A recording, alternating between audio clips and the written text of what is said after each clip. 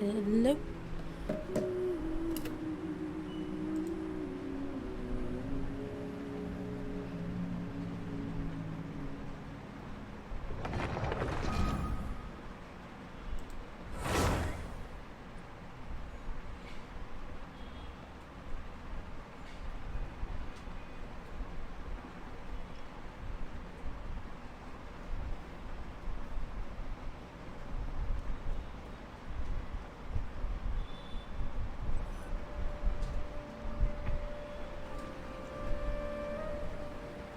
Sorry, I'm late. It took some convincing for the master and mistress to believe that Miss Dunyarzad was only sitting in the port for a while because she was in a bad mood. Nice to see you again, Tia. Anyway, I guess I should be thanking you. I haven't seen Miss Dunyarzad that happy in a long time. If it wasn't for you two, she probably would have been caught and dragged back much earlier. You sure sound a whole lot nicer than when we first met, Dia. Who would have thought you had such a soft spot for Dunyarzad? Because she loves her? It's called being a professional. Baka. I'm a bodyguard, and I work for Baka. whoever's paying. Look, Dia's blushing. Listen, you two. I don't expect to be working for Miss Dunyarzad very long, but I hope to finish things on a positive note if possible. Let's cut the chit-chat and head into the Citadel. We'll see if the person I know has a way for you two to meet with the Lesser Lord. Such a tsundere.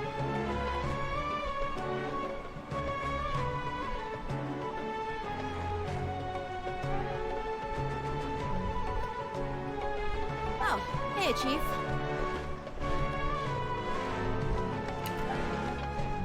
Dia, what are you doing here? I take it you all know each other already?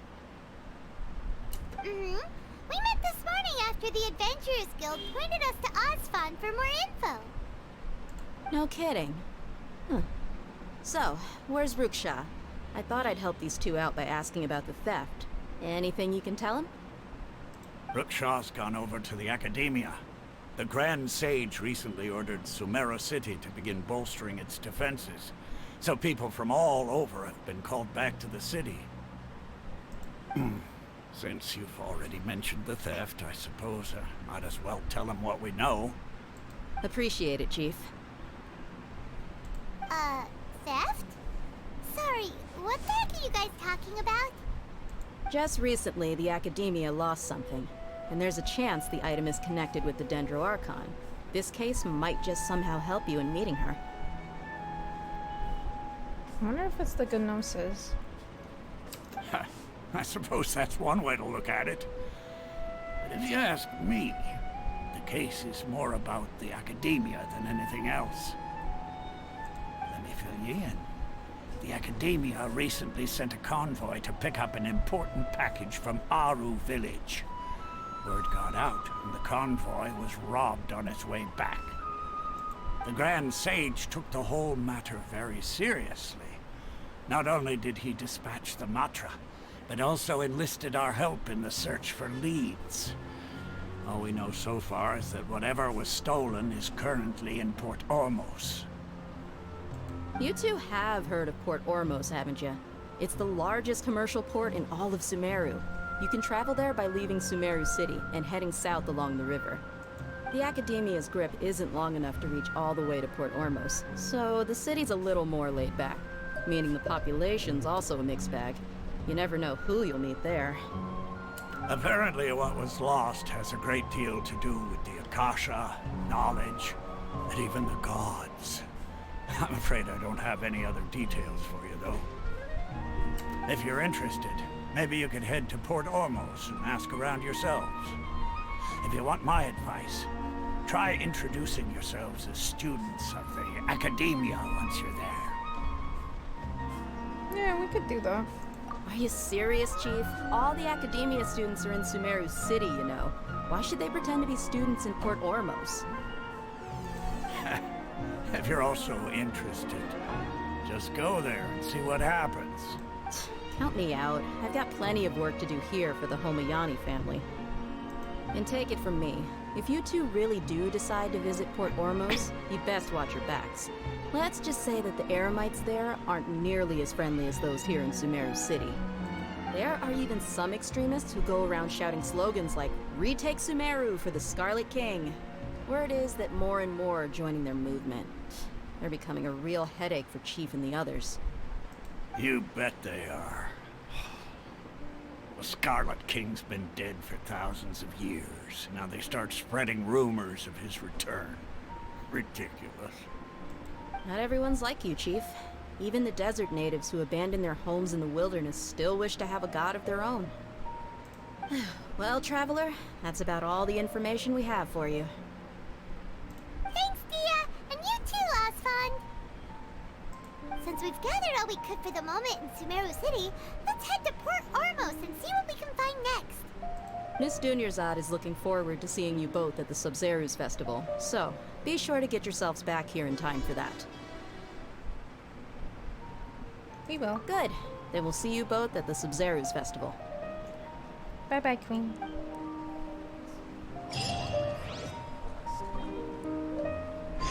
I like Dia. Tsundere. Mommy type. Strong. Feisty. She's an all-in-one package.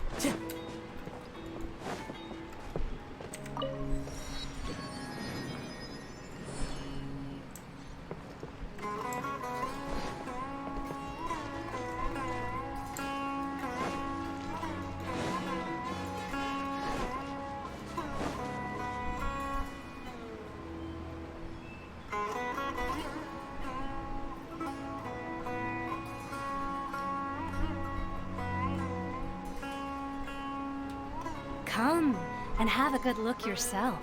Traditional spices of the highest quality, made with pride and experience. That doesn't sound right. That girl sounds shady. How much? You've got a deal. I can't thank you enough for always looking after my business. Wow. You're doing a lot better than Liyue. Believe me, I'm not making this up. Several Eremite mercenary groups are nearly in open conflict, but does the core of 30 care? And that's not all. Did you know that... Wow! Talk about hurly-burly! This place is busy! Well, guess that's only to be expected for the largest port in Sumeru. Maybe it's because of what Dia told us earlier, but Paimon can't seem to shake the feeling that there's also danger lurking in these crowds. Ooh. Let's get our bearings so we can start looking for leads. We know that whatever the Academia lost is related to the gods. But, Osfond told us to try posing as Academia students while asking around. Paimon checked the Akasha on the way here, and the Academia doesn't seem to have any research facilities in Port Ormos. Paimon doesn't get it. Won't we look even more suspicious going around saying we're Academia students and asking about the stolen item?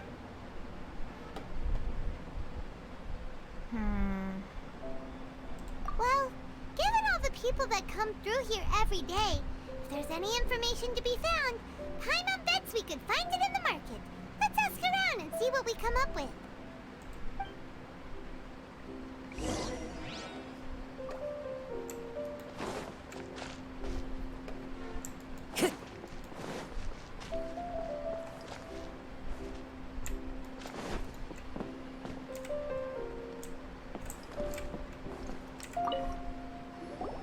Welcome. Welcome. How can I help you two? She looks desperate. Hi there. We would like to ask you a question. Do students from the academia ever come to Port Ormos? Of course. Especially around this time of year. Students from Sumeru City that are about to graduate often come to Port Ormos to cut loose a little. Many people often talk about how hard it is to get accepted into the academia, let alone graduate. But those who finish their studies and go on to become full-time researchers at the academia have it even harder. Sure, we may not be Sumeru City, but Port Ormos offers beautiful scenery and a stress-free environment.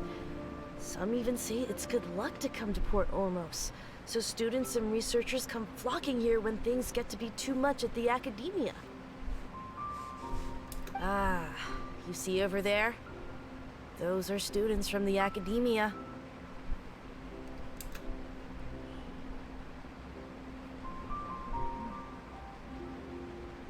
They've been looking worried and miserable ever since they got here a few days ago. If you ask me, the life of a merchant is better. So long as the Akasha teaches us what we need, then life is good.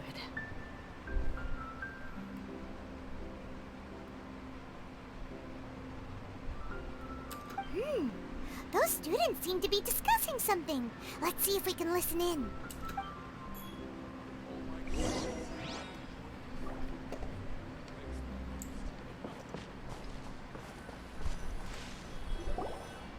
It's no good. I've tried asking around, but I haven't been able to learn anything useful. Not to mention that a bunch of scary-looking Eremite mercenaries have been posted along the streets now. There's been a lot of fighting between the different Eremite factions in Port Ormos. If we choose to move on our own, then it would be wise to steer clear of them. Especially the group that's constantly shouting some stuff about the Scarlet King and some resurrection. I've even heard that the Citadel of Regzar is starting to get fed up with them. What was that? They're called Ain el Akhmar. Today, I heard that the thing we're after might be in their possession at the moment. Wait, come again? Don't you see? Many of the Eremites in Port Ormos deal with trading this kind of thing. They're usually pretty wary of outsiders, but not so with students of the academia. It's because the kind of goods that students are looking for aren't the kind of goods that Eremites are after. As long as they know you're a student, then deals can be made. I've heard that Ain el Akhmar likes to set up shop at the Jafar Tavern. Supposedly, if you're willing to part with 500,000 Mora, they'll give you info on anything. Wait, did you say 500,000? If information alone costs that much, then how could we ever afford to buy what we're looking for? I guess we might as well give up on trying to graduate this way. That sounds like everyday's problem. I wouldn't worry too much. Our field of research is very niche. Who else could possibly be after that kind of shady knowledge? I bet it's practically worthless to anyone aside from us. Well, I guess that makes sense. And the only thing left for us now is to find a way in. Why don't we all just pool our money together and pay for the information? Whoa! Did you hear that? A niche field of research and shady knowledge? It all sounds pretty suspicious to Paimon. Is knowledge something people just buy and sell like that? Welcome to Bangladesh.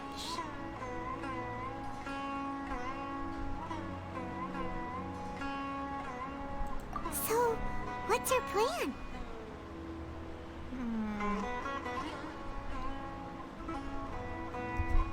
The Eremites weren't really that helpful. I guess I'll go with the tavern. Wait! Didn't you hear what they just said? buying information is going to cost us 500,000 mora. Have you lost your mind? I got more than 1,000,000 mora.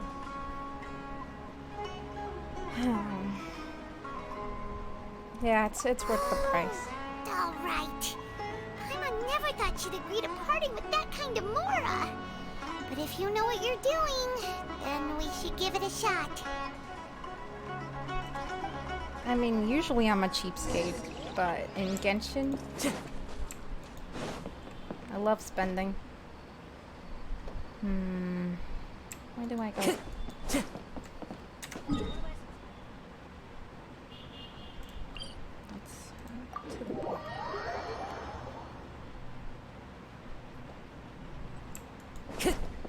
Time to go.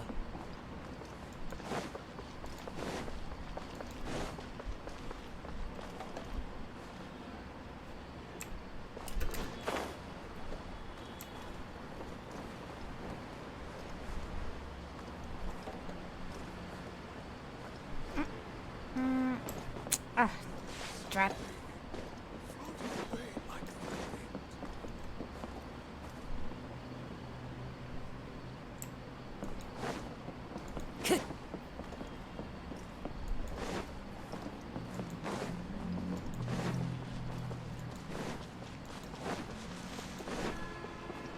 Time to go.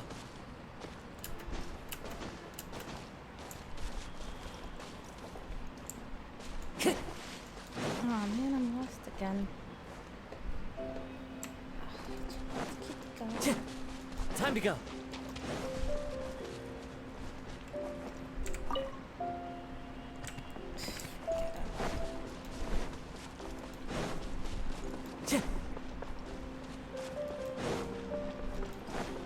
This is the place we heard those students talking about.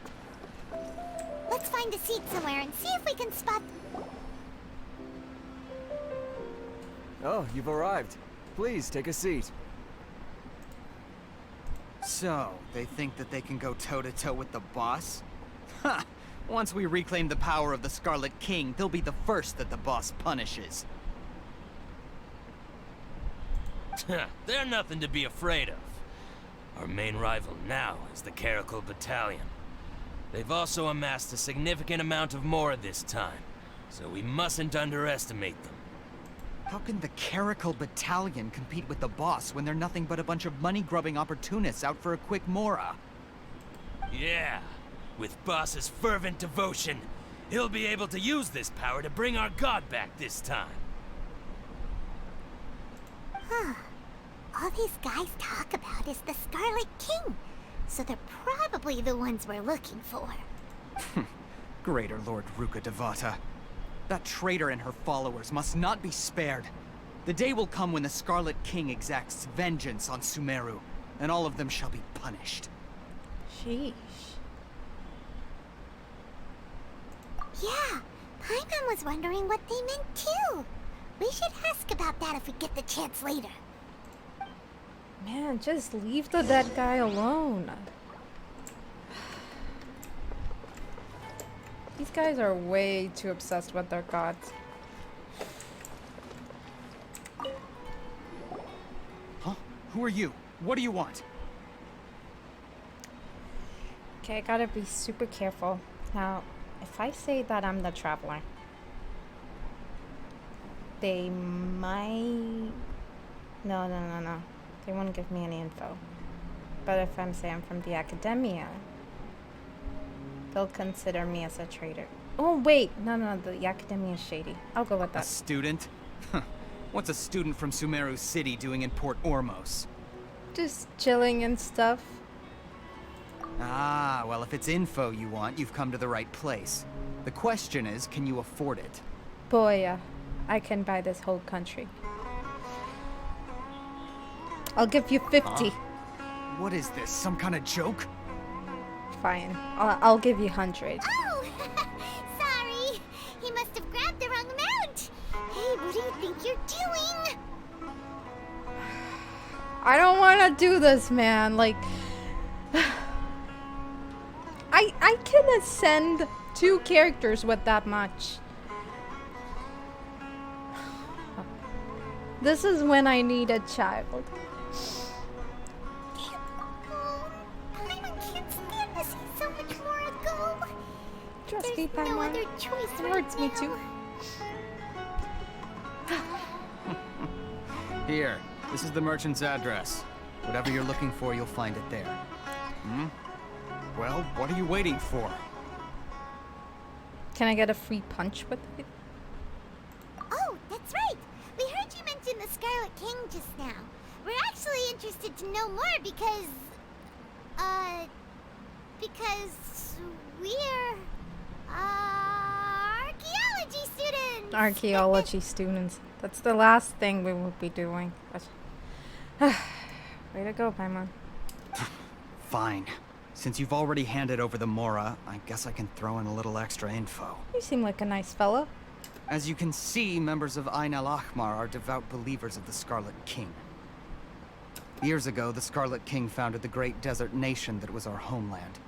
It was an advanced civilization, far beyond anything you'll see in present-day Sumeru.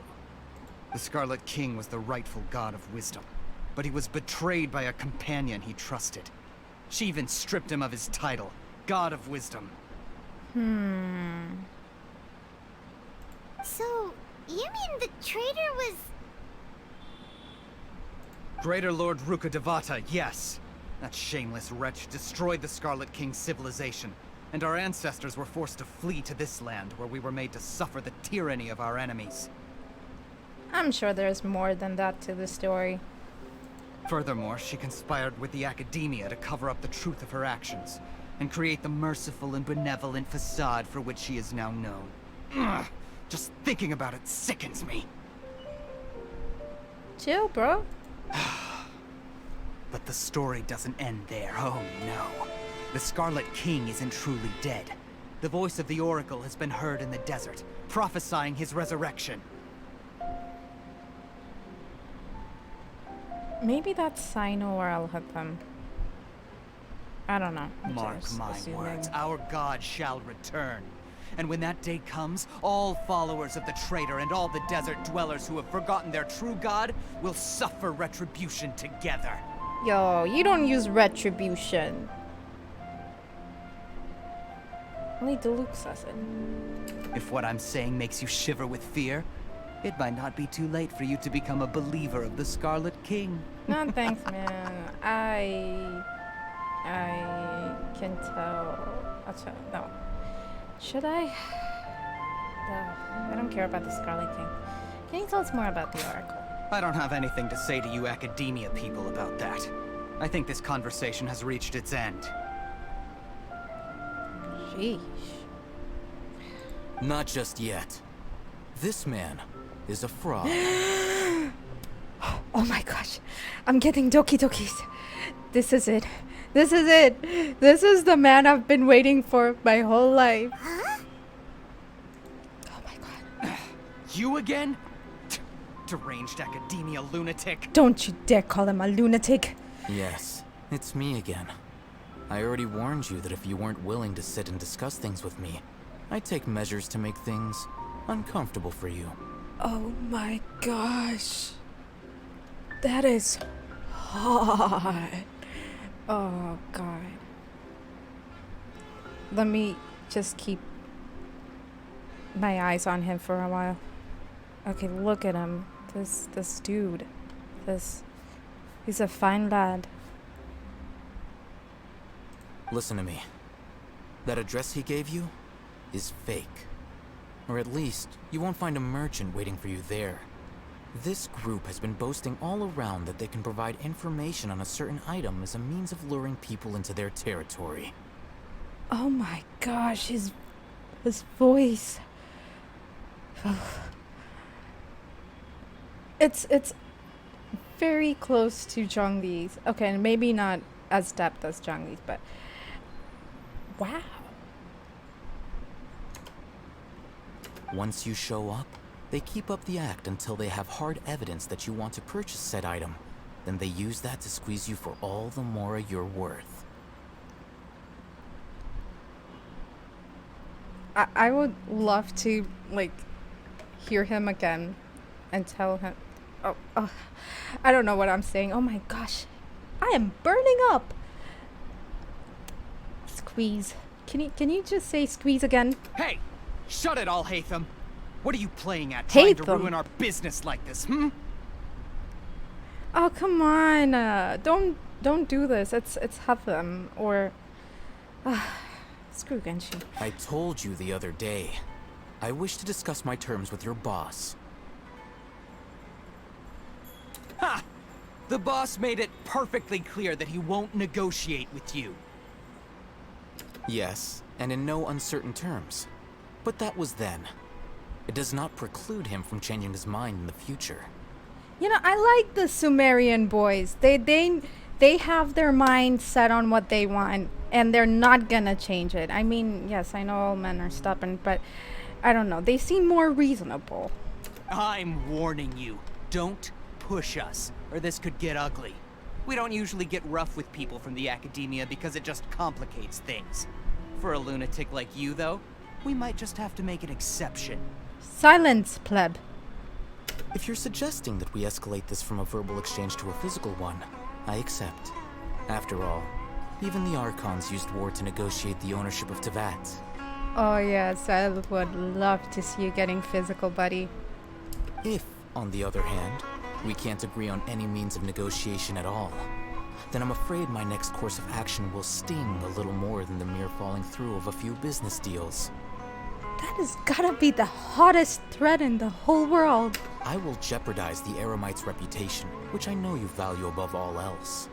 Oh my gosh, I'm dying. I am quite confident that if I began to take such action, your boss would willingly approach me himself. However, I fear that by then, some things will have happened that cannot be undone. Oh my god. I did not expect this from Hatham, Hatham, whatever. Oh my gosh. Oh my gosh. Also, a word of advice. I suggest you tell your boss exactly what happened here today. Otherwise, he might blame you for not telling him in the future. What did you say? You heard him, bitch. Consider this. Have I ever failed to follow through on my word in the past? You don't look that sort. This guy is really out of his mind. Okay then. If you really have a death wish, Oh, let's man, meet a week I'm from out of my today. mind. Appear in front of the Pharos Lighthouse, 4 o'clock in the afternoon, sharp. Don't expect us to hold back. Not so fast. First, you return the 500,000 Mora to them. You're returning my money back? Oh my gosh, he's gotta be the nicest too. This man is every girl's ideal type. Oh my gosh, I might like him just a bit more than Zhongli because this guy is bringing my money back. Oh my gosh. Oh my gosh.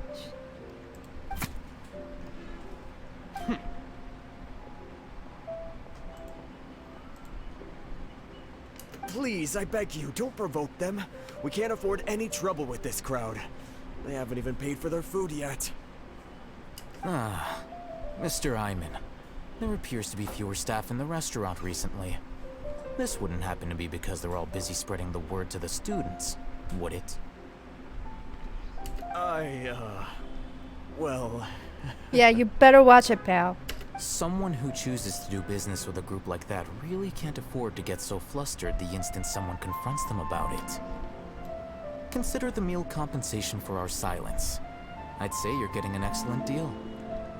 Wait, are we going on a date? Whoa, did you see that? He not only got us our Mora back, but sent the Amorites running too. Plus, he seems to know a lot about what's going on around here. Let's catch up with him and ask some questions. Oh, I'm gonna ask some questions already. What happened next? Like, do you work out? Are you an Archon?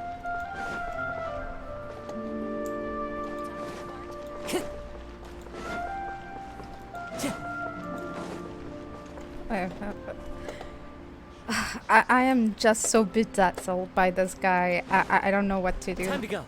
Am I even online? Am I streaming? Ugh. Wait up! It's I'll hate them, right? I'll hate them. It sounds like I'll hate them, but why do I have to call it I'll hate them? It just sounds so weird. I know it's Havim. That's how you'd usually pronounce it in Middle East.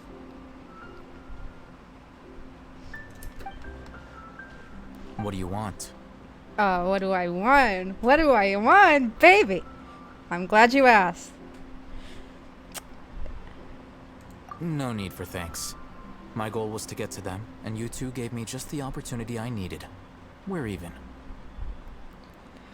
Well, you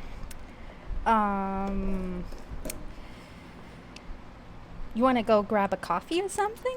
Oh, I advise you to keep your distance from them. Since they weren't able to make off with your Mora in the end, they might harass you again in the future. I know you'll be there to save me. All right. Goodbye. No, goodbye. Don't go. Hold your horses! We still have something to ask you about! Yeah, like your muscles and how tall you are. And are you like friends with Daddy Zhongli and you guys do yaoi shit and stuff? Since you tore through their scam right in front of them, you must know the real story about certain something, no? Who exactly are you two? And why are you inquiring about that? I'm just a student. A student? Mm-hmm. Right. Look, you should know that those thugs conducting business with you had nothing to do with your lie. I know a thing or two about swordplay.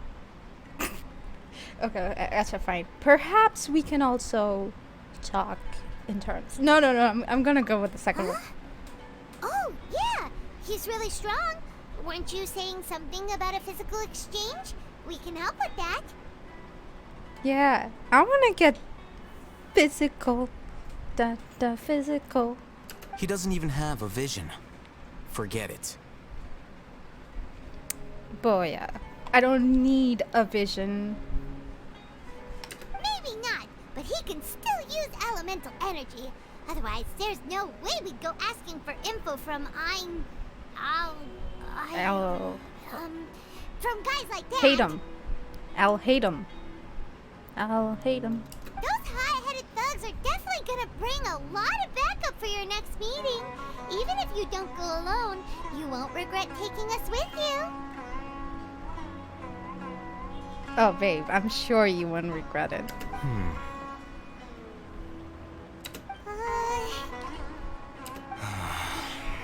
All right, I accept. Got a pen and paper? If you're searching for someone who sells that kind of merchandise, I'll give you one of their addresses, and you can try your luck. Okie dokie. We'll reconvene at the appointed time by the pier. It doesn't matter if you show up or not. Feisty, are we? So, since you were happy to give us this merchant's information, does that mean you can tell us exactly what we're after? Hey, he's not feisty. He's more like hard to get.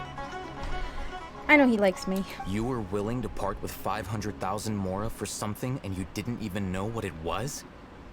You can say I'm kinda rich. I can even buy you. Okay. Well, if you truly are as skilled as you claim, then you can beat the answer out of them when they become hostile. Yeah, sounds easy. Look, if you've been making inquiries, then you have to know something by now. Tell me what you know so far, so I don't waste time repeating information. Where do you work out? Do you have a girlfriend? A boyfriend? Any friend? Nah, I got nothing. We know it's connected to the academia somehow, and that not only do the Eremites deal in it, but some students want to get a hold of it too. What else? You know almost everything there is to know. But you're unable to compile this information because you've never seen the object before. This is what you've been looking for. Bro, you got the gnosis! Huh? Paimon can't tell what it is. It looks like some kind of ornament. Okay, maybe it's not the gnosis. I mean, why would he have it? This is a knowledge capsule. To put it simply, it's a vessel that can store a fixed quantity of canned knowledge. It's like a miniature Akasha. Oh. Anyone who links it to their personal Akasha terminal instantly becomes privy to its contents. Anyone? Correct. Anyone. Unlike the Akasha, which heavily regulates who can access what information, knowledge capsules confer their contents without any requisites. That's amazing. Yep. Almost like second most amazing thing next to you, buddy.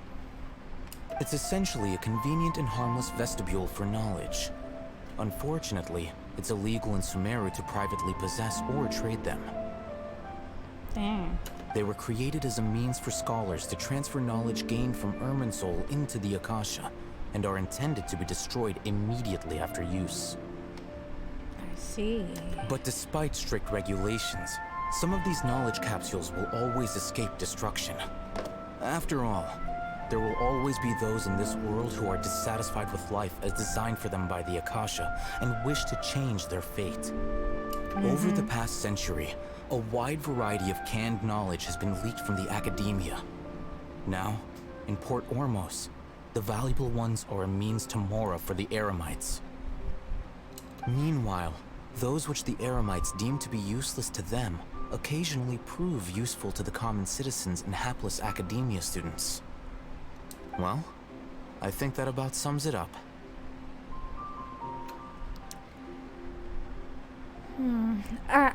That went right past my head. I was just checking out his voice. That is so sexy. Gosh. Okay, where was I? Oh, so that's your true objective. Yeah. With our current arrangement, I don't believe I can offer an answer. Perhaps we can, I don't know, negotiate. I can go on a date. You're still resolved. Fine. Let's talk somewhere with fewer people. It's a date. Na na na na na. Na na na na. Na na na na. Going on a date. Going on a date. Wait. Yeah, that should do it. Oh, it's going the wrong way. What was that? Going on a date. Going on a date with Item. Butterflies in my tummy. Oh no. I'm gonna be late for my date. Can't find him. Oh. Ooh, behind the boxes. Okay. It's an appropriate place. Let's continue our conversation here. If you wish to learn more about the knowledge capsule that the Academia lost, then you must help me with something. Ooh. What is it? I need you to find someone named Dory, a traveling merchant. Ugh. Ugh. Fine. Unlike the peddlers who hawk inferior knowledge capsules, she often has quality goods in stock. Some say that as long as there is profit to be made, there is nothing she won't dare to sell. She's guarded against people from the Academia because most of her wares don't comply with Academia regulations. I think she blacklisted me. I met with her informant, but it soon became clear that they had no intention of letting me get any further. Okay, she blacklisted you. That's kind of funny. Become one of Dory's customers and earn her trust. This is my condition for further collaboration. Very well. Why do you want us to meet with her? Until you complete this task, you don't have question privileges. Oh, playing hard to get, have we? Very well, Boya. Fine. So how do we go about doing this? You two are outlanders who haven't been here for long, so Dory should view you as safe clients. I'll give you the informant's address and their contact password. Wait, how does he know we're the Outlanders? We never... Oh, right, those things. Like I said, no privacy. Beyond the password, though, I have no way of knowing what other tricks she might have up her sleeve. You'll have to improvise. How can you not trust me? I am like the world's most trustworthy person there is. I literally saved the world 3 times and I'm saving it again. Fine, fine. I'll do what you as I'm told to. The true challenge begins after you meet her. She has a keen nose for Mora and a shrewd eye for wares, and she only likes customers who she deems to have good taste. I got a good taste. I'll prepare some funds for you. Buy her highest quality wares and earn her approval. Yo, you're giving me money? I wish Zhongli was more like you. This is... You know what? I just might have to move on from Zhongli. What? We only just saw a knowledge capsule for the first time. We don't know how to tell which ones are good and which ones are bad. That's right, Sensei. Teach me, would ya? That's true. Mm-hmm. Have you two heard of elemental sight? Yeah, maybe. You can teach me a thing or two. Oh? That's a surprise. Guess I'll have to hold you in higher regard. Anyway, that ability should resolve your issue.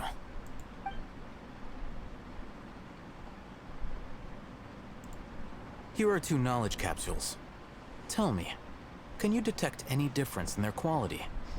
Yeah, this one's more glowy, and that one's a little less glowy. They look the same to Paimon. Try inspecting them with elemental sight. That one. How'd it go? Did you see anything? Yeah. Wait, is this my left or... Okay, yeah, the left. Rumor has it that higher quality knowledge capsules generally appear brighter when viewed through elemental sight. That's because knowledge originates from Irminsul, the root of Dendro power itself. The more powerful the knowledge, the richer it is in Dendro energy. However, some canned knowledge with a high concentration of elemental energy is of little use in contemporary times, so those capsules are of little value. Using elemental sight is merely a stopgap measure, but it should suffice for earning Dory's trust. That sounds pretty impressive. Here's a sheet with the informant's location and contact password, and here is the Mora for purchasing canned knowledge. Don't be cheap. You'll need to spend to catch Dory's eye. If there's any Mora left over, just keep it. I literally love this guy. He's giving me Mora. He cares about me. He cares about me. Oh, and be sure to exercise some caution. There have been Matra present in Port Ormos lately. Your efforts will be for naught if they catch you. I'll engrave that in my heart. I'll engrave all your words in my heart. Matra? They belong to the Academia's regulatory body. They also handle cases of illegal canned knowledge transactions. Like I said, the Academia has banned both their trade and possession. The Matra are razor sharp. You're in for nothing good if they lock their sights onto you. If you two want to back out, now's the time. I'll help you find Dory. If it's the last thing I do. Okay, then we have a deal. If you succeed in your dealings with Dory, come find me at the Wikela Funduk. We'll have an open discussion then. Yay! Second date coming soon. Looking at what Al-Haytham wrote, Dory's informant is a trader near Old Ormos. Let's follow these instructions and try to get in contact with him. Very well.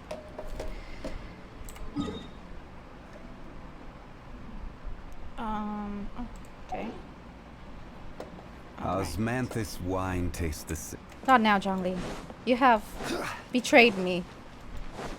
This guy who's a completely normal human being, gave me money, and you, the dude who makes Mora, takes money from me. You're no gentleman. Hello. What are you two looking to buy?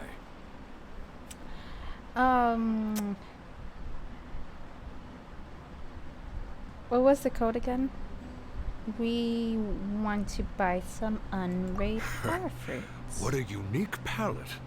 We have unripe horror fruits, but we usually keep them in the back. I'll have someone escort you. Okay. Following the paper got us past the first round. Okay. Ronak, these two want to buy unripe horror fruits. Show them to the warehouse. Yeah, give me the stuff. Got it. You too. Please follow me. What? You two have a fascinating fashion sense. We haven't seen a customer wearing a Sumeru rose for quite some time. Hold on. Let me think. Sumeru rose means common merch. No. Look again. We're obviously wearing morning flowers. Ah, my mistake. I do apologize. Whew. That pop quiz sure was scary. The warehouse is up ahead. Please follow me. Man, you're slow. Bruh, can't you move faster?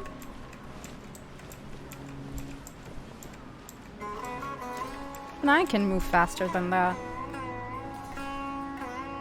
Okay, wait, what? Okay.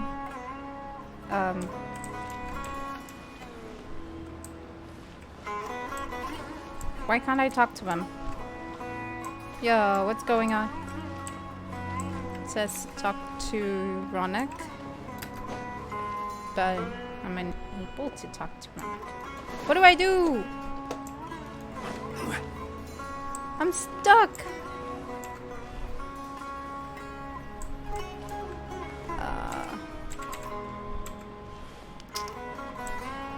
Did I miss out something? Oh, wait. Okay, there should be a quest. I get it. Why do they have to give me a quest like it? Okay, wait. Let's see. Learning the stolen target.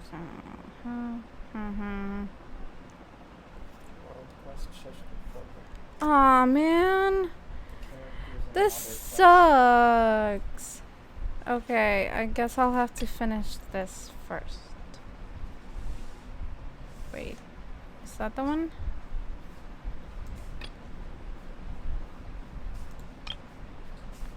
The unappreciated carvings. Yep, that's the one. Okay, let's do it. Let's do it for the sake of going out with Haytham.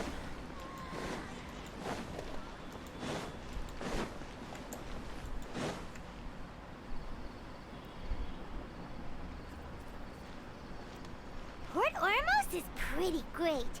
There's so many new and interesting things, not to mention all the tasty food. Sumeru's largest commercial port sure lives up to its name. Look at all the merchants, and everyone seems excited just to be here.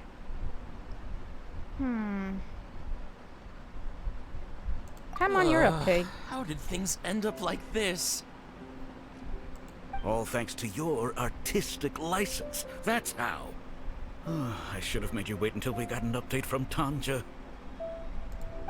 But when I finished the prototype Aranara yesterday, you agreed that the kids would like it. That's why we tried bringing it out for a test run today.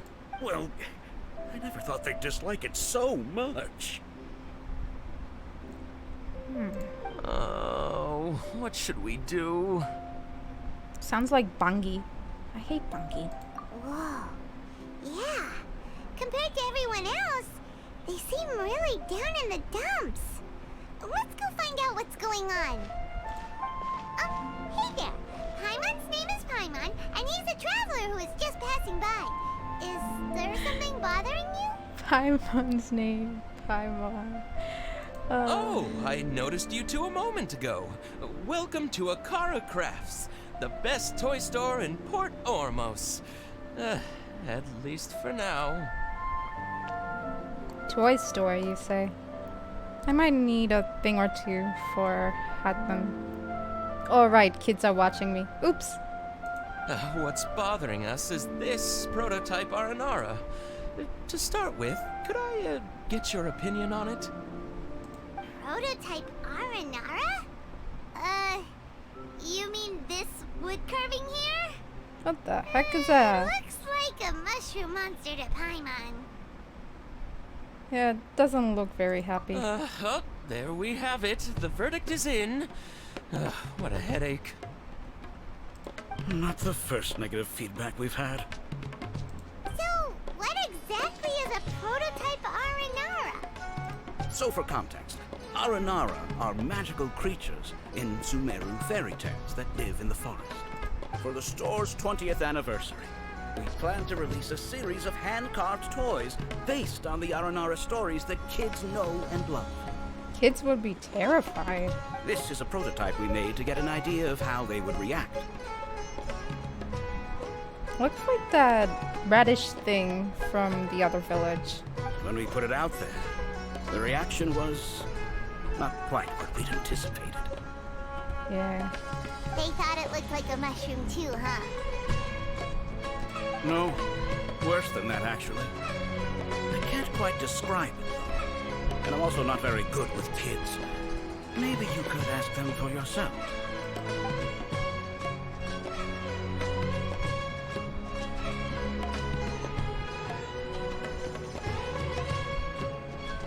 Hey, you This kids. is not an Aranara.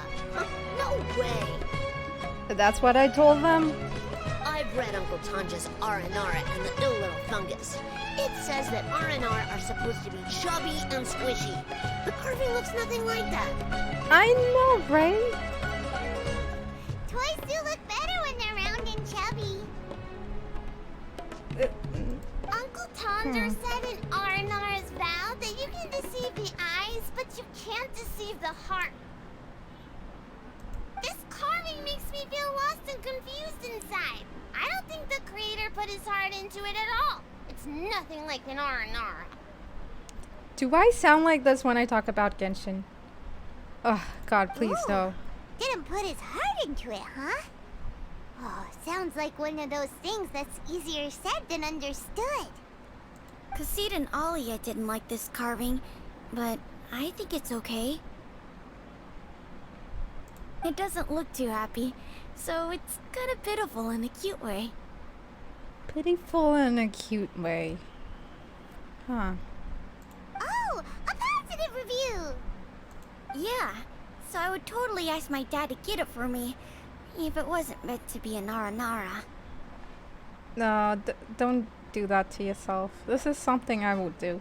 Oh, well, that took a sudden turn for the worse. We asked the children for their opinions. Yeah, they suck. Oh, how did it go? Has it maybe, grown on them at all? Nah, bro, they hate it. Oh, this is such a shame. Why isn't Tanja back from Gandharvaville yet? Oh, the kids kept mentioning an Uncle Tanger too. Who is he exactly? Uncle Tanger is a famous children's author here in Port Ormos. He wrote quite a few stories in the past, but none of them were popular among children. Just like our prototype Aranara. But around a year or so ago, he suddenly had a eureka moment or something, and suddenly the children loved every one of his stories. That's right. My little Ghaffari loves his stories too. The whole reason we decided to make these carvings was because we saw just how popular the Aranara are among children. We asked Tanja for guidance. Right after he agreed, he went off to Gandharvaville with his son to look for inspiration. We were running out of time, so we had no choice but to carve an Aranara based on our own imaginations. As you can see, this was the result. Oh, we have to do something. Hey, since you're the famous traveler, could you do us a favor and look for Tanger in Gandharvaville, I don't want to, but I have a date with Hatham and everything, but sure, why not? Sure. He I'll do it. doesn't have to come in person if he's too busy. Just ask him to write down his suggestions and bring his notes back to us, if you could. Fine. Please, if only to put a smile on the children's faces. And, of course, you'll be well compensated for doing us the favor. You better, bitch. They seem pretty desperate. Let's help them out. To see the kids smile. And also for our reward. Dude, screw kids. Of course we're doing it for the reward. Yay! Reward!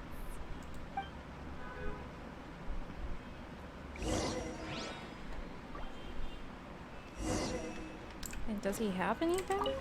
Tanjo takes his son with him everywhere he goes. Maybe that's why he was able to come up with such great stories. Anyway, we're counting on you.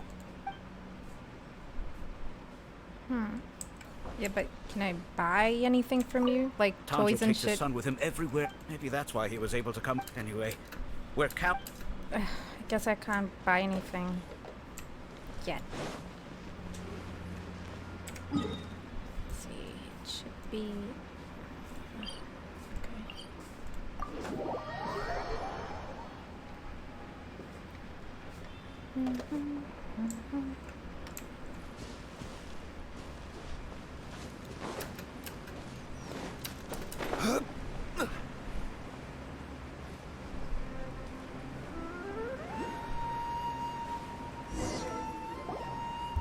So Tanja's supposed to be here in Gandharvaville looking for inspiration. But how do we find him? Should we yell his name at the top of our lungs?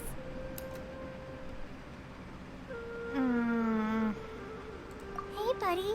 What's your name? What are you doing here all alone? Do you live in Gandharvaville? Do what? Regardless, don't worry. As a trainee forest ranger, I'll do everything I can to help you. Come out, invisible voice. Fight me. Hi, Miss Forest Ranger. I'm Rozzy. Don't mind me. I know the way back to Gandharvaville. You sound like Chi-Chi. When people say, don't mind me, what they really mean is don't worry about me. That's all the more reason not to leave you alone. I must be losing it. It must be the mushrooms.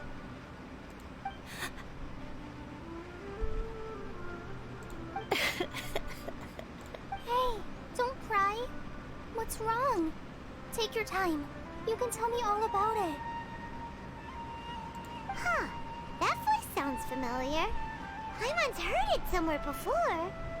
Right, it's cool, hey. Oh, it's Kale! Come on.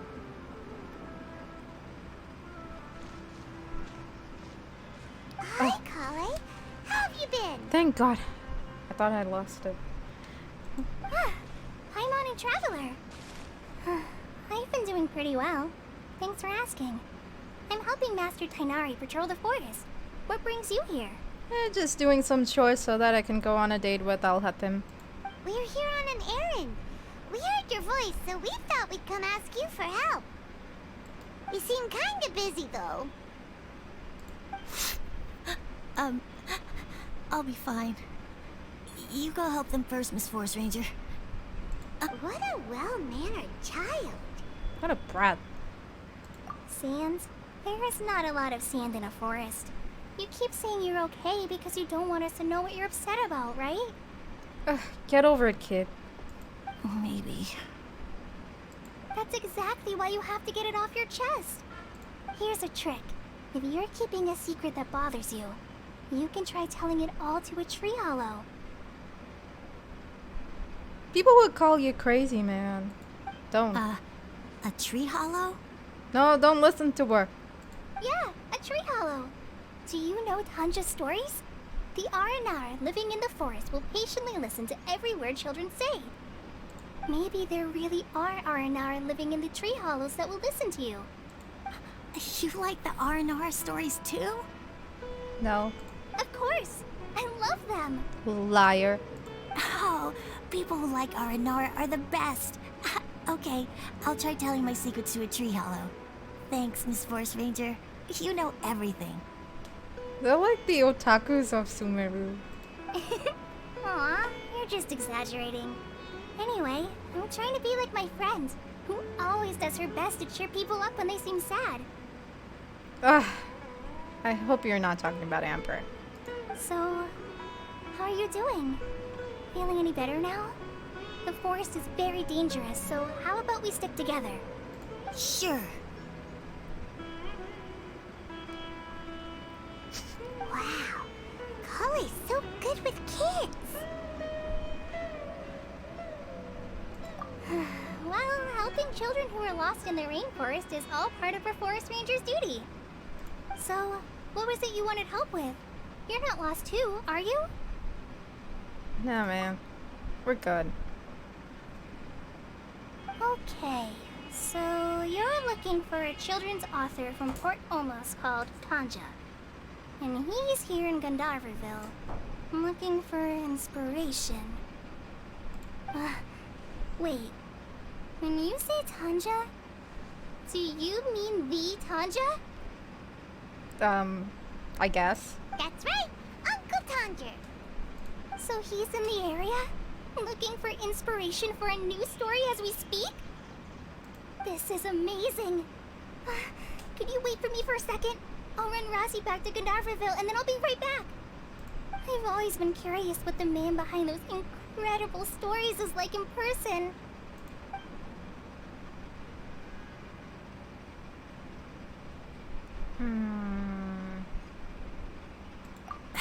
Tanja's just a normal guy. Even so, he must be more creative than most people. Wait, hold on. Raz... He's my dad. Is your papa? Your dad? Tanja's your dad?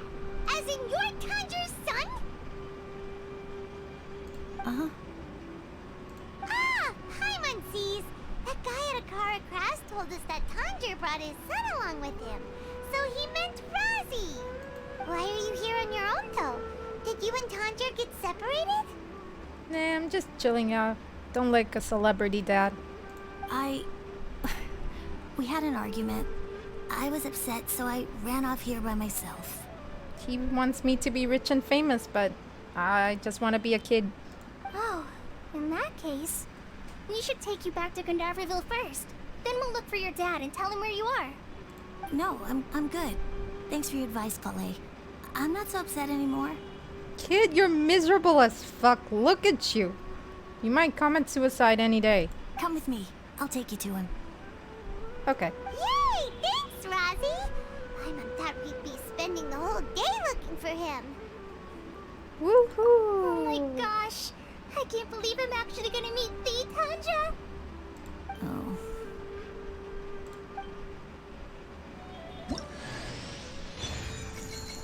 Nande? Wait, what? Huh. So Tanja headed this way. I know this Well, that place was pretty dumb. well. I don't believe I wished for her. If I only knew she was for free, then I wouldn't have bothered wishing for her. Ugh. Whatever.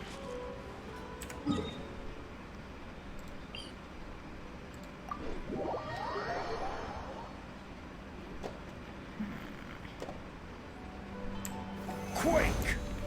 Oopsie.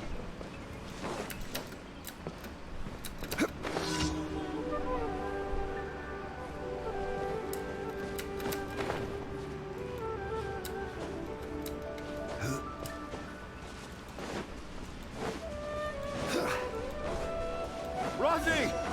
Where are you, Razzie?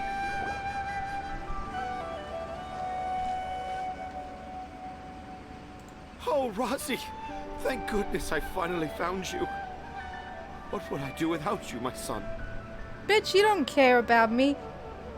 Were you in danger? Did the wild beasts scare you? Did the stars guide your way? I'm okay. Oh. Thank you. Thank you all. I dare say that even the most cold-hearted Spino crocodile would be moved to tears by your kindness. This guy is such a fake. He sounds like my dad. Oh, it's nothing. It's all part of my responsibility as a trainee forest ranger. I'm the one who should thank you for creating so many wonderful stories for the children of Sumeru. I love them too. Really? I didn't know anyone read my stories apart from young children.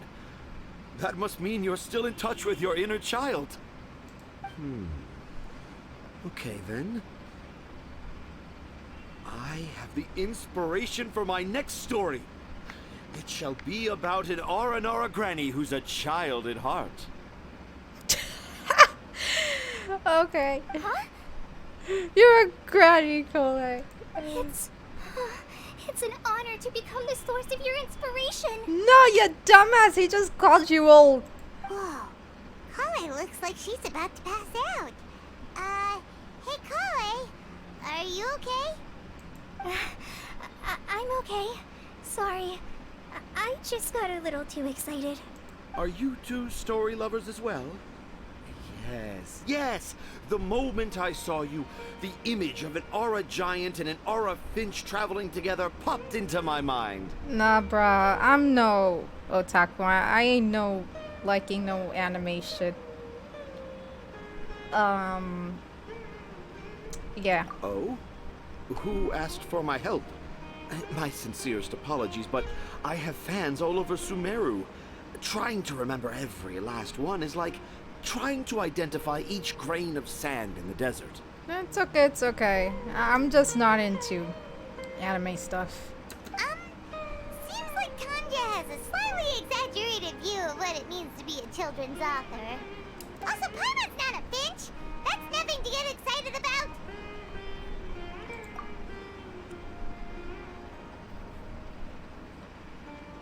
Akara Crafts. Oh, right. I remember now. That small boat once sailed into the sea of my memory, but before long it floated away over the horizon, never to be seen again. Perhaps for the best. After all, a wild tempest was raging in Tanger Harbor. What? Paimon has no idea what he's saying. Me neither. What should we do?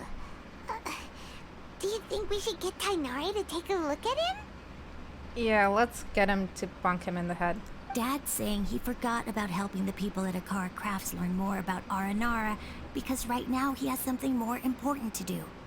Oh, that's what he meant! Well, there it is! All the proof you needed that this kid is definitely Tanger's son. Wait, no, this isn't the time for all that. Tanger, your help is pretty vital to the toy makers. You gotta do something! But the garden that blooms before my eyes is of greater importance. For therein lies the beautiful Patisara that all the children of Sumeru dream of. I, Tanger, have found evidence of Aranara activity right here in the Avidia Forest, conclusively proving that Aranara not only exist in stories, but in real life too. If I manage to document the first real-life Aranara sighting, the petty problems that perplex Akara Crafts will be untangled in no time. Meanwhile, I may well be able to leverage this to assume leadership of the Academia. Then all across Sumeru will know of the great Tanger living in humble Port Ormos. I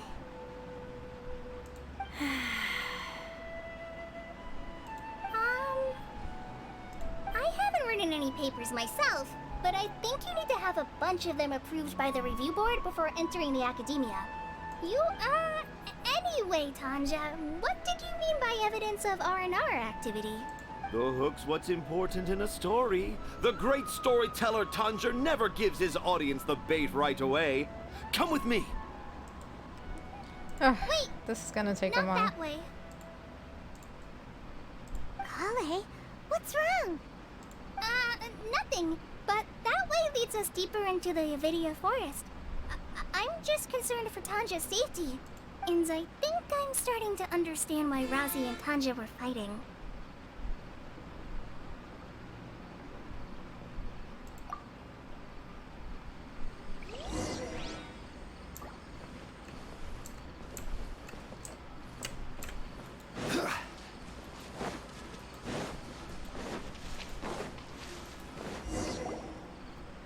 Just as I expected. The promise of one of my stories has kept you hot on my heels.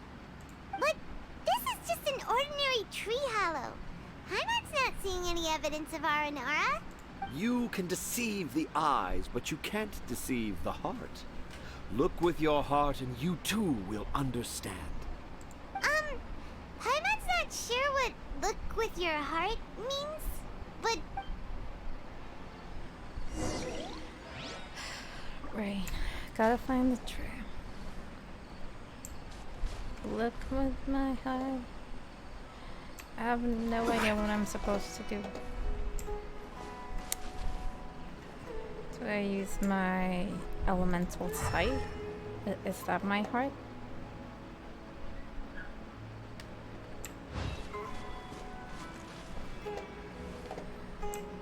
Oh, I'm gonna ask him again. You can deceive the eyes, but you can't deceive the heart. This line is at the beginning and also the end of Aranara's vow. I'm certain that in 100 years' time, this line will become a famous proverb in Sumeru. Don't you think? I have no idea what you're saying, bro, but... Wait, what are those? Hey, look! There's a note here! Could this be the evidence that Tanja was talking about? The handwriting's so hard to read! It's too hard. I can't remember the names of all these mushrooms. Do Aranara need to learn about mushroom classification? Right. Another psychedelic writer. Here's another note that says, "This tree hollow is my castle." That sounds more like something an Aranara from the stories would say.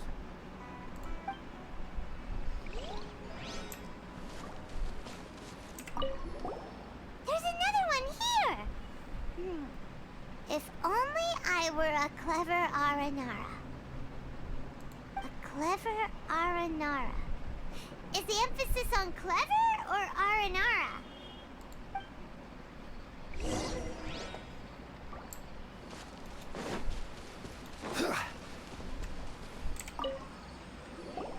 How does it feel to bear witness to a groundbreaking discovery? Exciting, isn't it? Nah. The crude handwriting may look like a child's, but don't forget, we're in the middle of a rainforest. I doubt that a child would be able to reach this deep into the forest, and I doubt even more that they would think of this lowly tree hollow as some sort of impenetrable castle. I boldly hypothesize that this tree hollow is in fact the Aranara's academia. The notes we saw were written by the Aranara themselves. There is an Aranara that wasn't so bright left a note here wishing to become a clever Aranara. Oh, I shall craft a new story for them and call it The Aranara in the Tree Hollow.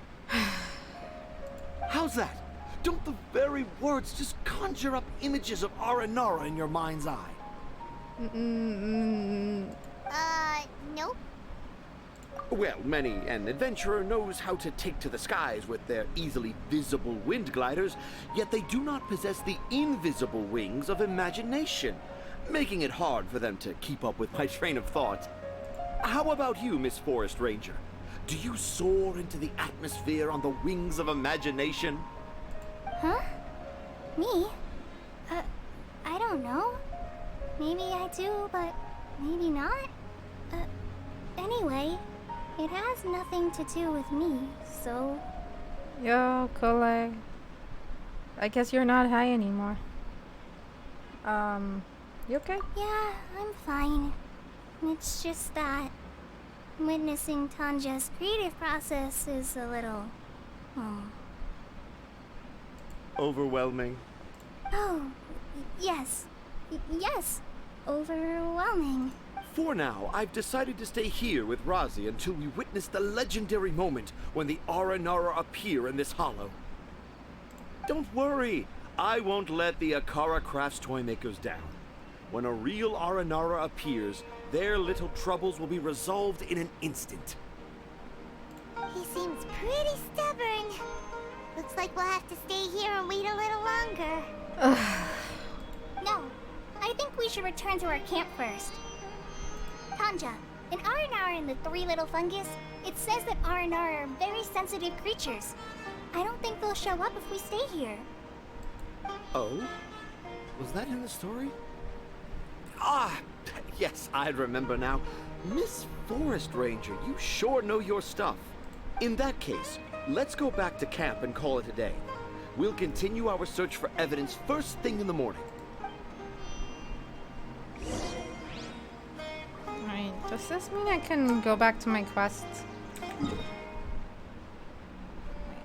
no, not that one.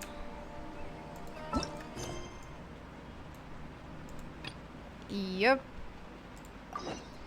Okay. Osmanth.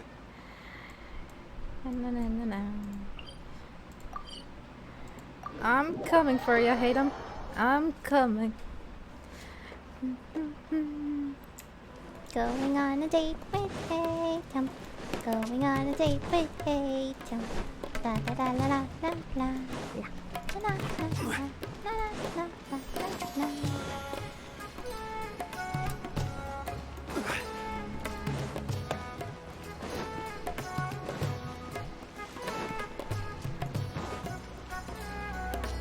Before I retrieve your products, I need to confirm a few things. Please forgive me, but we may not have sufficient stock for you today. Earlier, many of our hara fruits were taken by mice. Congratulations to you. Thanks. If better goods come in, you'll be the first to know. You look like you have some skill. Why don't I pick out some fruits that'll make you dizzy? You kidding me? Even your fruits gets me high. Okay, never mind. Fine. What do you have? Yeah, I'll go with that. Yep, that's the right answer. But eating hara fruit that makes your head and ears ring sounds like a bad life decision. Do you want to go around with them or not? Would you like your hara fruits to be packaged in the Sumeru City or Port Ormos style? The classic Sumeru City style. I'm guessing that you're going for a more traditional packaging since this is your first time here. You're a good salesman. Wait a sec. Sumeru City style means we're only buying a few things. He won't take us to see Dory if we do that. Oh, right. Good thinking, Paimon. I'm sorry. But as things currently stand, we won't be able to fulfill your order. Oh, why don't you two think things over? He's cautious of us. Let's take a closer look at the paper that Al-Haytham gave us. Yeah. Damn it. Okay. We can't fail Hayden right now. Like.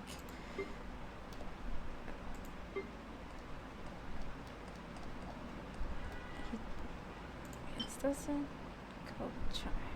Okay, read.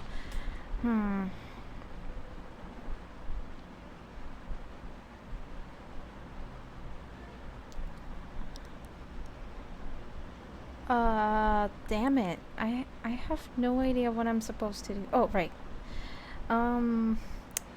Customer. Hara fruit. Okay. Dizziness and ringing in the ear. That's it says heat stroke. Okay. Got it. Where do you want to go next? Before I retrieve your products, I need to confirm a few things. Please forgive me, but we may not have sufficient stock for you today. Earlier, many of our hara fruits were taken by mice. Thanks. You look like you have some skill. Why don't I pick out some fruits that'll make you dizzy? No, that's not it. The paper said that heat stroke is the answer to erudition. Ugh, eating something that causes heat stroke sounds horrifying. That's what you said the last time.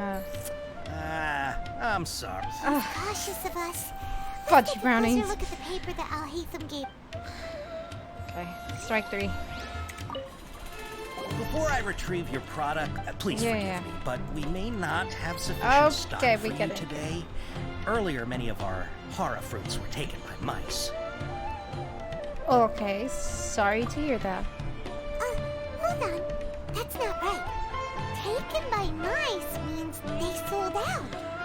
Why do they keep changing it? I'm sorry. But as things currently stand... He's cautious of us. Let's take a Right.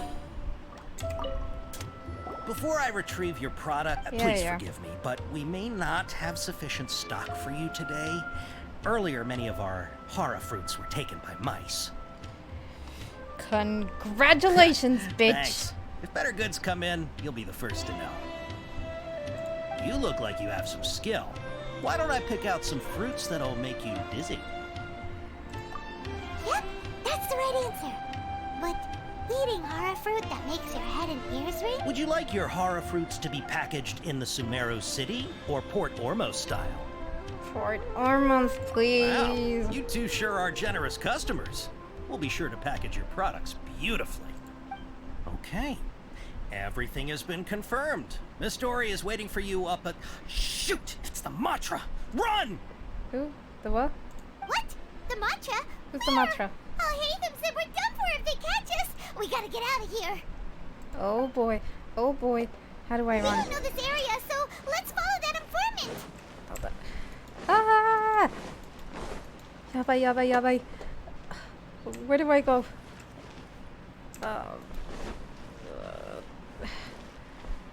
Wait, no.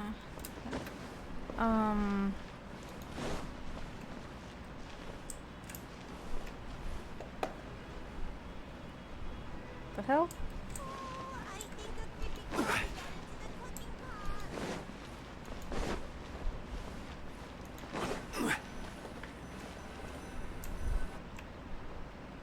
He ran that way.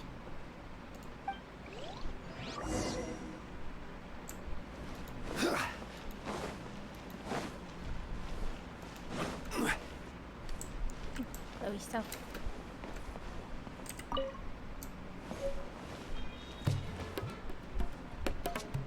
Oh no, he went upstairs.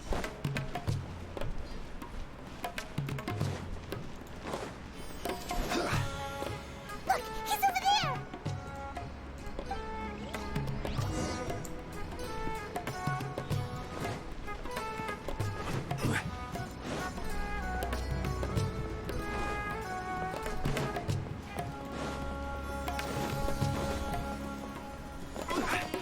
Hey, if you're hiding from the Riskland Tiger, come this way. Another password. Oh, that voice came from behind the... Here, over here. You can stop running now.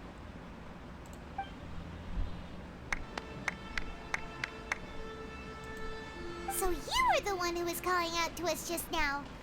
But, are we definitely gonna be safe here? Genie Diona. These two good customers wish to buy some hara fruit, Miss Dory. And if there's nothing else, I'll just excuse myself. Oh, very good. Thank you.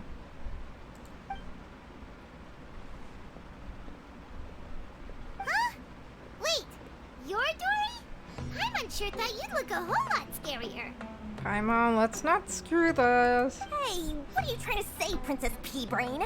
I can be scary enough when I need to be, believe you me. If you don't watch what you say, then you can forget about doing any business.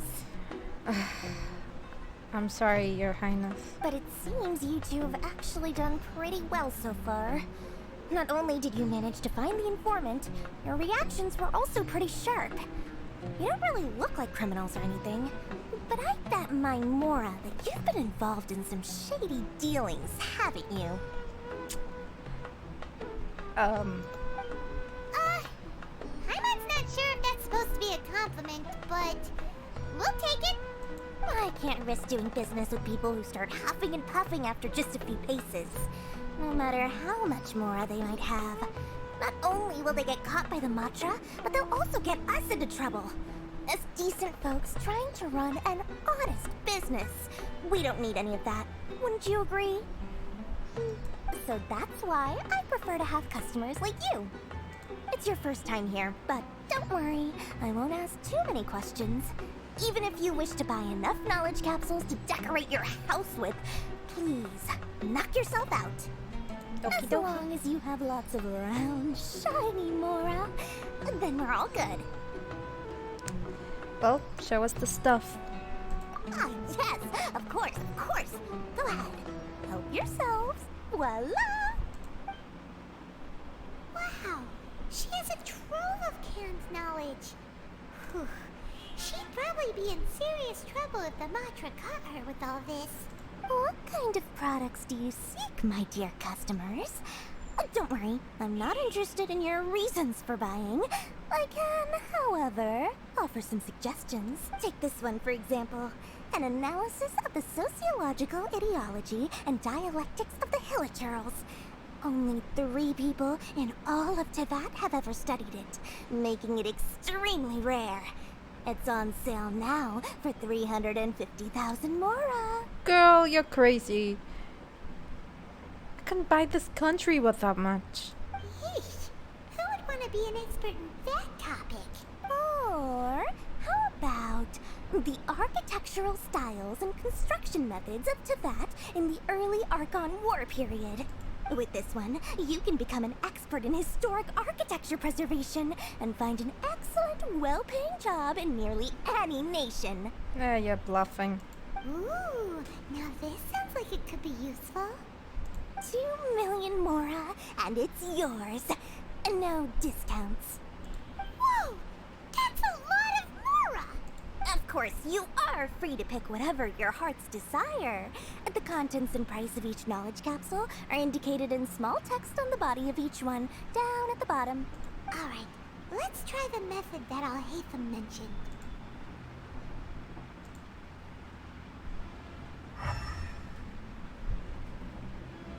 None of them.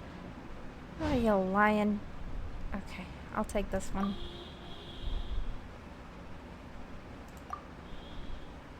And that one. Ah, you've really got a good head on your shoulders and quite the eye for quality.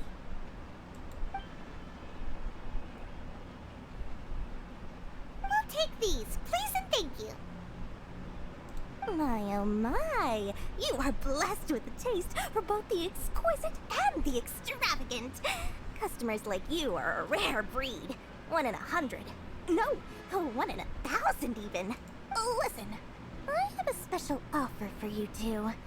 If you spend just 100,000 Mora more, you can pick any knowledge capsule of your choice up to a value of 1 million Mora. Say what now? Hey, did you hear that? Spend another 100K and we get a capsule worth a whole million! But all the canned knowledge we just bought is easily worth 500,000 Mora. If we spend just a little more, we can get something worth 1 million Mora. Think about it. We've gone to all this trouble to get this canned knowledge. And so far, everything we bought belongs to Alhaitham. You're being naive, Paimon. Aren't you even the least bit curious about how this whole canned knowledge thing works? We're talking instant knowledge here. Don't you want to try it yourself? Stop tempting me. Come on, come on. We still have around 100,000 of Alhaitham's Mora left. So let's put it to good use by finding something useful for you. Ahem. You've got a deal, Dory. We'd like to spend an extra 100,000. Excuse me, I want to keep Alhaitham's money. It's precious. Excellent. And then please select It's from worth this more fine than collection child's of money. canned knowledge over here.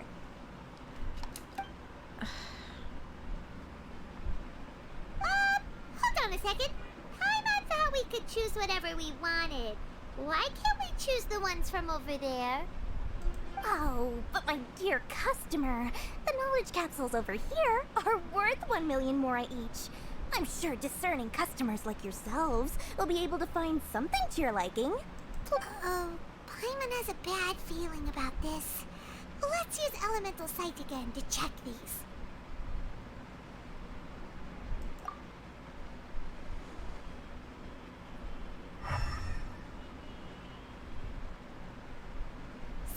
What did you see? So they're all worth about the same amount? They're all fake. Well, anyway, the more has already been spent, so let's at least try to find something useful. Let Paimon take a look here. An introduction to traditional Sumeru brewing techniques, the art of growing spices, an overview of ancient runes. Oh, how about this one? Sword Fighting Techniques 8. Not sure we'd ever find volumes 1 through 7, but at least this knowledge should be useful, right? Let's go with this one. Whatever makes you happy. Dory, we'll take this one. All right, very good. I'm expecting some new goods in the next couple days, so be sure to check back again soon. Whether it's canned knowledge or anything else you need, bring your Mora to Dory and doors will open. Our dealings with Dory went smoothly enough. Let's head to Wakala Funduk and meet up with Alhaitham. Yep. Hopefully Going now he'll on a finally date tell us with about what the Academia lost. Going on a date. Ta-da. Okay. Whew. That was close. I almost died.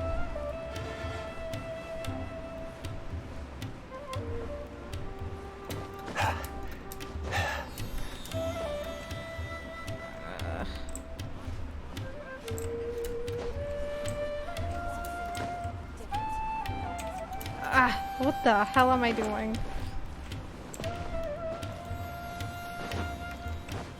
So much for taking a shortcut. You two made it.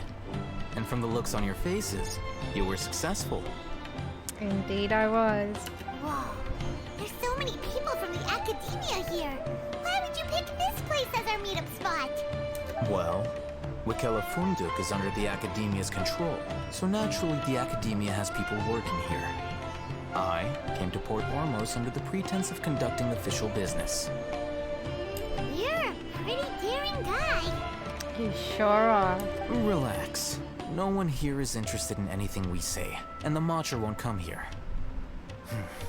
Okay now, tell me how your encounter with Dory went.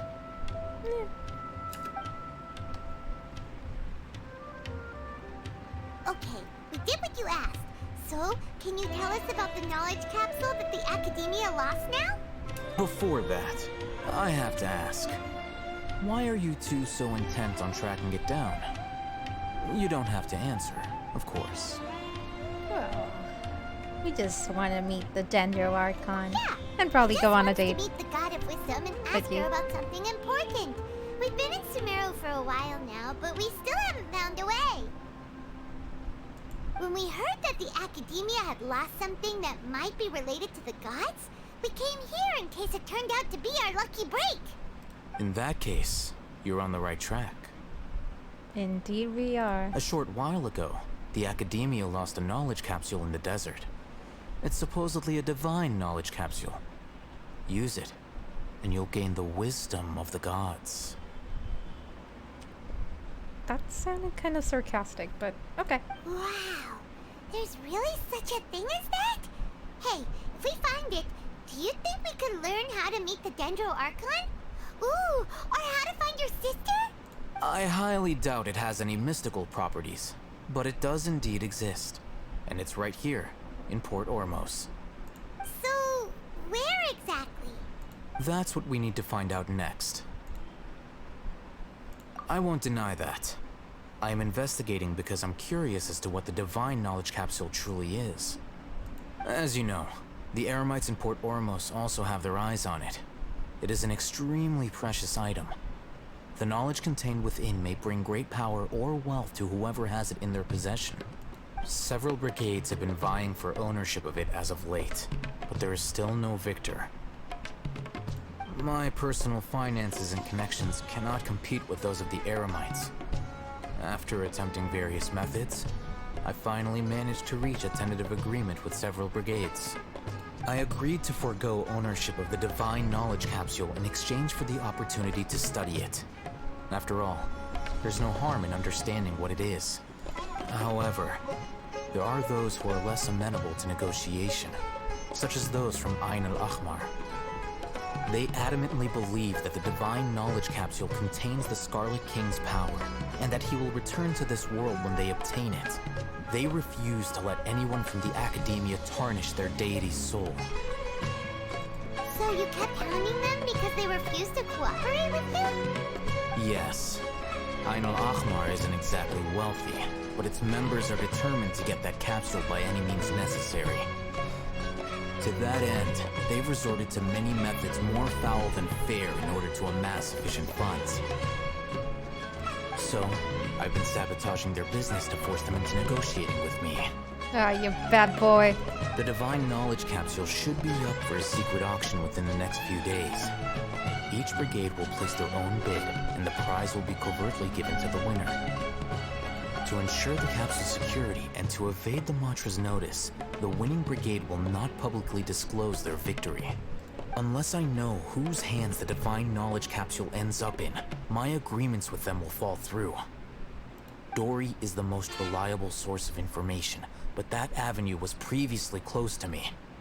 With you on board now, the situation is different. In other words, you wanted us to befriend Dory so you could find out where the Divine Knowledge Capsule is. Yes, you can say that. But this arrangement harms none of us. The day after tomorrow, go back to Dory and try to purchase information on the Divine Knowledge Capsule's whereabouts. If she has no information, wait 2 days and approach her again. If I get the opportunity to study the Divine Knowledge Capsule, I will relay my findings to you. Will that suffice as compensation? No, man. I want to go on a date with you. Okay. Then we'll meet up in 2 days. Alhaitham, before you go, we actually bought a knowledge capsule for ourselves, but we're not sure how to use it. You two want to try using a knowledge capsule? Sure, I can teach you. Oh boy. Doing so right under the Academia's nose is a bit problematic, though. What do you say we head to the outskirts of town? Ooh. Not bad.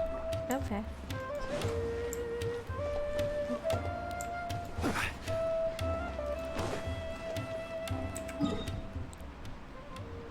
Honestly, I thought my date wouldn't go that smoothly. I think he likes me. I think that should be it.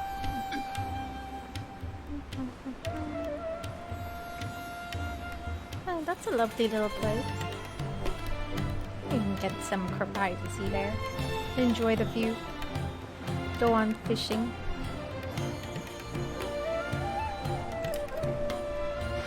Oh.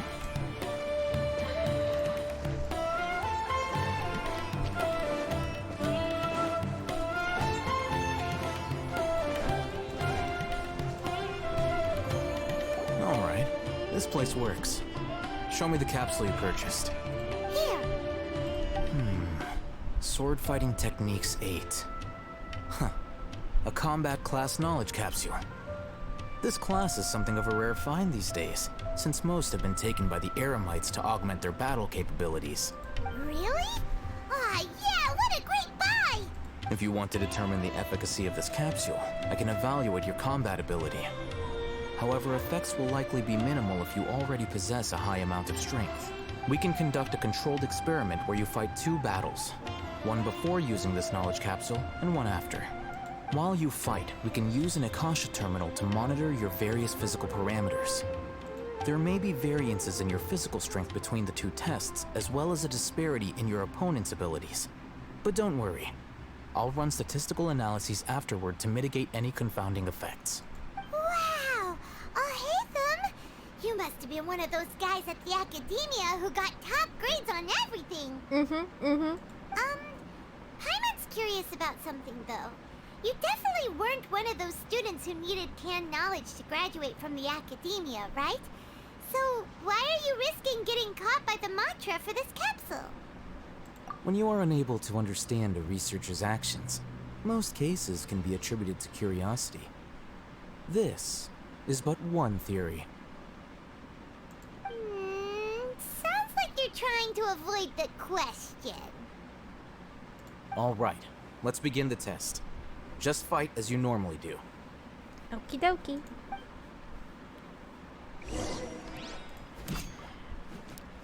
I don't want to hurt you now. Okay, time to take some pictures. Oh boy. Oh my gosh. Let's compare them. Let's see. Can't see his booty. Never mind.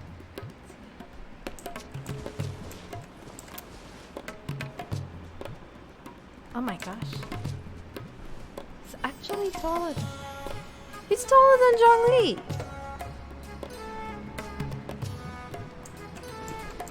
And very bulky. Damn! Oh my gosh. Check out those abs! Oh my gosh. Those are some nice abs.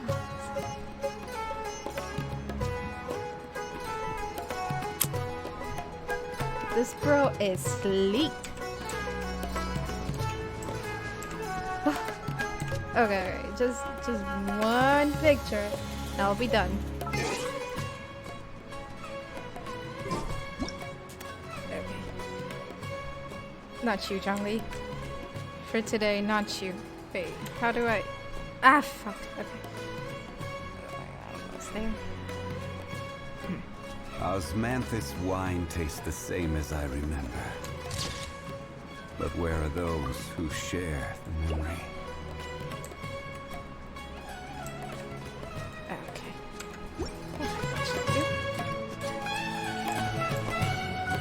Alright, bro.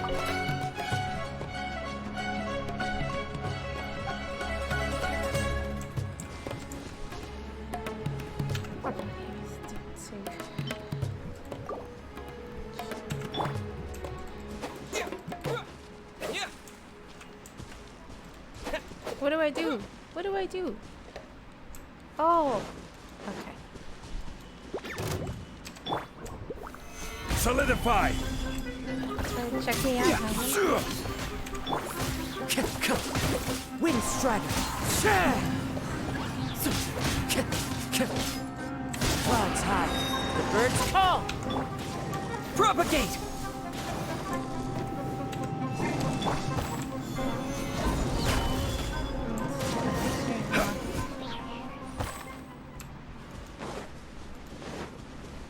Well, babe, how was that? All right. I'll link your Akasha terminal to record data. The next step is to use this knowledge capsule. Hold it in your hand. I'll help you establish a connection with it so you can activate its power.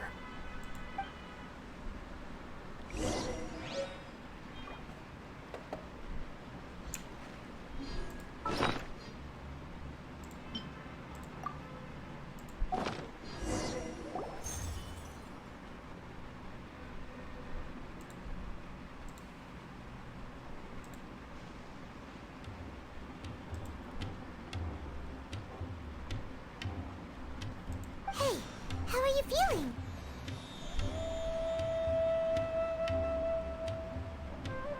You mean that it worked? All right. Time for round 2. Fight with the same composure as before. Okay. Stabilize!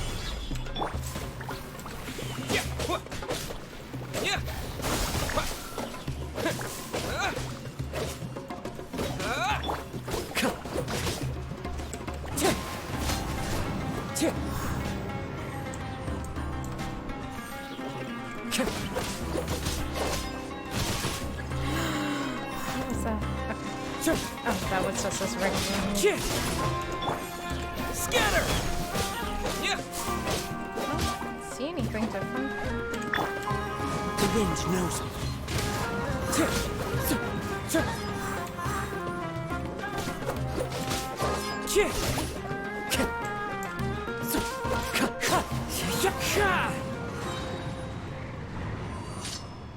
Was there a difference? I don't know. Now, I'll start recording data again. Oh, Haytham, how's it going? Well, the knowledge capsule you purchased did improve his combat capability. During the second fight, his overall fighting performance increased by 0.073%. That's nothing. Wait, how much? That's literally nothing. Dory's such a jerk! She totally scammed us! 1 million Mora? This thing isn't worth a tenth of that amount! I totally saw this coming. Of course, this could be because he is so powerful that the capsule's contents were unable to produce a substantial increase. At the very least, this test allowed me to gain more insight into you two. Our deal seems increasingly worth my investment. Wait, did he just call me powerful? Ah, stop it, you. I'm heading back to Akela Funduk. I await your response in 2 days' time. This is Mora for when you ask Dory for information.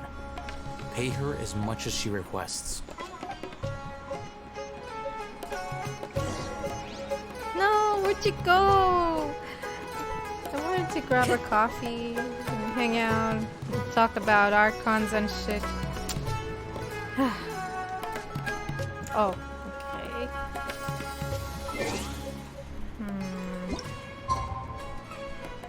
Seven.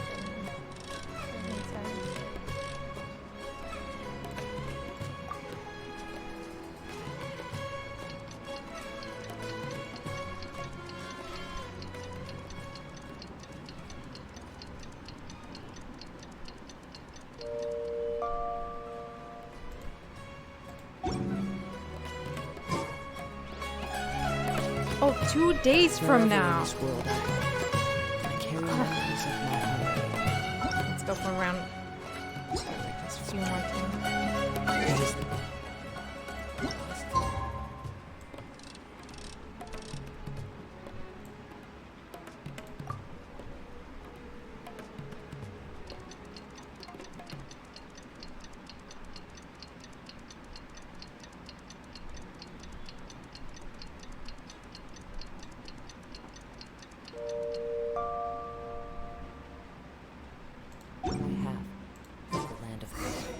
Let's see Dory today and ask her about where the Divine Knowledge Capsule is.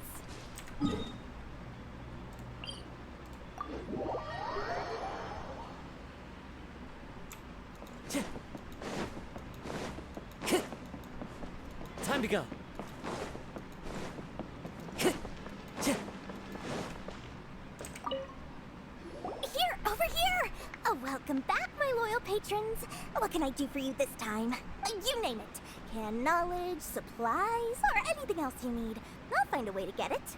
Where there's a waterfall of Mora, there's a way. Greedy brat. Can you really get us anything we want? Anything at all? Aha! So it appears that canned knowledge alone is no longer sufficient for your opulent appetite. Then please oblige me. Tell me what you have in mind. Oh! I knew customers with pockets as deep as yours would undoubtedly crave something more profound than ordinary canned knowledge. But you know, that kind of information isn't going to be cheap. Very well. Name your price. After all, I had to work really hard to weasel my way into the auction site. Not to mention that if anyone found out that I was the leaker, I would be in big, big trouble. But how can we be sure your information is accurate? Paimon's curious how you just happen to have this kind of info the moment we need it. Because to me, anything of value is what I consider to be my supply.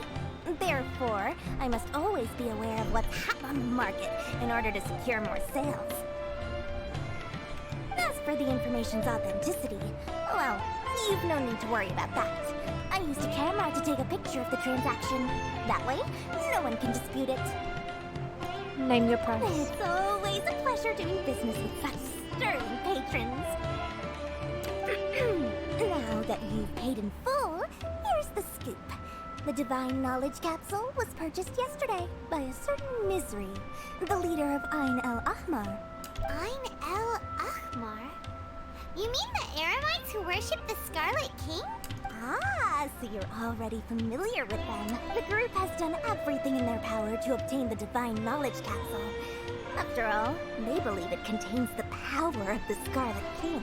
And that Divine Knowledge Capsule is unlike any other can knowledge I've seen before. It was glowing bright red. And the capsule is clearly visible in the picture I took. You can look for yourself. Thanks for the info, Dory. Please, it's my pleasure. It's all thanks to discerning customers such as yourselves that my efforts yesterday were not in vain. Well, we figured out where the Divine Knowledge Capsule is. It turns out it ended up in the hands of Ain el-Ahmar. Let's head back and talk to Al-Haytham.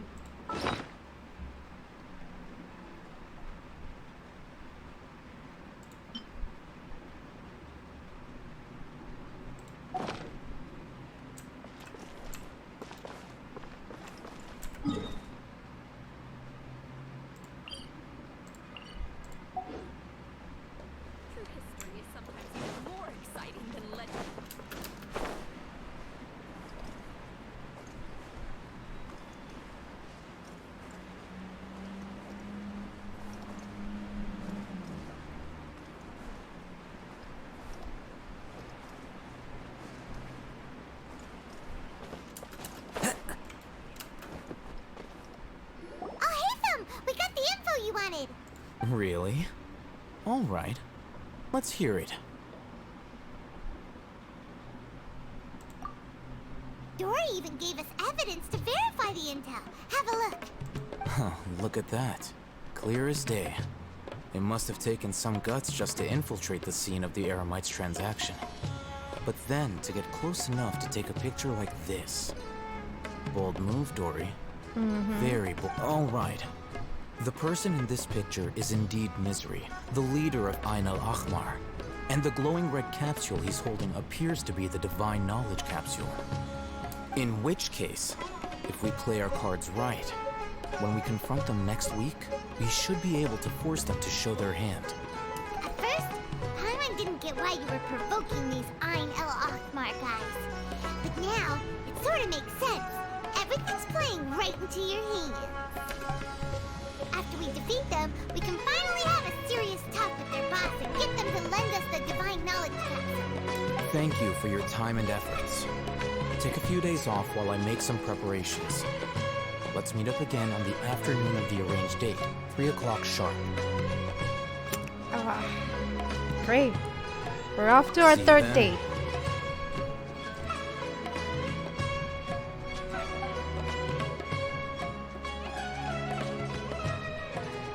Al-Haytham sure is taking his time. Where could he be? He's getting ready There he is. for the date. Sorry to keep you waiting. Let's head to the pier in front of Pharos Lighthouse. Yep, let's go. 이쿠도.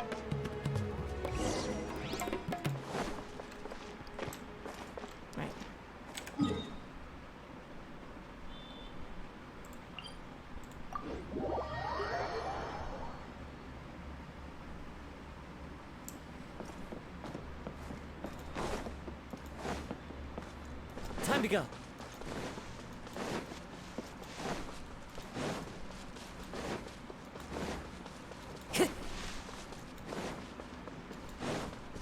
Time to go.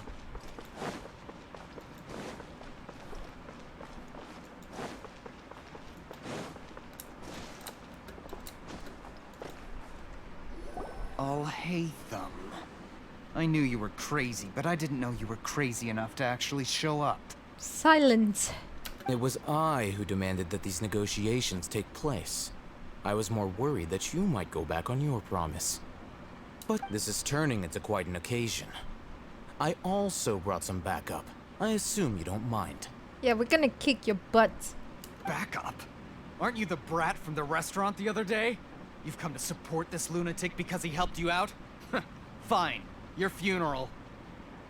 You call him lunatic one more time, and I'm gonna whoop your ass, boy. I'm not going to mince my words. Once we're done with you, you'll be nothing more than fish food. Get 'em, boys! Fish food. Fine, I'll show you who the fish food is.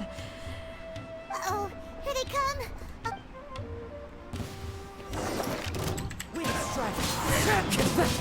Calling me a fish food. Gonna get you, asshole. Solidify! Order guide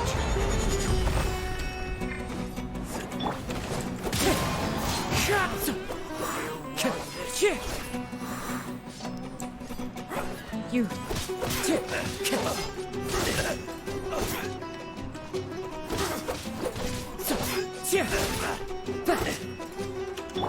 Springboard! Oh.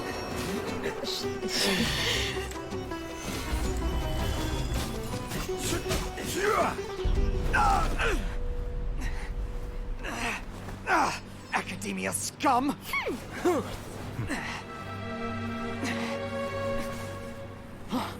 Boss! Finally! Did you use it?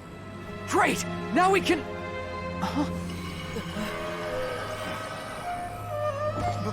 Boss? Boss!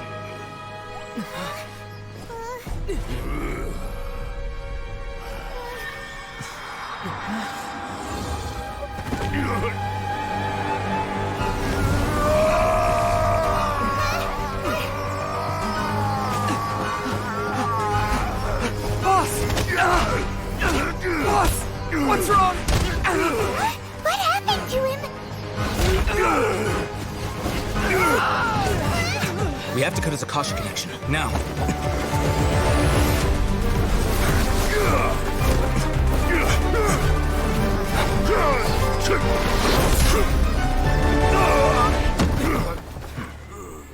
Those were some nice moves.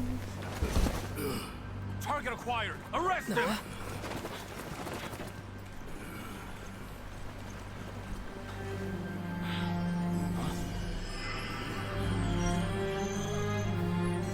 Do not impede our work. Is that understood, Al-Haytham? Of course. I was only trying to help. Take him away!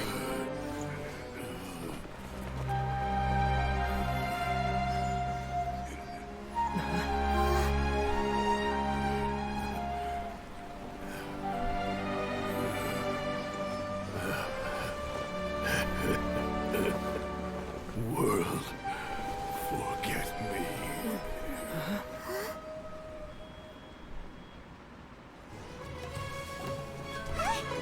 What in Tibet just happened? It's like that big guy suddenly lost his mind! It looks like he used the Divine Knowledge Capsule. You mean the Divine Knowledge Capsule did that to him? Oh, yeah. You mean how some researchers go insane after getting knowledge from Irminsul? I've heard of numerous incidents of researchers in Satyavada life going insane. The state that man is now in suggests that this is a similar situation. This Divine Knowledge Capsule does appear to be linked to the gods, but beyond that, it doesn't seem anything like the rumors suggest. Possessing it doesn't grant you divine wisdom or power. Did you hear what he said? World, forget me. What could that possibly mean?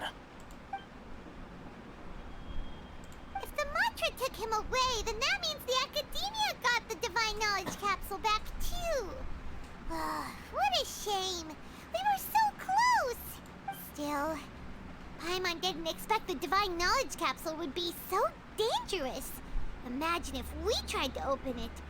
Oh, who knows what would have happened to us? As things stand, there is no reason for me to remain in Port Ormos. I believe— Oh, we were so busy trying to find the Divine Knowledge Capsule that Paimon forgot to ask you something. Since you're a member of the Academia, do you have any idea how we could go about meeting Lesser Lord Kusanali? Truthfully, I don't. Lesser Lord Kusanali appears to exist outside of Sumeru's entire administration. Most of the time, you wouldn't know she exists at all. Moreover, since the Academia possesses the Akasha, a symbol of our deity's wisdom, scholars have no reason to desire to make contact with the deity herself anyway. Everything about Lesser Lord Kusanali is such a mystery. I'm heading back to the Academia. How about you two? It's almost the day of the Sub-Zero's festival. Maybe we should head back too. We've been rushed off our feet over the past few days, so maybe a little rest and relaxation will do us good. Carrie to join me, Al-Hatim.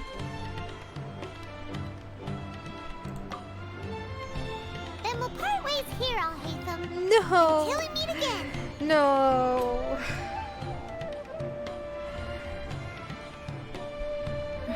Damn it. It's so pretty. Now, do I deal with this thing first? Or should I produce the report that the higher-ups require?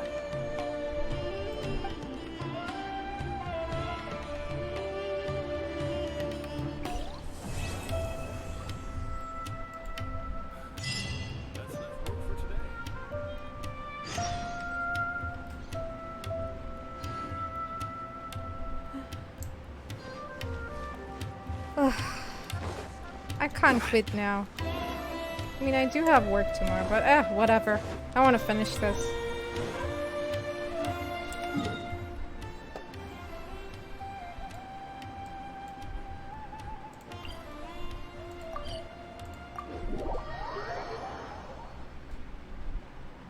We didn't miss the Sub-Zero's festival, right?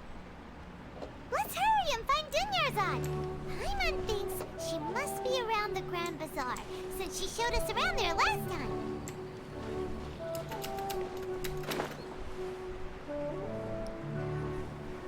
No,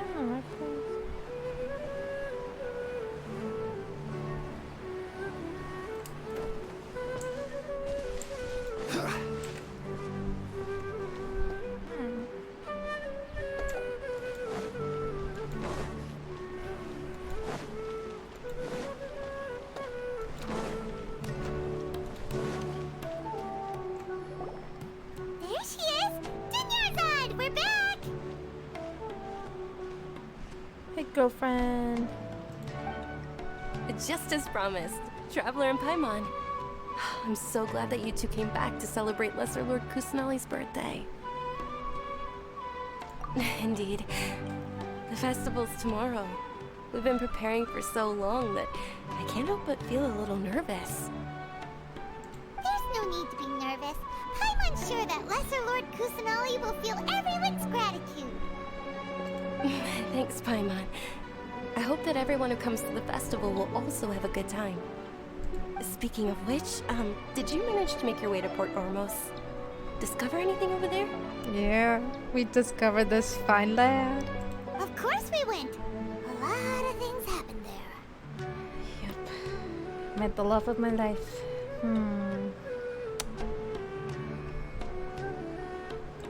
I see. Sounds like you two had another exciting adventure. If there is another chance, I would love to join.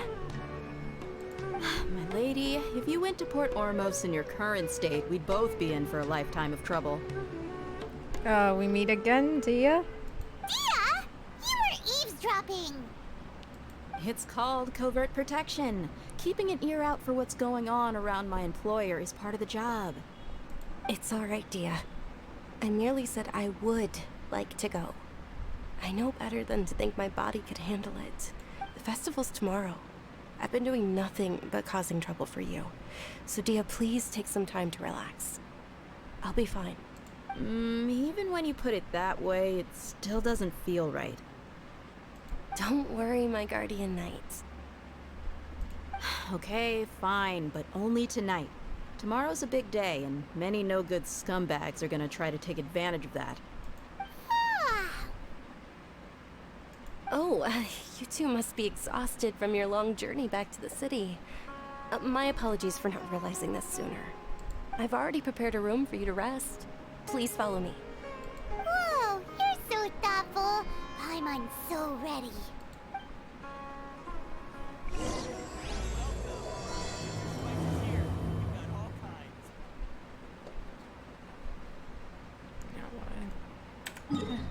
I really like the princess. She seems to be the only one who cares about me. Guess I'll have to walk. Every journey has its final day. Don't rush.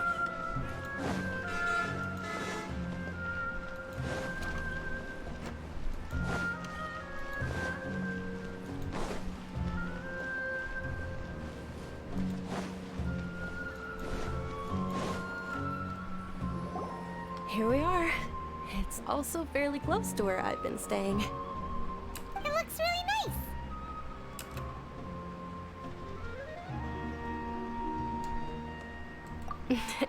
Not at all.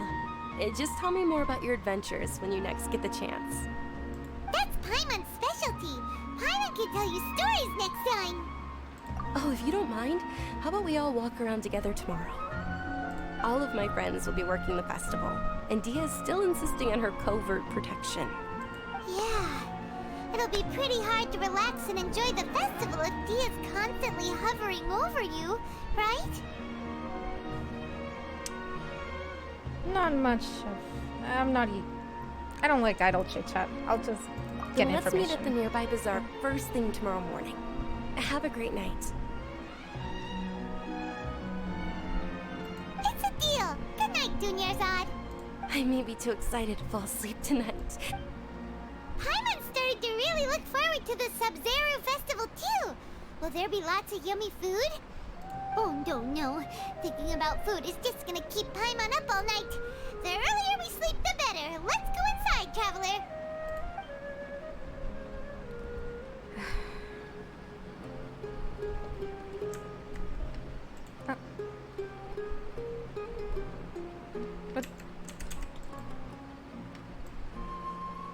What the hell?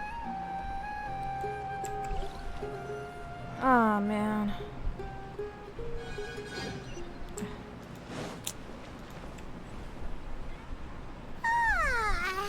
Did we oversleep? We should go meet Dunyarzad right away.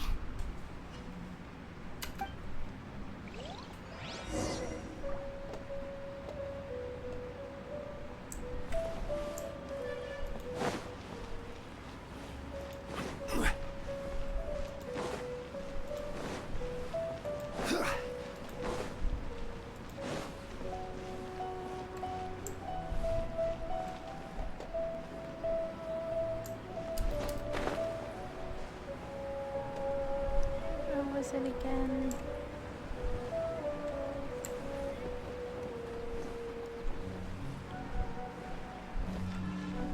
Oh, we're not going there?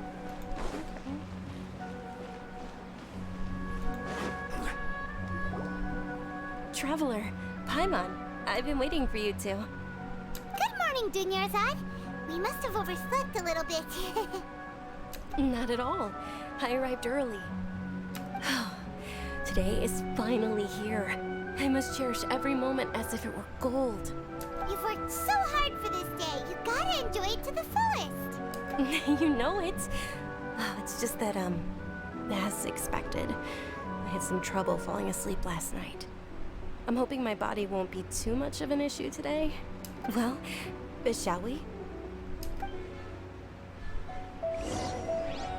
Many vendors came out of the blue to support the event, and they insisted on covering costs themselves.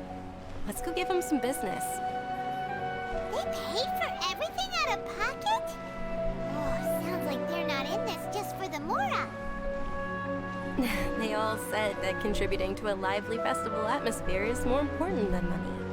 Especially since we don't often get to celebrate Lesser Lord Kusanali's birthday. Ooh, they're selling food over that way! Let's go... This is a stall offering foods from the Haftmewa feast. Oh, you could tell straight away. I thought most people nowadays wouldn't know. Mushrooms, flowers, and all kind of fruit? It's all vegetarian stuff. Aw, Paimon's a little disappointed. So, what's the Haftmewa feast you mentioned just now? It's another Sub-Zero's festival tradition. People used to set their tables with 7 different foods. Generally speaking, the most common selections were foods like Rukushifa mushrooms, lunar lotuses, Sumeru roses, sunsetias, capulatas, hara fruits, and zaytun peaches.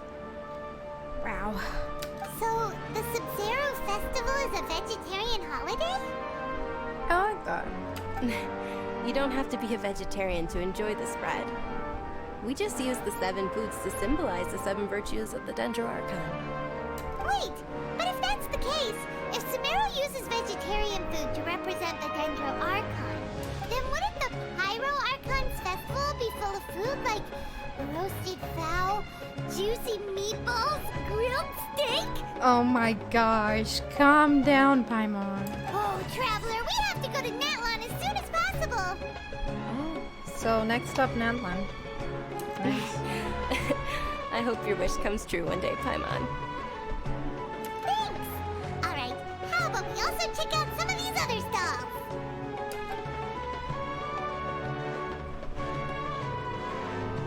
Dear customers, would you like to try your hand at alchemical divination? Sure. What's alchemical divination? Those two things sound like they'd be fun to try together. Right? I thought the same when I first heard about it. It is said to be a mysterious craft invented by none other than Lesser Lord Kusanali herself. So, how does it work? It's quite simple. After you give me any 2 alchemical reagents, I'll use them to perform a random transmutation. Sure sounds random. So random that it will probably fail. That is precisely what we need. After the transmutation fails, your one and only diviner here will interpret the remnants. Yeah, I don't buy it. Well, according to Lesser Lord Kusanali, everything is interconnected, and all that occurs can be traced back to fate. You could say this is a pearl of old wisdom. Why does everything sound so much more credible when Dunyarzad says it? Are you guys working together? So that's the true wisdom behind it. This young lady sure knows her stuff. So, how about it? Want to give it a try? Fine.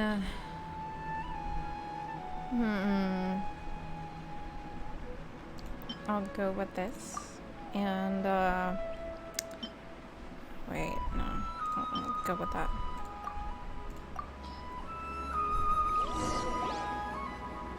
Okay, one moment. It's the moon. Lumine! Paimon wants to take a look too! Is it? It looks more like a pie that Paimon bit into. Generally speaking, the moon signifies... It means... Wait a moment. Is he really looking it up in a book? Oh, I remember now. It means illusions and lies. You calling my sister a liar? Illusions and lies? That sounds rather ominous. Yes, but this book says that if you trust your intuition and overcome your fears, the sun will surely rise. He's not even trying to hide his book anymore. Naturally, fate will only ever show you the beginning of a journey. It is up to you to forge your own ending. Oh, thank you so much. I'll keep that in mind. Oh, it's nothing. I'm just learning as I go. Guess that was still pretty interesting. Okay, on to the next stop. They say the Sub-Zerus festival was very lively a long, long time ago. Large flower carriages used to parade through the city. As they headed towards Port Ormos, people would throw flowers, candy, and liquor all along the way. Dunyarzad's eyes are sparkling right now. I wish I could have seen that spectacle. But if you ask me, I'm sure Nilou's Dance of Sub-Zerus will be just as impressive.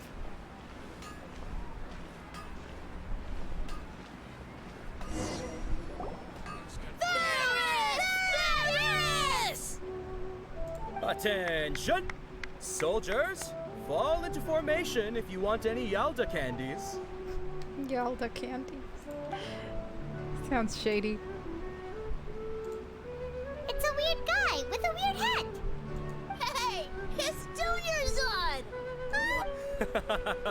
Miss Dunyarzad, the children love you even more than the Yalda candies. In the few short days it took to prepare for the Sub-Zerus festival, the children have all grown very fond of you. This guy looks like a child with a mustache. The Hallowed Knight of Flowers. It's an honor that you know my name. Attention! In the name of Ferris, the Knight of Flowers, I commend you on your contributions to the glorious Sabzeruz festival.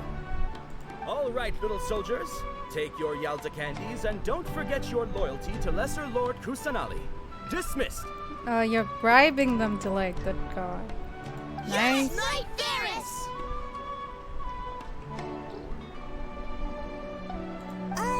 Just what is going on here? Ferris, the Knight of Flowers, is another Sabzeruz festival icon, and one immensely popular with children. In the past, the actor portraying Ferris would also sit on a flower carriage. It's all thanks to Miss Dunyarzad's sponsorship that the children can make such wonderful memories today. As are we to you, Vihar. Oh, not at all. Oh, speaking of tradition, do you want some Yalta candies? They're a festival staple, and I happen to have some boxes ready here. Take a... Whichever one. Don't these boxes all look the same? That is the fun part. Each box contains a random flavor. It's up to the luck of the draw. Flavors include lavender melon, hara fruit, sunsetia. Ooh, those all sound pretty good. And there's also lizard tail and oni kabuto. Huh? What's up with those two flavors? Oni kabuto is a little spicier than lizard tail. Dunyarzad, you tried them before? Traveler, help Paimon pick one. Paimon wants the sunsetia flavor. Might get it wrong. It's alright. Paimon believes in you. Fine. I'll get you the yucky one. I also believe in your intuition. Great! These boxes of candy are numbered 1 to 5 from left to right. Which one do you want? I like the number 4. Yep, I'll go with 4. Excellent work! That is indeed sunsetia. Paimon bet you survived so many epic battles because you had incredible luck, and Paimon was right. Attention! Here's your sunsetia flavored candy. Thanks a lot, Knight of Candies. It's Knight of Flowers, not Knight of Candies. Paimon really wilted the carriageless Knight of Flowers. They all basically sound the same. We got our candy, so let's keep going. Oh, actually, I just remembered that I left something behind. Since you're here, can you come with me to get it? Dunyarzad, you probably forgot because you're so excited about the Sabzeruz festival. How embarrassing.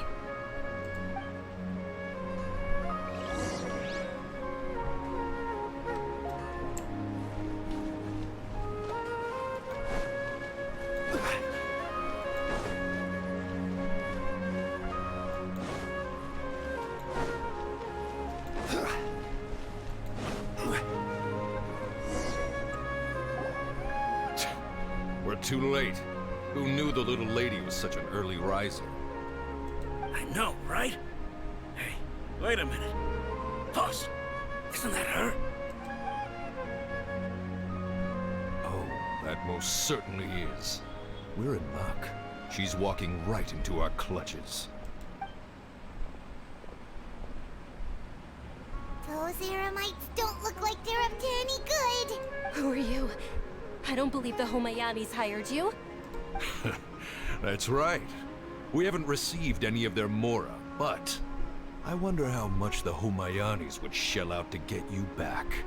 Oh, don't you dare. They're a gang of kidnappers! Traveler, hurry and protect Dunyarzad! Professional here. Hey, did you scumbags even consider that the Homayanis might have hired a merc that outclasses you? Yes, the queen has arrived. Dia! Dia the Flame Mane! No wonder we mercs haven't heard anything about you for so long. You sold your unruly mane to the highest bidder. Don't speak so disrespectfully. My family started working with her as gratitude for her past kindness to us. Don't worry about it, my lady. Just some friendly banter between mercs. One punch and those rabid dogs will expose themselves for what they really are. Go get him, girl. Aren't your claws all dull by now? Don't get too cocky! What a sexist. Traveler, take Miss Dunyarzad to a safe location. Okie dokie. No! We're gonna stay and help! There's too many of them!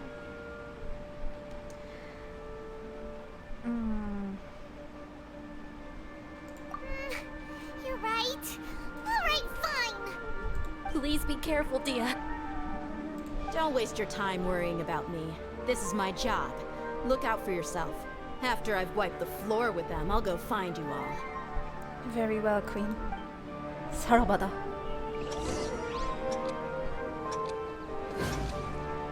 Wait. What?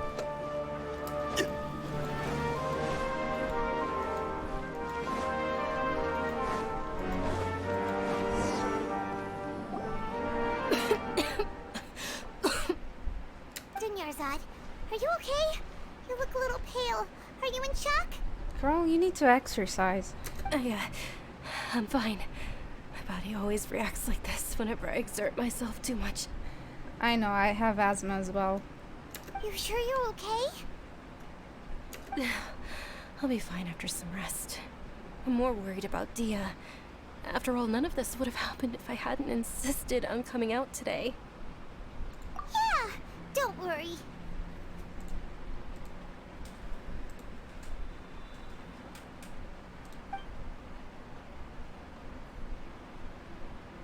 My lady, Traveler, found ya. Dia! You took care of them so fast! Any more of them? Or rather, did anyone follow you? Dia, your arm.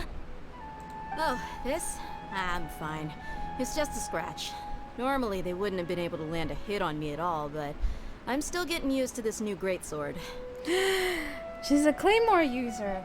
Please, let me take a closer look. Come on, it's nothing. Us mercs aren't as fragile as you think. Hold on, you said something about a new greatsword. What happened to the one you were using before? About that. Well, I sold it, because I was low on Mora. Stuff like this happens every now and then. It can't be. The anonymous donation that was used for the venue's final round of preparations? Tia is such a sweetheart. I'll buy you thousands of swords if I need to. Hey, Miss Dunyarzad, I wasn't trying to make you cry, and I'm not gonna lose my commission because I made my employer cry, am I? Okay, making your employer cry won't affect your commission, but selling your weapon without permission and getting hurt? I'll have to reevaluate your performance. You're so unreasonable, my lady. Thank you very much, Dia. Don't be like that. I get embarrassed really easily. She's such a cutie. I swear, if this girl dies, I'm going to cry. Are you feeling unwell again, Dunyarzad? My lady, your condition. Traveler, can you take her somewhere to rest? I'll look around the area to make sure we're safe from an ambush. Truly. I'm sorry for the trouble, everyone.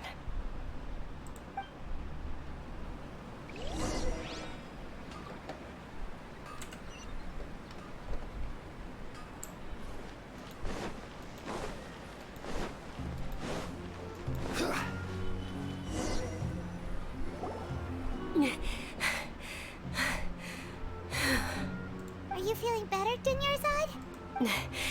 Yes, much better. Just give me a few moments and I'll be good to go. I didn't realize you were concerned about it. I guess I shouldn't continue to keep it a secret. I was actually born with Elazar. It's terminal now. Not you too. Can't believe it's Elazar! Oh, you've already heard of Elazar. In that case, you probably know about its severity. Sumeru's current medical advancements still haven't been able to find a cure. The disease's progression can only be delayed through environmental therapy. We need Dinary. Dunyarzad. There's no need to be sad. Damn it. I've always lived with Elazar and I came to terms with it a long time ago. compared to the simple fact that I'm afflicted with this. Its effects on my life have been much more painful. Poor girl. I know that my family loves me dearly. They've done all they can to provide the best environment for me so that I can live for that much longer. However, I know I will one day succumb to this. Don't you dare say that to me. Did you know? Before I ran away from home this time, the world outside of my home didn't even know that I existed. Wow, that sounds a lot like Kusanali. Since I was a child, all I could do was sit on my bed and stare at everything outside of my window. I'm sure my family's worried and disappointed in me for running away, but I just didn't want to have any regrets. I wanted to meet other people. To me, there's nothing more beautiful than being able to meet and speak with others. Not to mention the incredible time spent preparing for the festival. The joy on everyone's faces here, and all the support I've received from friends like Dia. This way, when my final day does arrive, it will be less sorrowful. I'm gonna cry. At the very least, many people will remember that I once existed in this world, right? Girl, you're my best friend. Don't you say that. As long as you don't forget Paimon. Paimon also won't forget about you. Paimon, not now. No, even if you forget Paimon, Paimon will still remember you.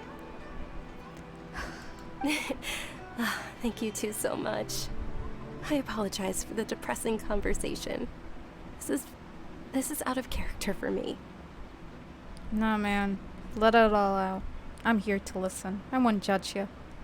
To be honest, Lesser Lord Kusanali gave me the courage to do all of this. If it weren't for her encouragement, I wouldn't have taken that first step. Thanks. There will always be frustrations in life, but I know that the point of living is not to leave behind any regrets. Oh, right. Isn't it almost time? Huh? Almost time for what? Isn't the Dance of Sub-Zeros about to begin? It's the part of the festival that I've been looking forward to the most. Nilou will recreate that legendary scene with her most splendid dancing. And the Sub-Zeros festival will conclude amid everyone's applause and blessings. And with that, my wish will also... Then what are we waiting for? Let's go to the stage! Yeah, we should still make it in time. Let's go, let's go, let's go. What's that again?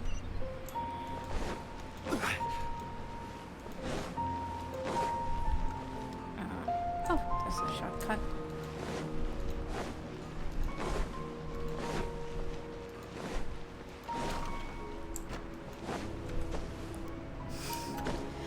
Not again. Were you not aware that the law prohibits this type of performance from taking place without prior permission? I should just punch her in the face. Over there! Someone's yelling at Nilou! I think I just saw the Academia's Grand Sage. Why is he here in person?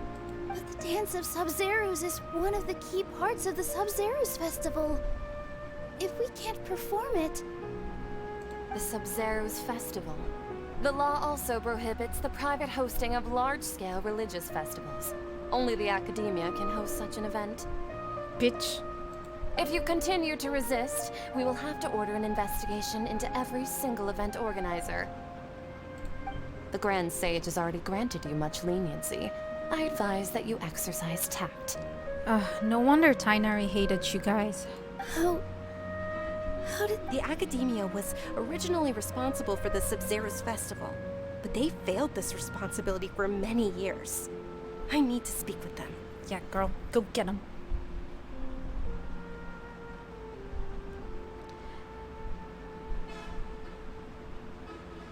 This is a hard pill to swallow, but you're right. Things would only get worse. Nah, kick the ass. Art, dance. Aren't you ashamed of pursuing such frivolous and meaningless activities in this land of knowledge and reason? This bitch sounds exactly like the Molanas in my neighborhood. Really. What is up with these people? Our Archon created the utopia that is Sumeru City for all scholars who sought validity, verity, and truth, while people like you wish to defile it. No. I believe that our Archon never rejected the arts. Even the goddess of flowers dedicated a dance to her. With your lack of intellectual credentials, I do not believe you are qualified to debate with me. What you should be doing is finding workers to tear down this ridiculous eyesore. Shut up, bitch. You lack the intellect. When we return, have the scribe draft an ordinance before the next Nyargarbaha Day that prohibits public art performances. We will announce it to the public later via the Akasha. Understood. I will inform him when I return. Oh, what's up with this chick? The Sub-Zeru's festival. Go celebrate the birth of that god to your... Nilou, are you okay? Oh, Dunyarzad. You all saw that just now? The Grand Sage ordered us to stop the performance. We ain't no listening to a shit. Yeah. Let's go somewhere the Academia can't find us and perform there. But how do we let everyone know? And what about the atmosphere on the stage? Or we could get people to block them off so they can't interrupt the performance. No.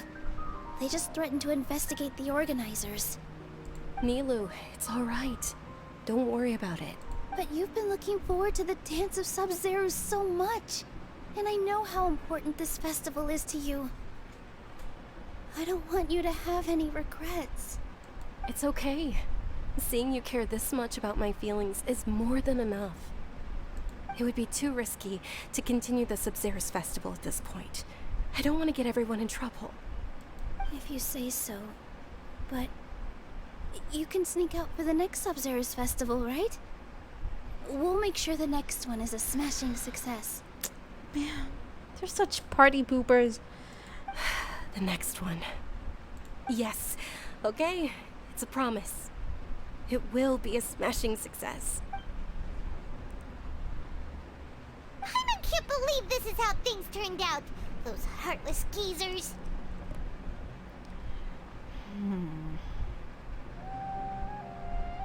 It really is okay. There's nothing we can do about it. Still, I'd be lying if I said I had no regrets. I would have loved to see Nilou's dance.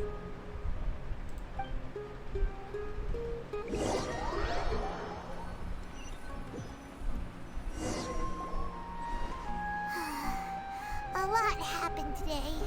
It's a shame the festival ended the way it did. Nilou and Dunyarzad promised to make the next Sub-Zero's festival a success, but Dunyarzad is running out of time.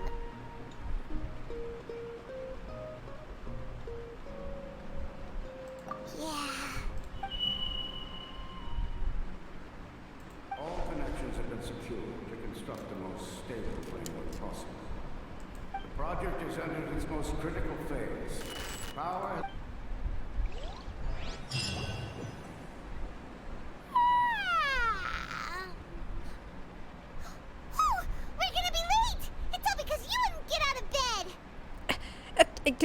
What? We should go meet Dunyarzad right away! Oh my gosh, I hope I'm not late.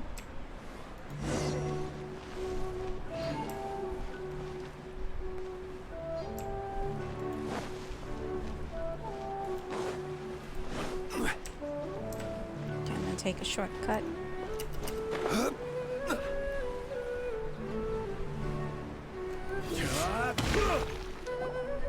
Good morning, Dunyarzad. Sorry we're late. Not at all. I arrived early. You seem kinda tired. I'm doing well. There's no need to worry. Girl, Shall we go? You look Let's start with the miserable. stalls over there. Sure. Traveler? Why are you just standing there? Let's get going.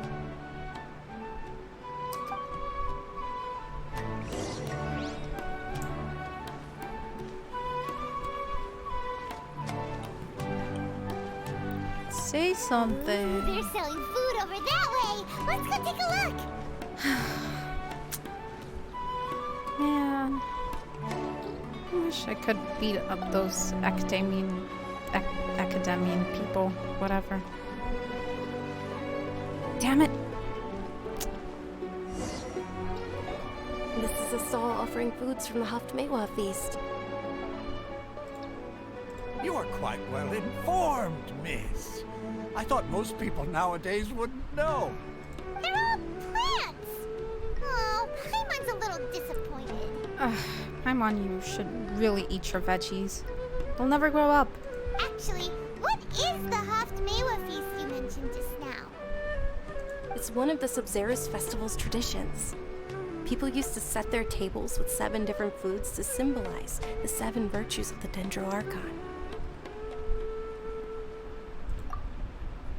Appear to be in the form of the moon. Form of the moon. Really? Paimon thought it looked like some kind of food. The moon signifies... Oh. It's escaping me for What? now. Wait a moment. Did we just go back in time? Are you really looking it up in a book? Oh, right. It means illusions and lies. Huh? Wait. But if you trust your intuition and overcome your fears, the sun will surely rise. This is deja vu. Understood. I'll keep that in mind. Oh, it's nothing. I'm just learning as I go. Guess that was still pretty interesting. Okay, on to the next stall.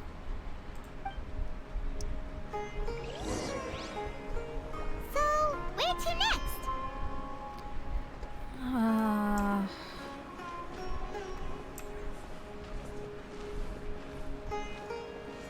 This is weird. I'm not sure what's going on. Okay, I definitely know we're in a loop. We went back on time. But how did we do that?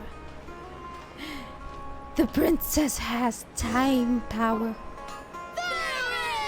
All right, soldiers. Now that you have your I've been here. Ferris!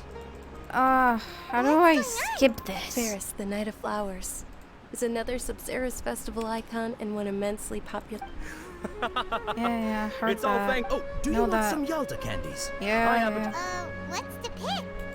Number 4. Ooh, La, And la, there's la, la, la. also lizard tail. what are the... Great. These boxes of candy are Number numbered 1 to 4. 5. Yep, definitely number 4. Oh my gosh. Ah, excellently chosen. Number 4 is indeed Sunsetia. Ha-ha! Paimon bet you had incredible luck, and Paimon was right! Nope.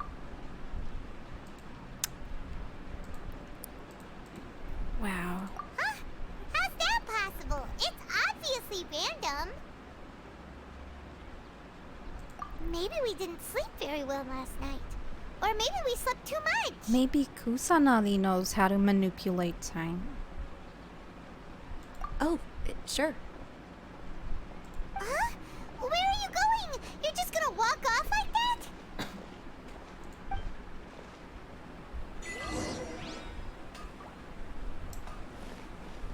We need to head back. Something's up.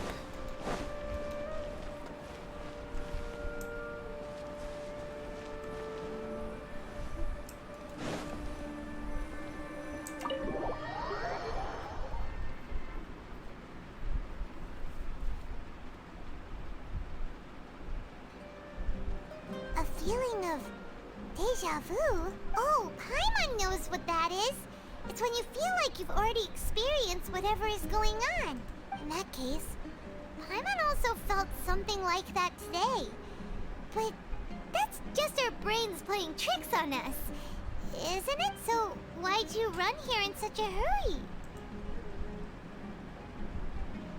So that's it. You're intentionally doing things you usually wouldn't and seeing if you still get that same feeling of deja vu. Good thinking, Ether. Welcome, you two. Are you here for lunch? What would you like to eat? Coconut charcoal Got cake. it. You don't look like you're from these parts, but I gotta say, you've got good taste. I'll give this order to the kitchen. Coconut charcoal cake?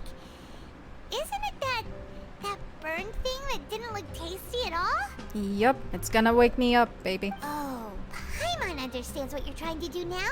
You'd never normally order something like this.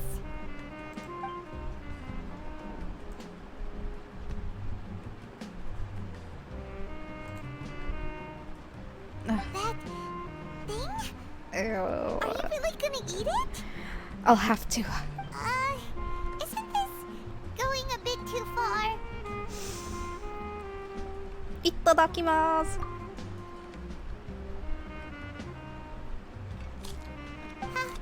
How was it? The look on your face is telling Paimon that it tasted awful. Honey? Then, you mean... That's impossible! We were just talking about how gross it looked! So, would this be a case of taste bud deja vu? Nah, man.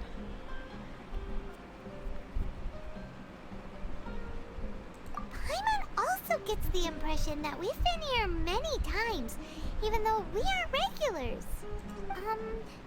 How about we go out again and try something else?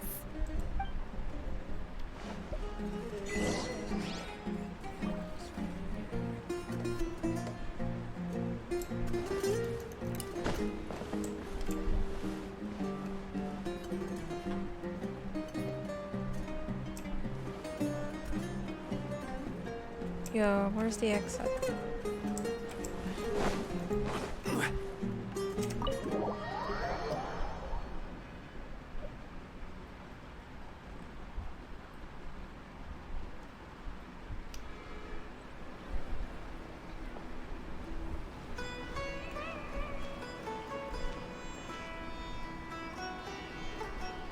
Hey, Dunyarzad is sitting by herself on that bench over there. Oh, she looks miserable.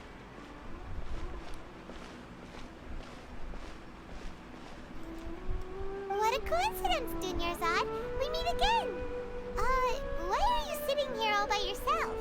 Oh, I ran into some kidnappers just now, but thankfully Dia came to my rescue. I started to feel unwell after that, so I sat down here. Kidnappers? Oh my goodness, are you hurt? I'm okay. Dia's arm got scratched, but it isn't serious. Whew. That's a big relief. But, Dunyarzad, you seem a little down today.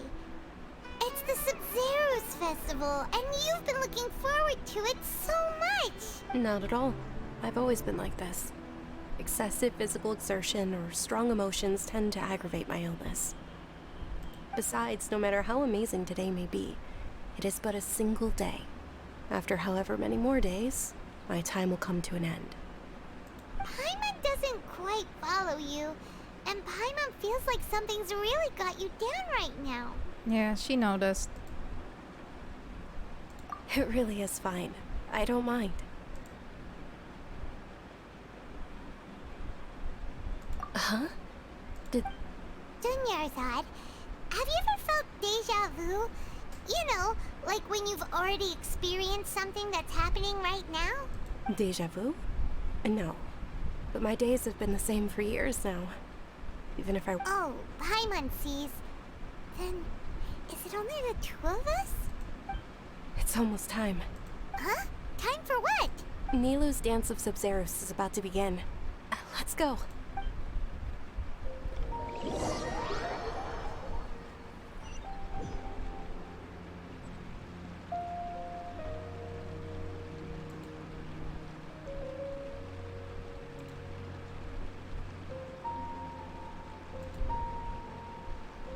With your lack of intellectual credentials, I do not believe you are qualified to debate with me.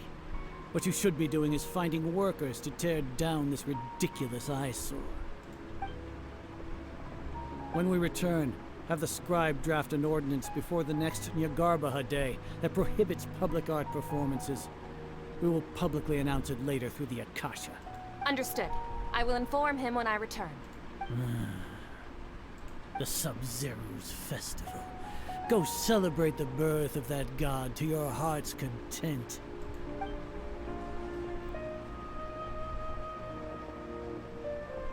He's definitely from the Fatui.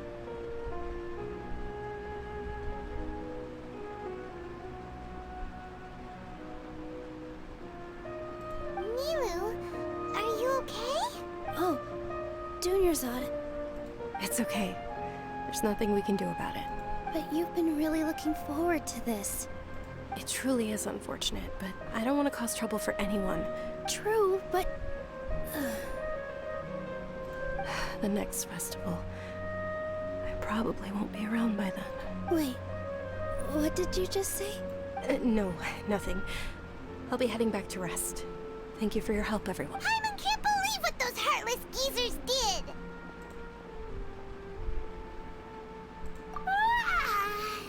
Did Dunyarzad already go back? Oh man, there's gonna be another time loop.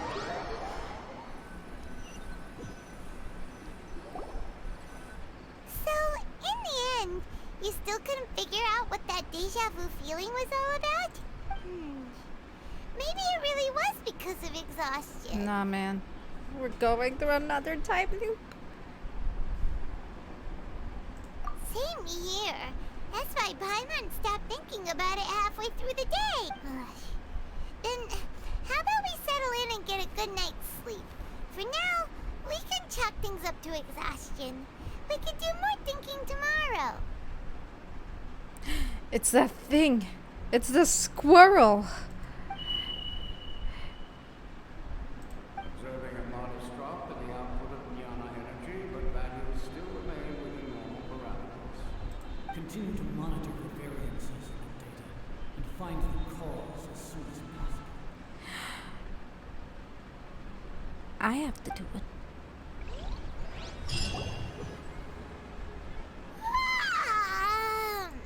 Why does Paimon feel so tired? Anyway. Oh my gosh, this is not gonna stop till I finish my assessment. Okay. I don't know what I need to do, but oh, okay. Talk to Paimon. Paimon?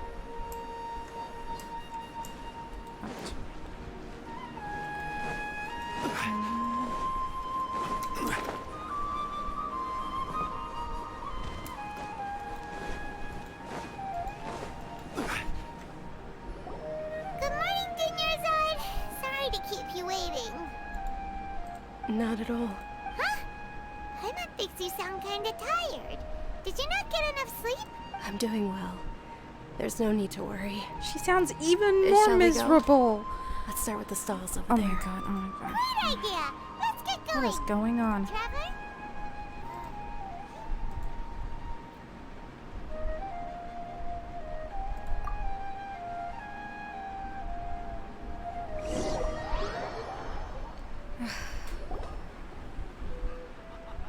It's all thanks to Miss Dunyarzad's sponsorship that the children can enjoy it. Oh, are you interested in Yalda candy? Not much. It's not that simple. Each box contains a random And there's also lizard tail and... Huh? What were the... He'll help me choose. Paimon wants to eat the Sunsetia flavor. No problem. These boxes of candy are numbered 1 to 5 from left to right. Which one do you want? You know what? That's what I went with. Okay, they're all number 4s now. Oh, I like your confidence. No hesitation at all. Oh, congratulations! Number 4 is indeed... Oh gosh, not again. Yep. Ugh, finally. Paimon knew he always had incredible luck. I'm gonna go with the lizard tail. Paimon's not really interested in the other flavors. No, you have to. Wait. How did you know? Don't... What? He was right about all of them? Ah, so you're the culprit. That couldn't have been luck. How is this possible? I packed all those boxes this morning and they've been sealed ever since. You couldn't have known beforehand. Mind reading? X-ray vision? Or some kind of magic trick? This is way too freaky. Nah, mister. How did you know? Tell us That what's going I know. on. Since when did you get superpowers? Traveler? I knew it. Hey, where are you going?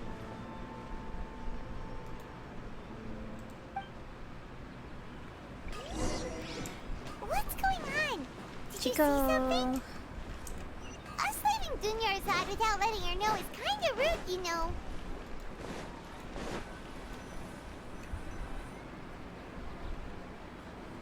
There she is.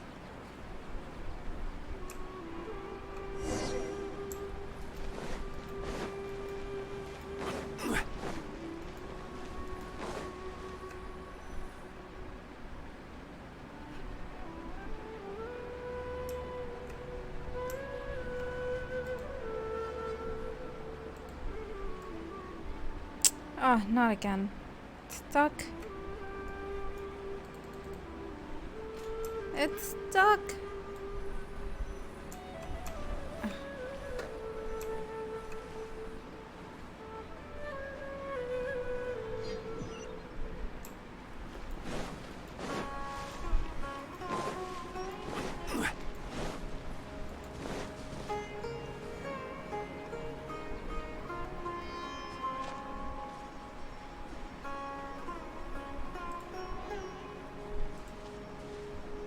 It's the bird. What are you looking for? Why did we come here?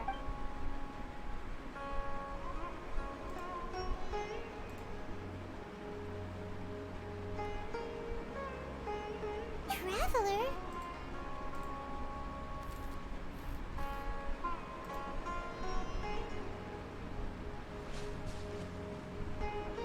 That's...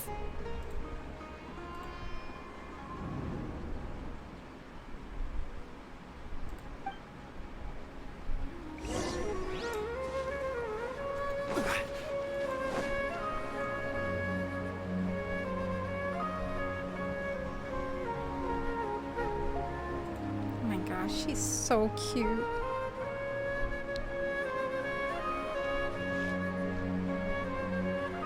Aww.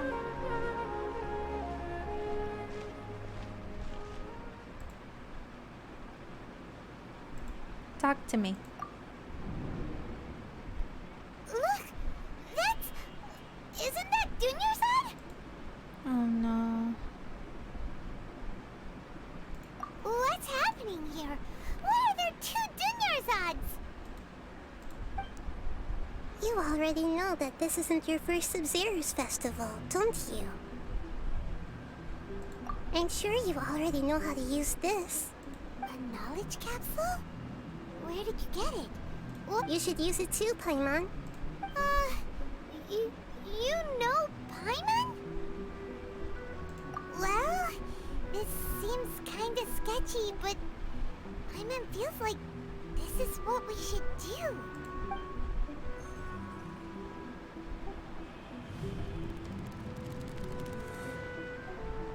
Oh, what the?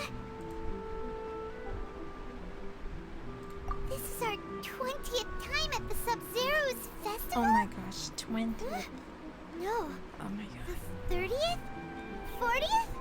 Just how many times have we been to the Sub-Zero's festival? Have we been trapped in a single day? If it weren't for you, we wouldn't have even realized. Aww. What the heck was inside that knowledge capsule? Your memories are still scrambled? Try your best to remember. This isn't the first time we've met, and I answered that question a long time ago. Let Paimon think. Oh, it's coming back. Meeting you was the real catalyst for restoring our memories, and the knowledge capsule was just your means of showing our minds the way. What about everyone else? Why are you... Your sense of deja vu is stronger than everyone else's, yes? As for an explanation, you two received the blessing of Dendro, and you also have special, sensitive constitutions. It was as if a single sheet of paper was separating those memories from your consciousness. A familiar question. I think this is the 7th time you asked that. As you can see, she isn't doing well. You probably sensed it too. The Dunyarzad you were just with is different from the first Dunyarzad you met. That first Dunyarzad is in front of you right now, and she doesn't have a lot of time left. Oh, please don't do that.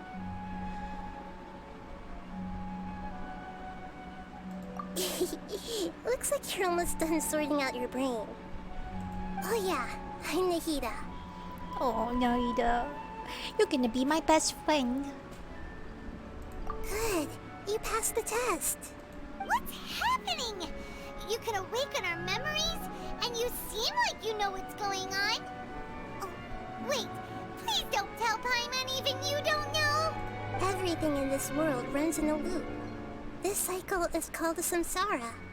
You, me, and everyone else are all stuck inside a one-day samsara. As for the truth, that's on you to find out. If you were told the truth instead of discovering it yourselves, it would literally blow your minds. I don't know how you'd be after that. I can only give you surface-level help, like bits of information and subtle hints. For the rest of the time, I'll be doing all I can to slow down Dunyarzad's illness. She looks like she isn't doing well at all. Her illness gets worse after each Sub-Zero's festival. If we can break out of the samsara, I might be able to save her. But as things are right now, she's just a small bird in the sky that's about to lose its last feathers. All I can do is raise a gale to delay her fall. You sure love to use weird analogies. Analogies are wonderful tools. They let you use existing knowledge to understand unfamiliar things.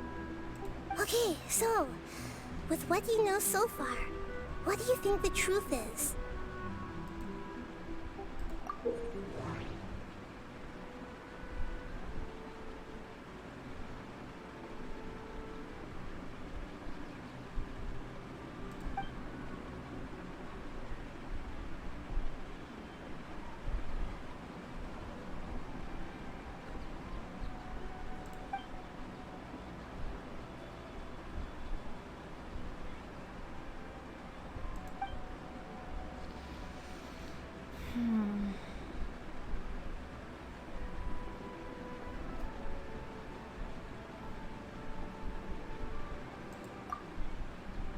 What's happening right now seems to have happened before. This feeling has been getting stronger and stronger.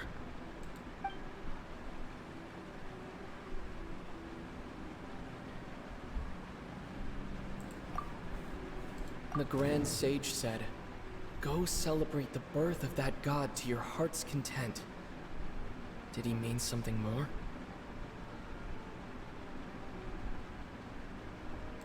Yep, definitely that. That doesn't sound right. I need to carefully think things through. Fine, okay. Deja vu. That doesn't sound right. I need to carefully think things through. Okay, fine. My mind feels exhausted, even though I haven't done too much thinking. What is going on? My mind feels exhausted, even though I haven't done too much thinking. What is going on? We've already experienced the Sub-Zero's festival many times, and the day of the festival seems to be in a perpetual samsara. Right, that's it.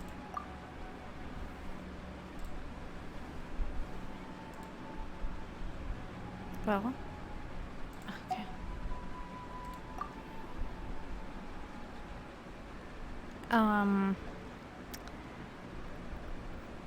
Oh boy.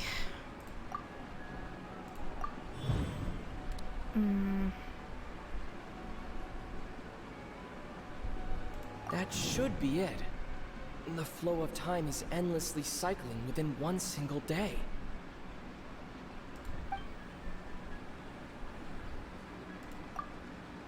A time loop. You've given similarly wrong answers in the past. A pity. Still the wrong answer? Paimon thought that made a lot of sense. It feels like time's just repeating itself. A simple time loop can't explain some of the phenomena. You two are still missing a lot of information.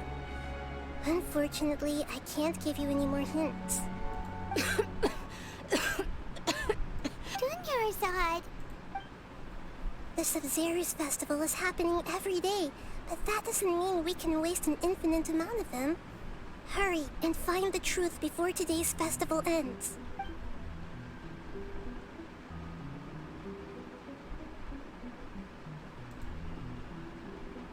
Let's think about our current situation. To save Dunyarzad, we have to escape the samsara of the Sabzeruz festival. And to do that, we need to figure out what's happening. The truth. Nahida rejected the idea of a time loop, so we must have missed something, right? Paimon's memories say that we've already done this many times, but let's go talk to people again. It's more productive than sitting here and scratching our heads. Why don't we start with those stall owners?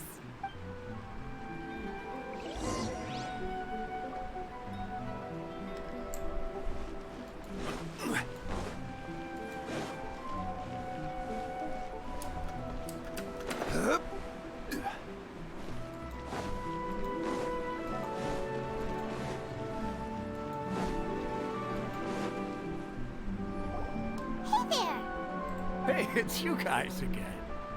Where's your cultured friends? I see. Did you come back to buy something? I guarantee the freshness of my products. I harvested them from the forest just yesterday. Huh? What brought this about? I hurried back from the forest yesterday, and I'm selling produce here today. To put it another way, if you really think about it, was yesterday truly yesterday? Did you actually come back from the forest yesterday? What kind of philosophical nonsense is this? Are you two daydreaming? Didn't you know that no one dreams in Sumeru? Go somewhere else if you want to find someone to daydream with. He actually has a point. Is this a dream? True. It's so weird that people here don't dream. Why is that? Anyway, if this all really were just a dream, we would have woken up a long time ago.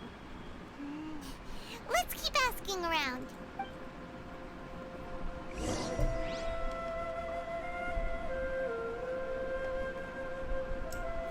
Rise! Oh, it's you two. Was my divination so accurate that you felt compelled to compliment me in person?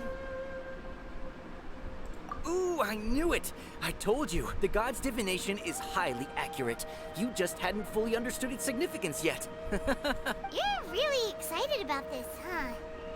That's exactly why we came back. Help us better understand it. Help you better understand it? Well, that isn't exactly what I excel at. So, you're admitting that you don't have a clue? Anyway, what kind of situation did you get into?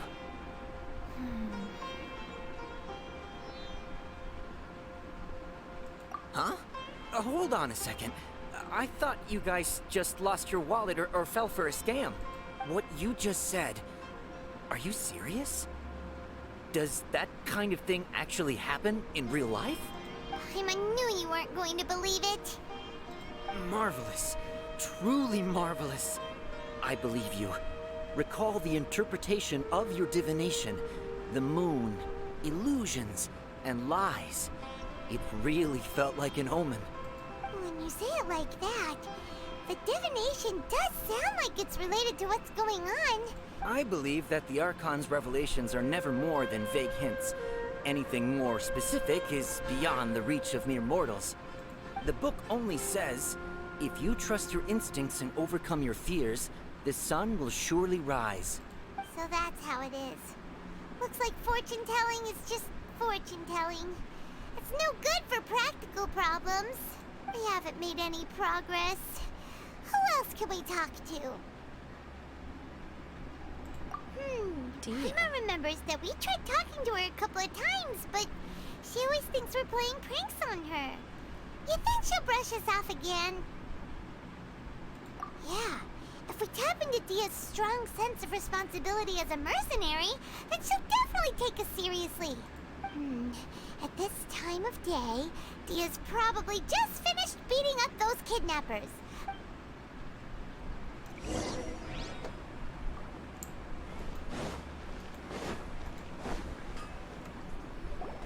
I'm fine, my lady. It's just a scratch. Perfect timing. Both of you are here. Paimon, Traveler, you came at just the right time. Listen, there was a dangerous Huh? You saw? Then why didn't you jump in earlier? If you want the Traveler to take Dunyarzad somewhere to rest up while you check to see if there's still any kidnappers around. Did Paimon get that right? How did you know what I was going to say? We need to say something convincing.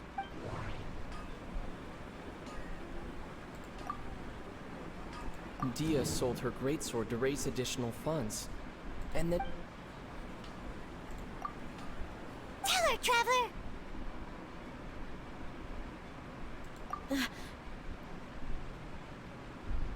I didn't tell anyone about that.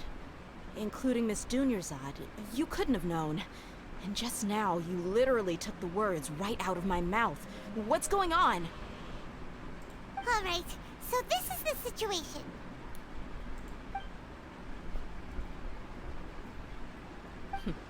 It's kinda hard to believe what you just told me. First, let me make something clear. Most of us desert dwellers might not be the scholarly type, but we do have basic common sense. She's quieter than usual. Uninterested in anything and really gloomy. Yeah, she isn't the same as before, but her parents said that this is how she was like at first. Huh? At first? I don't quite understand what you're all talking about. I'll go rest on the bench over there.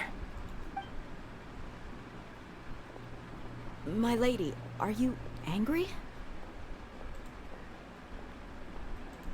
All right, I'll give you the benefit of the doubt since you knew about my greatsword. Let's make this a quick trip. Miss Dunyarzad isn't completely safe here.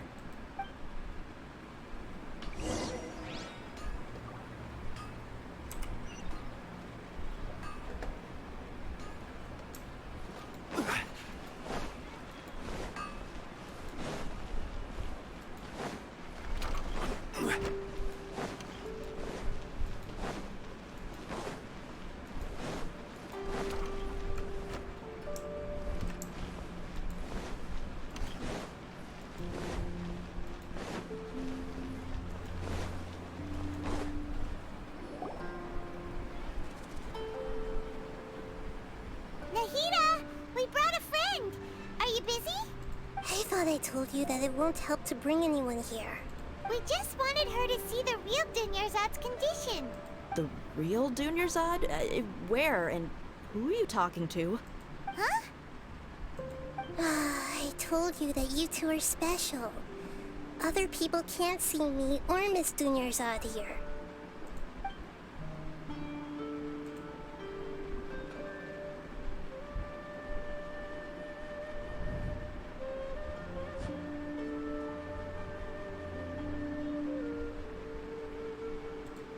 Hold on. Over there. Is that? Wow. How perceptive. Does she have invisible antennae? Miss Dunyarzad, she's lying down here, isn't she? How's she doing?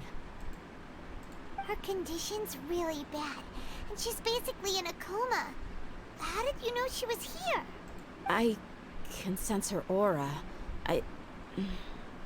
There are also lingering feelings of something like regret or disappointment. What happened? Do you believe us now? The Sub-Zero's festival has been repeating itself. So, you think the sages are behind this? Yeah, they've always been against us. Wouldn't surprise me if they're using the Akasha to intentionally repeat the Sub-Zeru's festival as a sick joke. You have a point. Aside from the Dendro Archon, the Academia's sages are the only ones in Sumeru who could pull off something like this. Maybe there's more to the Akasha than we know. Right! Didn't you awaken our memories using something that looked like a knowledge capsule? That means you must know something about the Akasha! The Akasha relies on the power of a Gnosis to operate, as it is the manifestation of the God of Wisdom's power. It compiles the wisdom of the entire populace, and it grants knowledge to the people. Aww. A Gnosis could do that? No wonder the Akasha is so magical. It's being powered by the Gnosis of Sumeru's Archon. So, this Nahida you mentioned, what did she say? She said, and Paimon quotes, "The Akasha relies on the power of a Gnosis to operate, as it is the manifestation..." Compiles the wisdom of the entire populace and grants knowledge to the people. Wait. I get the grants knowledge part. That's what people have always used the Akasha for. But compiling the entire populace's wisdom? How does that work? Did she mean that the sages enter new knowledge into the Akasha? Oh yeah, that sounds about right. What do you think?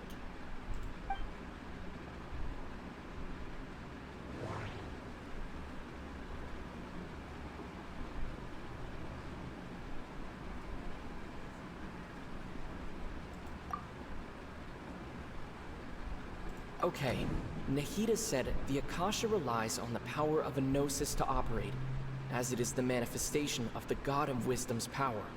It compiles the wisdom of the entire populace, and it grants knowledge to the people.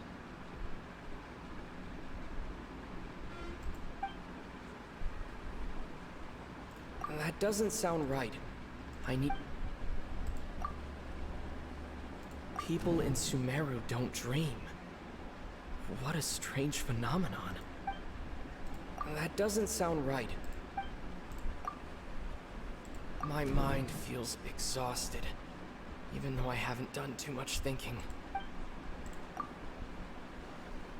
You mean the Akasha is causing our mental fatigue? Huh. Now that I think about it, my head's been feeling unusually heavy. When the desert dwellers set off on their quest for knowledge, a sage once said, "Knowledge always comes at a price." Compiling the entire country's knowledge.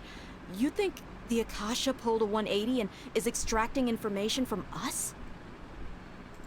Who knows? The Akasha can put knowledge into our heads, so who's to say that it can't also poke around in there? We don't know any specifics. What's the point of doing something like that? Just think about it. If you could combine the knowledge of every single person in Sumeru, then you can basically turn Sumeru City into a single massive brain. Take that device off, man. This hive mind could make breakthroughs in problems that even the smartest geniuses can't crack. An excellent deduction. And the analogy comparing Sumeru City to a massive brain? I love it. In that case, we should take off our Akasha terminals right away. Yep. Maybe that'll solve this problem. I knew it, those things were shady. Yeah, I was only wearing this for show in the first place. Didn't expect the sages to cook up such a conspiracy. Mark my words, when this is over, I'm getting evidence and exposing this whole thing to the public. How does everyone feel? Huh? What is it?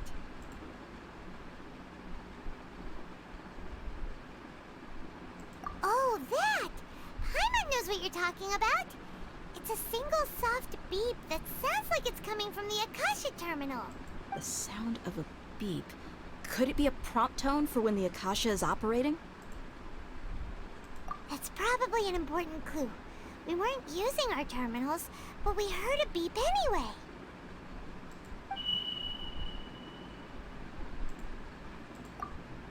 Traveler, did you hear that? Yep. I heard it too. Our ears aren't messing with us. There was definitely a beep, but it sounded like it was coming from inside my head. We took off our Akasha terminals.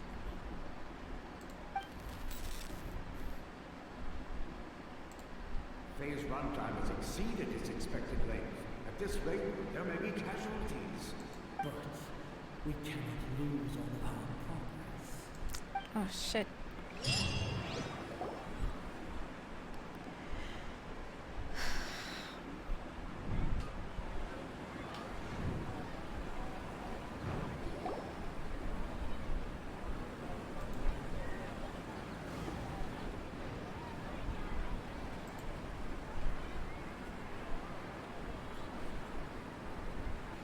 Paimon remembers everything!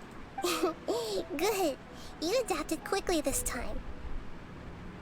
We definitely took off our Akasha terminals last night, but we still heard that beep. Why is that?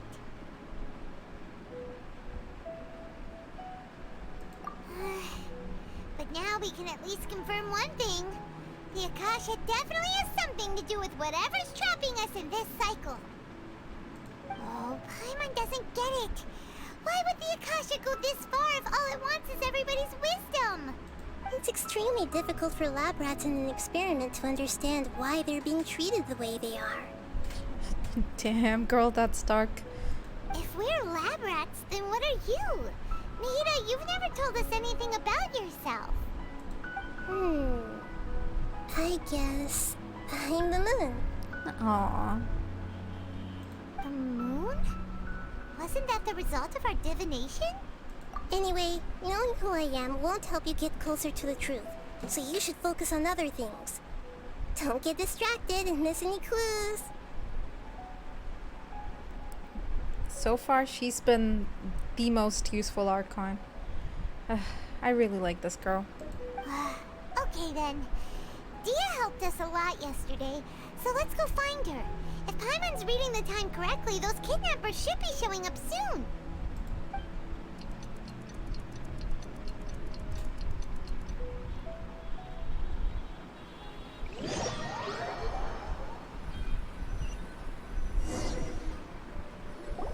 Ah, there you are. I've already taken care of those kidnappers. My lady, did you get hurt? Dia? What's wrong? Why are you both gawking at me like that? You didn't get hurt this time. Huh?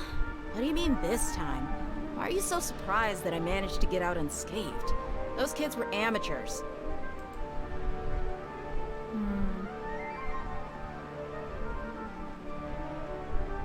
Shh! How did you know about my greatsword? I haven't told anyone about it. Please, don't tell Miss Dunyarzad. So Dia's lost her memories after all. Anything strange? You already know that I got a new greatsword. If I had to say something, it's weird how such a new weapon could feel so familiar. Because you used it 4,000 times. Every day. It's as if I've already used it to fight a countless number of battles. You're saying that although you don't remember using it, your body feels like it does? That's right. Both mercenaries and warriors heavily rely on muscle memory. Only knowing the theory of battle won't get you anywhere. Traveler, what do you think?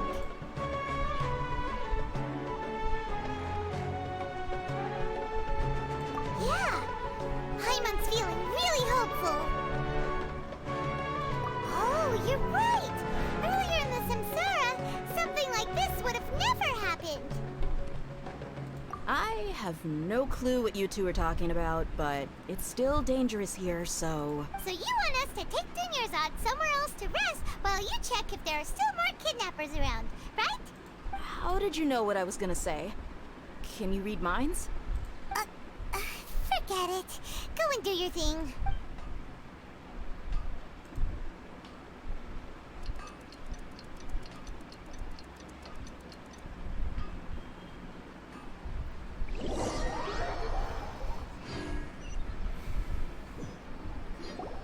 Whew. It's finally nighttime. Aside from Dia not getting injured, everything seems to have stayed the same. Listen, Nahida, we found out that Dia got out just fine today, even though she got injured every other time she fought the kidnappers. Do you think the Samsara has been broken? Have we saved Dunyarzad? Nope. Really? Good job on all that progress. Get some good sleep tonight. Hey, what kind of an answer is that? Tomorrow will come. Everyone assumes this is common knowledge, but the only way you can know that for sure is if you experience tomorrow. How many todays has it been? Is it possible that today will be followed by yesterday? Does tomorrow truly exist as anything beyond a made-up concept? It's even possible that this entire world is a lie, and the history of the whole world has just been one endless Sub-Zero's festival. Okay, no more. Paimon's brain is already shut down. That's why it makes no sense to waste your energy thinking about things you will learn tomorrow. Get some good rest. You know, use the bathroom and flush your anxiety dookie away. She said dookie. Huh? Hold on, what did you just say? Did Paimon hear you correctly? Huh? People always say they feel a sense of relief after they take a duk-duk.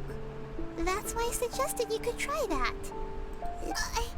It's so strange and so against common sense that Paimon's at a loss for words.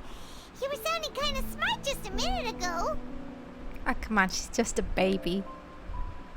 Yeah, even though it's happy and lively at the Sub-Zero's festival every day, it feels like it's been a long time since we've really gotten to relax. Let's go back to our room. Continue the harvest. Compared to what we stand to achieve, these sacrifices are trivial.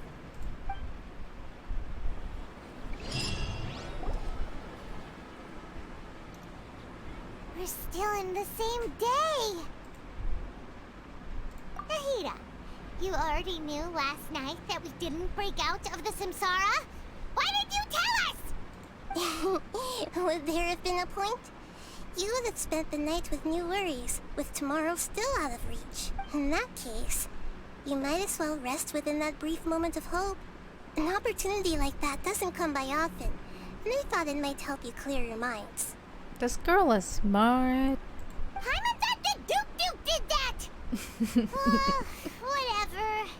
Guess you were looking out for us after all. Of course. In the time we've been together, you two have been everything to me. Aww. Paimon's flattered and everything, but maybe you're taking things a little fast. What I mean is, even though I had asked you to solve this puzzle, you two are still the only ones who can see me and sense my presence. In other words, if you weren't here, I may as well not exist. That's why you two have been everything to me. Get it? Nahida's talking about confusing stuff again. Anyway, that's enough chit-chat. So, Traveler, did the new clues yesterday help you gain a new understanding of the situation? Huh? Why are you scrapping your previous theory?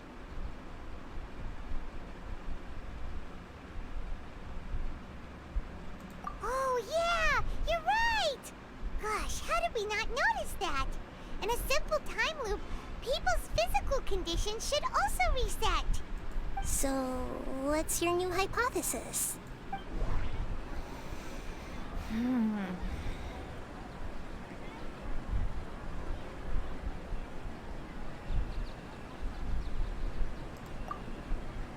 The beep is a prompt tone for Akasha operations. We still hear it every night, even though we removed our Akasha terminals.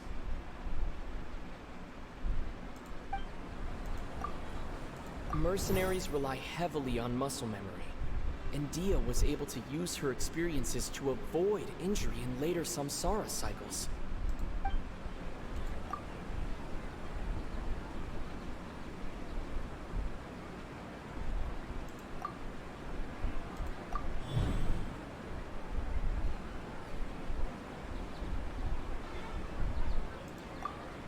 If all our memories of a day are erased at the end of that day, then we would unwittingly relive the same day again and again.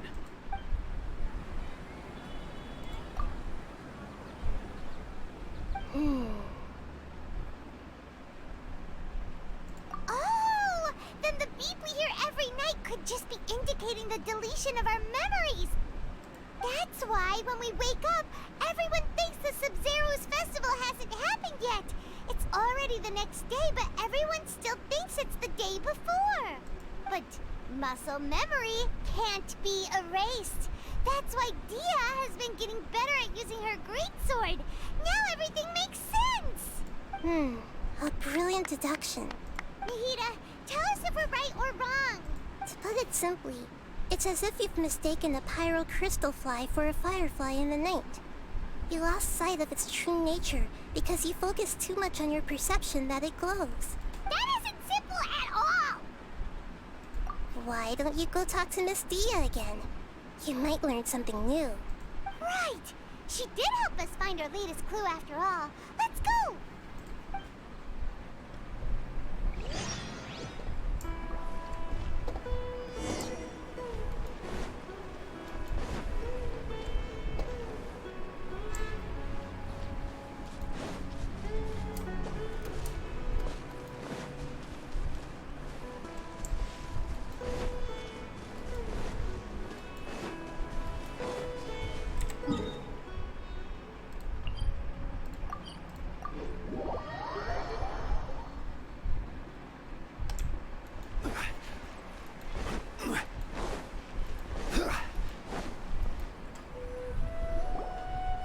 There you are.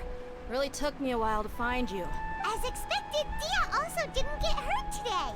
Get hurt? Why would I? Don't underestimate me. Well, you're still getting used to your new greatsword. Huh. Truth be told, I also think it's pretty strange. It just suddenly felt so familiar in my hands and... wait a second! How did you know I got a new greatsword to begin with? I didn't tell anyone about it. Traveler, could you explain the situation to her today? Paimon's gotten a little sick of doing it. Oh, that works!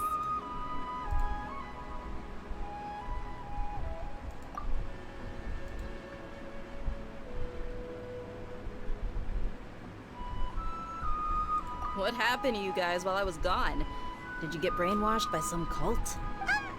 Don't think too hard about it. Just take what we're saying at face value. Alright then, let me get this straight. You're telling me that my body's already gotten used to this great sword, but my brain just doesn't remember it? Yes! Your memory's being erased every day! Then I'd have to disagree. That's impossible. Oh? Why do you think that? If we've actually been reliving the Sub-Zero's festival day after day, then what happened to the things we used? The money we spent, the food we ate? Common sense says my wallet should have emptied itself a long time ago. There's no way I wouldn't have noticed that.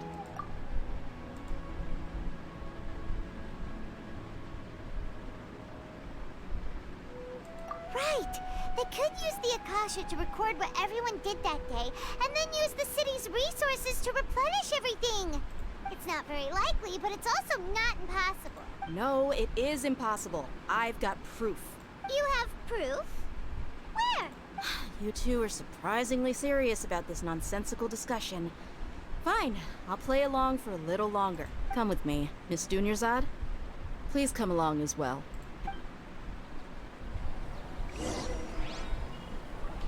Paimon can't believe it's Dia who wants to show us something this time.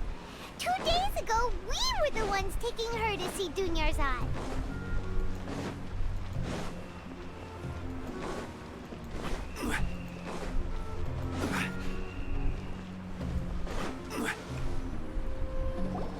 This is it.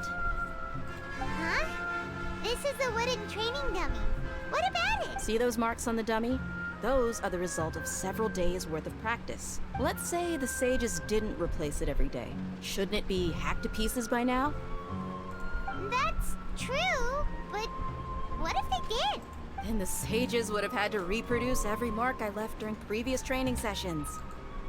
I'm a professional fighter. My martial school has always emphasized the importance of refined control. The force, angle, and entry point of each strike is calculated and deliberate. That's why I remember every mark on the dummy. as well as my state of mind as I made each strike. It's just as they say, each swordsman has their own unique style, and even the same swordsman can't make the same cut twice. It would be impossible to copy these marks. Is it really impossible? What if they use some fancy machine to carve every single mark? People often say that a camera's photo can never replace an artist's painting because the former has no spirit to it. The same thing applies here. At a mere glance, I can differentiate carved marks from the results of combat training. Whew! Hope that cleared things up for you. Hey, is this that new Braincercise game that's been super popular with the scholars lately? It's surprisingly fun. Anyway, it's getting late. I should escort Miss Dunyarzad to Nilou's stage. See you later. Well, back to square one. Is our memory deletion theory also wrong? But at least we've reached some other conclusions in the meantime. Yep, that's true. So, can we think of any new ideas right now? Strange? Paimon feels like everything's been strange lately. Huh? Leaving the city? You're right! It's really strange how we never thought of such a simple solution! Many things should become clear if we can confirm the flow of time outside of the city. Paimon can't believe it! Did we miss this because we're tunnel visioning too hard on our other theories? Or because we're just too tired? How about we go back and ask Nahida? Maybe we've forgotten something about leaving the city.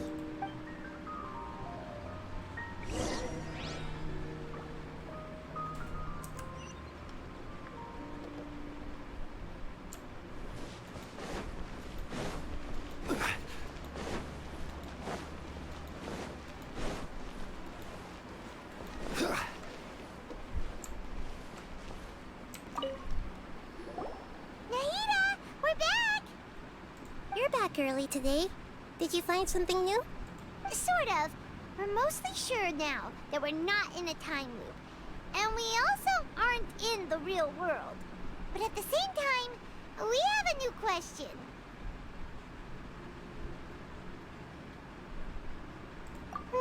Leaving the city. As far as I remember, you've mentioned your plans to do that twice before. We did? But we don't remember anything. What happened after we talked about those plans? What did we say when we got back? Let me think. I don't think you ever actually told me what the outcome was. Oh, it's probably more accurate to say that both times you never came back the whole night. But you two sometimes stay out the entire night anyway, so at the time, I didn't think too much about it. It is true that sometimes we lose track of time during our investigations. Before we know it, it'll already be the next day. But still, neither of us remember anything about leaving town. Really? That's kinda strange. In theory, I should have already awakened all your memories. Yep, something here is definitely fishy. Let's get to the bottom of this tomorrow.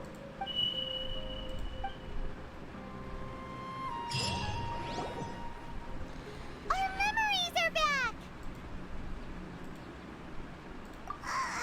About that. Well, where should Paimon begin? Traveler, aside from your memories that were just restored, I have another message for you. Listen to it and you'll understand. Can't go back. There are countless spaces here. Our Sabzeruz festival in Sumeru City is just one of them. Traveler, you should be missing 2 days worth of memories. Paimon will fill you in.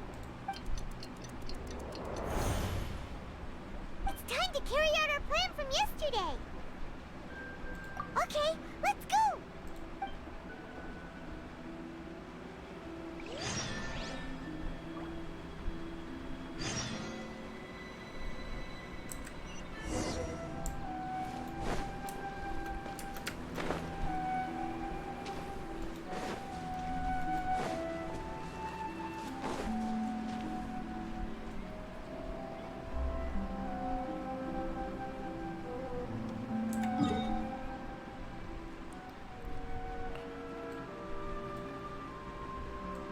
What's going on?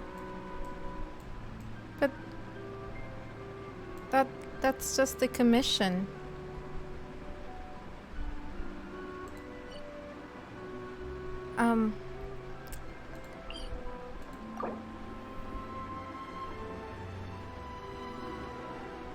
Wait, what? What is going on? Boats are made for transferring commodities back and forth, and those that come across Liyue tend to stay a while. So it is where many things come to settle.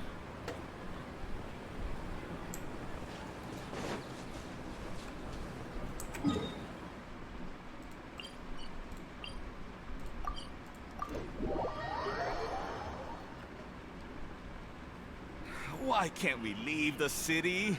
What is the Academia up to now? Don't ask me. It's not like I can tell you anything. This is a direct order from the Grand Sage. Just wait until tomorrow. I have a real emergency. My goods have already arrived at Port Ormos. If I don't hurry, they'll be stolen. That's your problem. Make sure you make a request in advance next time. But it's not like you can just predict business matters in advance. It looks like the Academia already announced a lockdown for Sumeru City today. How completely unsurprising. Let's go and question them. Hello, sir.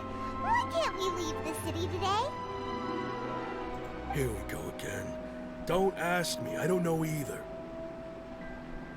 We just received an order that no one is allowed to enter or exit Sumeru today. They didn't tell us anything else.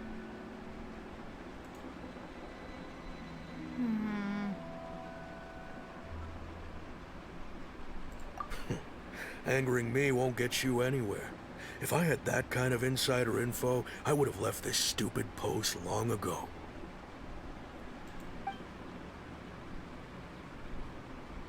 It looks like he really doesn't know. If we can't get anything out of him, let's take matters into our own hands. Why don't we climb over the walls? Those guards can't be everywhere at once. This is a good spot, and the guard hasn't noticed us at all. Let's hurry! Huh? Why? Are you going to leave Paimon behind?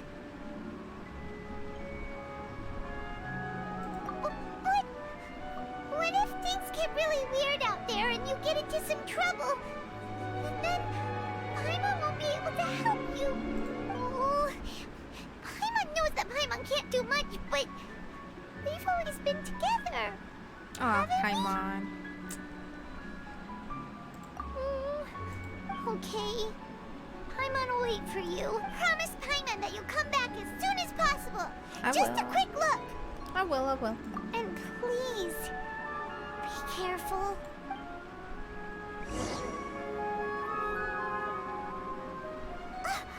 Memories!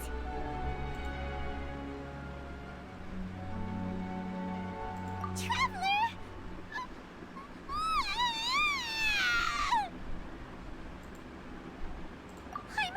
Paimon would never see you again! You just disappeared! Paimon waited for you for hours and hours at the city wall and you never came back! Aww. You promised Paimon that you were only taking a quick look!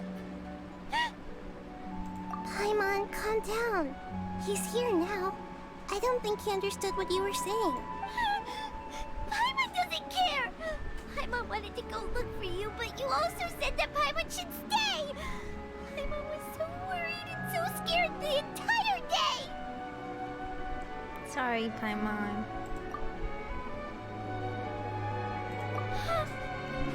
Okay. Paimon will forgive you. The most important thing is that you didn't actually disappear. Oh, Paimon was so scared that you had gone into another world. Okay, Paimon, can you tell us your perspective of what really happened yesterday? I see. Using two peoples after that, you left the city. Paimon kept her eyes on you the whole time, but then you disappeared in an instant.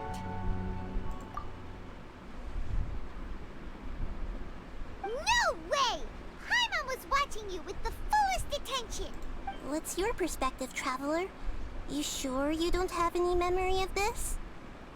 I guess that explains everything. You also lost your memories the last 2 times you tried to leave the city. Those days' memories can't be awoken. So, if we leave the city, our memories will be completely erased? Wow.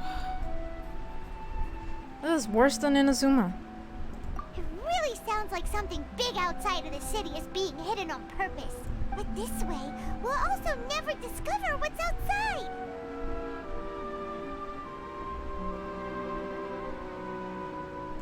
Something like a message? But how can we send it back? Don't look at me like that. I'm not used to being stared at. Well... Okay. You want something that can pass on messages, right? Give me some time and take care of Dunyarzad for me. Yep, now we're talking.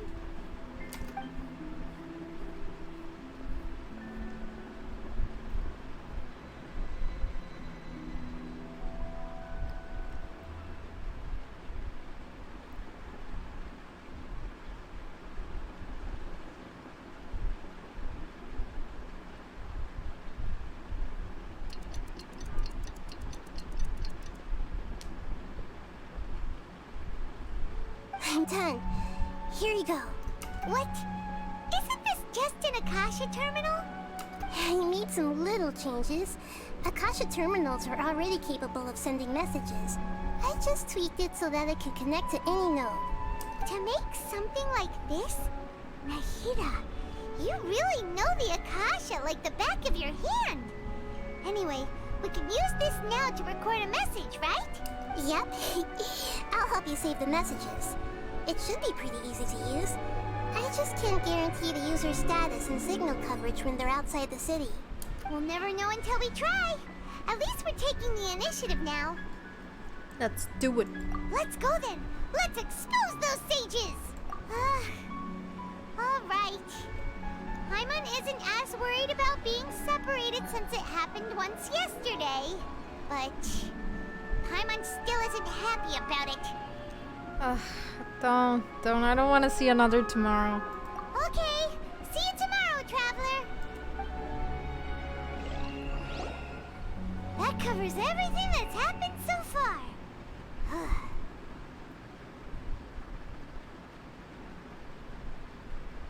Yes.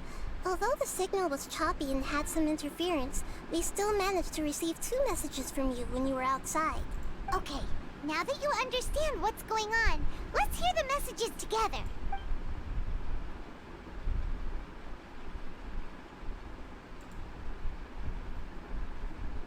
Can't go back. There are countless spaces here. Our Sabzeruz festival in Sumeru City is just one of them. I've entered another space. Before me are flowing sandstone and howling fish. Impossible and surreal sights. All these spaces are empty except for the occasional ones that contain mute puppets rather than people. I can't sense any human presence.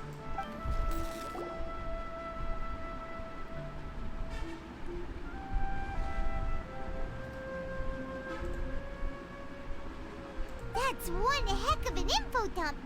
It sounds like you left the Sumeru City space when you set foot outside of the... But everything looked completely normal when Paimon was looking out from the inside. That's unbelievable. And if we take your word for it, the other spaces all had very weird contents. There's another part here. I only received it last night. These spaces have been disappearing one after the other, absorbed by something like a sun in the sky. And now, even the final space has also disappeared. Behind me, a lot of spaces just appeared again from thin air. I get it now! Those spaces are actually...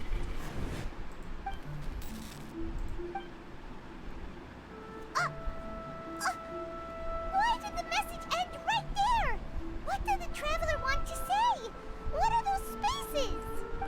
because yesterday just happened to end at that moment. Oh, right. Paimon did hear a beep from the Akasha. Did it come from here or from the message? The message. It should have come from the Traveler's Akasha terminal. After the beep, Traveler said even the final space has also disappeared. Traveler, what do you think that final space could have been?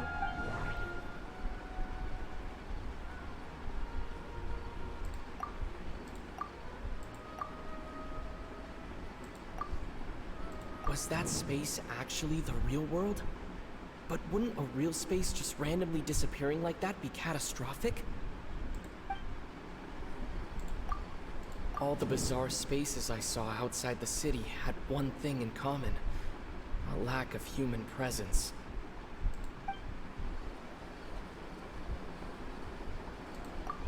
My impression is that each day in this samsara only ends at the sound of that beep from the Akasha.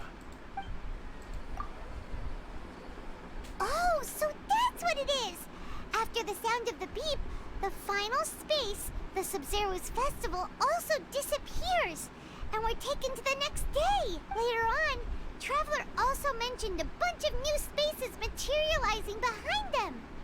Do lots of new spaces appear every day? Paimon's head is spinning! Just what are these spaces anyhow? Well, consider this. For all the horrors of the Archon War, at its heart, it was just a game where a bunch of gods fought over 7 seats. So no matter how strange or spooky things may look on the surface, maybe all they point to in the end is a small and simple secret. Wow, the Archon War, huh? That's an analogy and a half.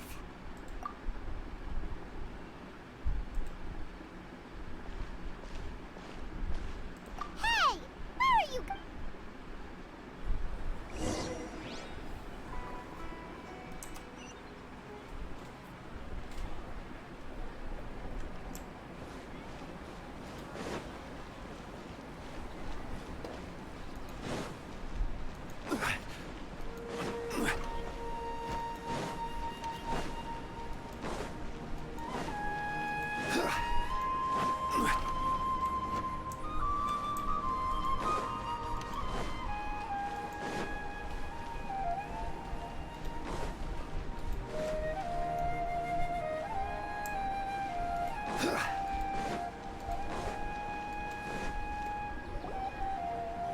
Do you want some alone time to think?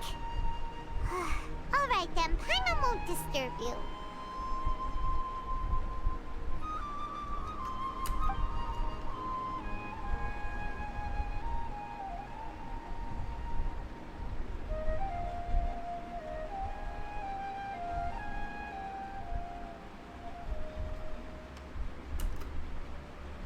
The dance of Sub-Zeros is about to begin. I'm going to go watch it. Okay. Why don't you go ahead, Dunyarzad? We still have some other stuff to do first. Okay then. See you later. Have you figured it out yet, Traveler? Time is ticking away. Awesome! What is it? Paimon wants to know. Oh, wait, no. Let's meet up with Nahida first. Yep. Finally.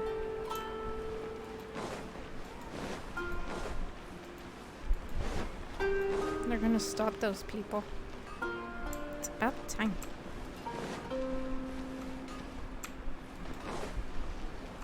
Wait, that's my direction.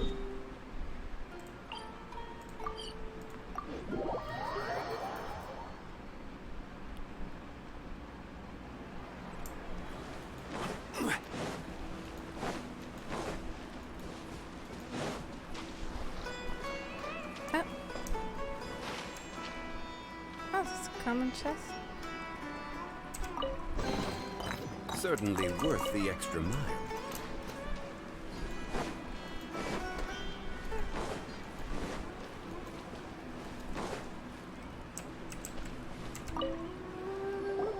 You're back! I've been waiting forever for you two. Judging by the looks on your faces, are you ready to take your Sub-Zero's exam and graduate from the festival? Okay, first off, have you discovered the hidden truth?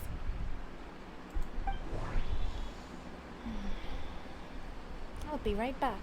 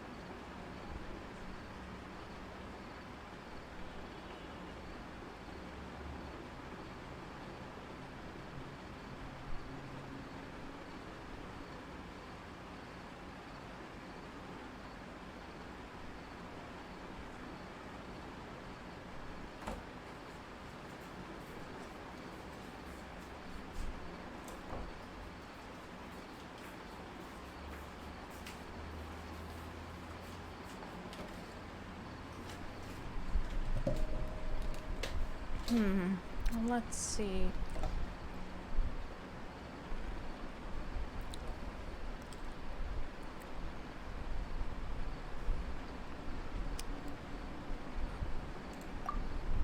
People in Sumeru don't dream. What a strange phenomenon. Yep. Associate with... I can't seem to cohesively piece everything together.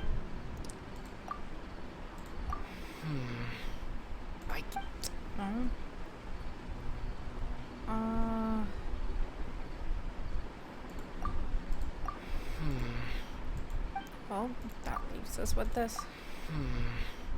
I can't seem to cohesively piece everything together. Huh? Okay. Fine. Let's go with... All the bizarre spaces I saw outside the city had one thing in common: a lack of human presence.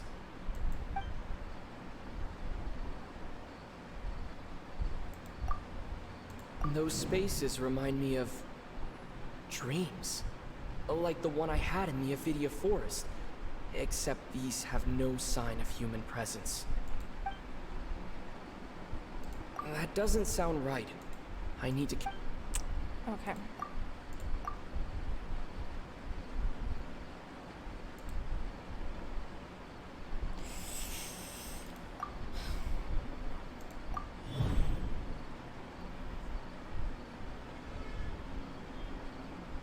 Oh boy.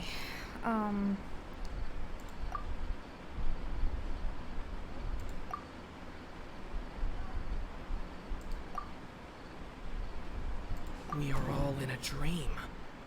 It isn't that the people of Sumeru don't dream. Rather, the Akasha is taking their dreams from them. People in Sumeru think they don't dream, but the truth is the Akasha steals their dreams without them knowing it. And those spaces with no human presence are stolen dreams without their host. That would explain why they sounded so weird when he was trying to describe them. Huh. So people in Sumeru do dream after all. In fact, we're all in one big dream together right now. Correct answer. Now, how did you conclude that the Akasha is capable of this?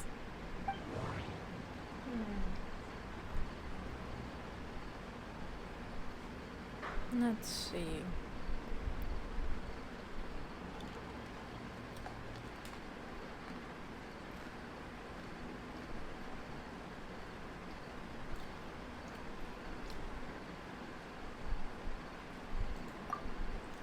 It is the manifestation of the God of Wisdom's power.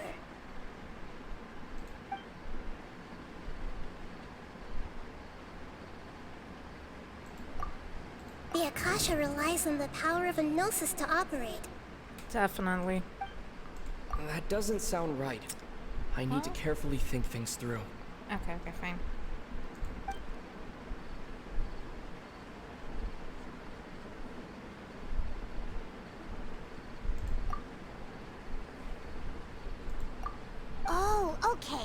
those dream-controlling creatures in the forest also get their power from the Dendro Archon, right? That would explain why the Akasha has the ability to control people's dreams, too. But is stealing everyone's dreams really how the Akasha compiles their wisdom? Isn't there anything more to it than that? Dreams are fantastical, complex, and full of imagination. People's brains are the most active when they're dreaming. In other words, dreams are rich bundles of human wisdom. So in other words, the complete opposite of how Hypatia understood it. Paimon remembers her saying that the sages think dreams are foolish delusions, and the fact that no one dreams is a blessing from Greater Lord Rukkhadevata. So it was all a dirty trick? The real story is that the sages from the Academia are using the Akasha to steal people's dreams for their own use, huh? Oh? By the sounds of it, you understand the current situation pretty well. So then, what about the Samsara?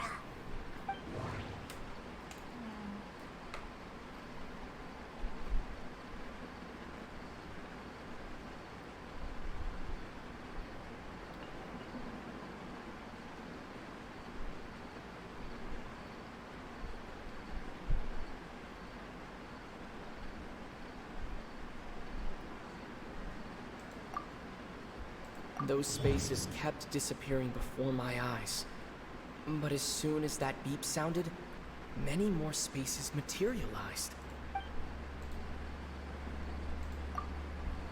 The beep is a prompt tone for Akasha operations. We still hear it every night, even though we removed our Akasha terminals. That doesn't sound right. I need to carefully think things through.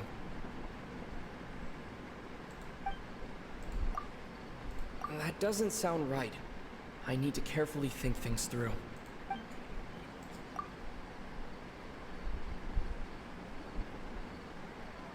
Those dreamscapes kept vanishing, but as soon as that beep sounded, more new spaces appeared.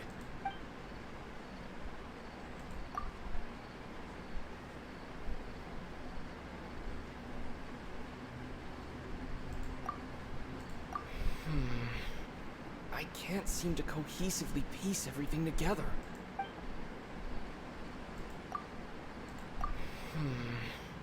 I can't...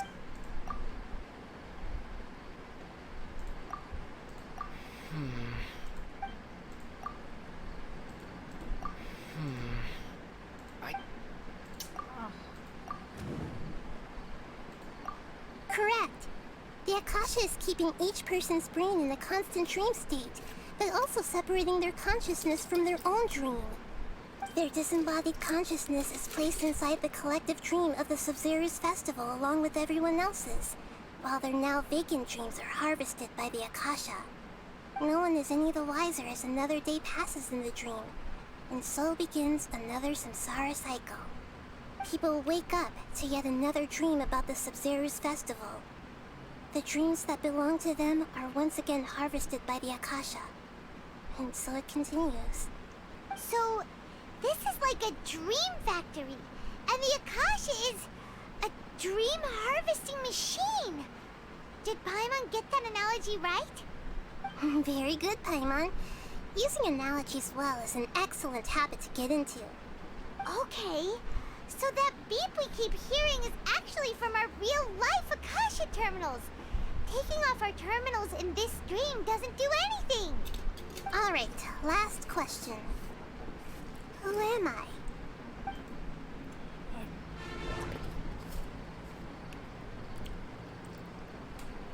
Definitely the moon. They say that alchemical divination is the Dendro Archon's divine revelation. So then, if Nahida has referred to herself as the moon... So you noticed. I thought that one would be the hardest question. That's why I put it last. Aww. But I knew it from the start. I think we all did. That wasn't hard at all. Even Paimon guessed that. Everything about you is different. We just didn't want to expose you is all. Sure, Paimon. Now that you mention it, Nahida, you've been hinting to us since the very beginning. It's funny, thinking back to when we were asking all over the place for info about Lesser Lord Kusanali. Paimon didn't expect to meet you like this. Yes, those can wait until we're back in real life. On the other hand, I'd be happy to answer any more questions you have about here and now.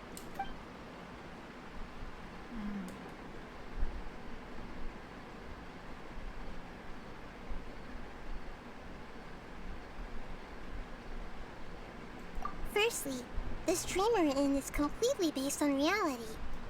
People have already experienced this Sub-Zero's festival, so it would be very difficult for them to find anything that strikes them as surreal.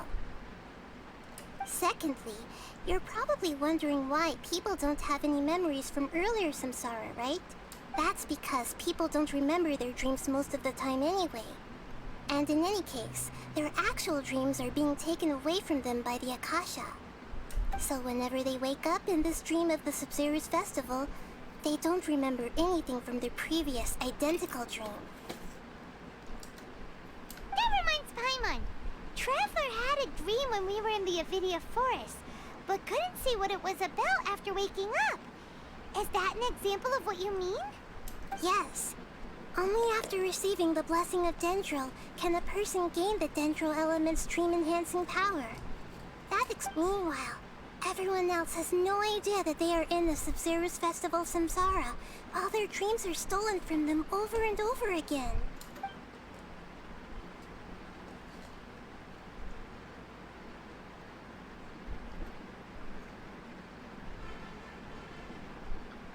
Deceiving the people of Sumeru with no regard for their safety. No matter what they're trying to do, this is unforgivable. After we end the Sub-Zero's festival samsara, we have to look into them. How can the sages of the Academia do this behind their Archon's back? This is ridiculous! In the end, I'm just the moon. The real sun is long gone. A sun and a moon? Nahida's talking in riddles again.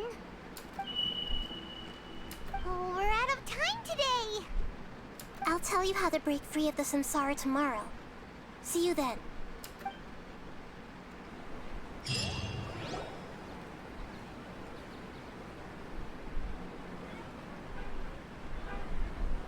Good morning, Nahida. Wait, now that Paimon remembers everything, should we instead say good morning, Lesser Lord Kusanali? Hey, what's wrong, Nahida? You don't look too good. I'm afraid that what you're thinking right now is correct. Did Dunyarzad already disappear? No way. No.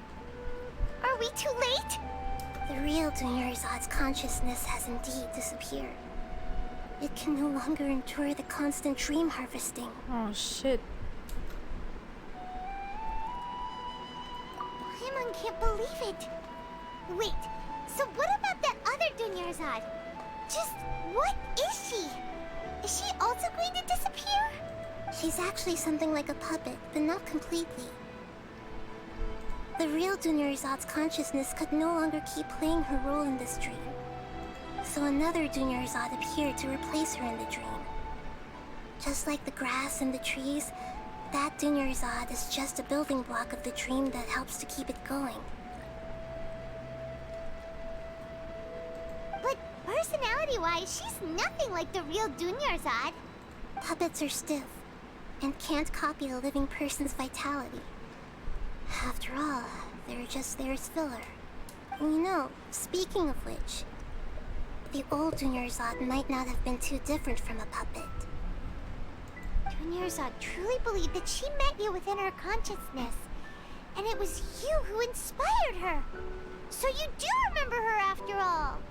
Yes. Back then, her family was overly protective of her. No one cared about her personality or thoughts. It was as if she only lived to stall her Elazar. I just gave her a little wisdom so she could look at life in a new way. So that she could be her own person. But even so, she's still... Oh, I'm gonna tear up. You're not just a kind Archon. You're probably the best one. Far from it. I'm still a long way off from being a real Archon. Aww. No. I disagree. I couldn't even save her. If I were a competent Archon, I wouldn't have let my most faithful follower die at the Sabzeruz festival with so many regrets. Please don't beat yourself up over it, Nahida. It's the sage's fault, and theirs alone. I'm not beating myself up. All I did was to rationally observe the distance between myself and a real Archon. Don't be like that, Nahida. Even real Archons are still allowed to be sad. Yeah, look at Zhongli. He talks about osmanthus wine every time I play. To prevent more tragedies like this, we must end the samsara as soon as possible. Great, but how do we do that? Although the Sabzeruz festival dream is under the Akasha's control, only humans can dream. Even the Akasha is unable to create them. That means this dream belongs to a host who created it. Huh? So, how should we find that person? Well, if this is someone's dream, then everything here must come from deep within their consciousness.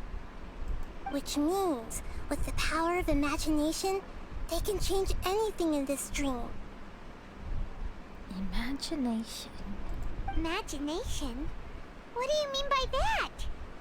Imagination means breaking through what you perceive as normal.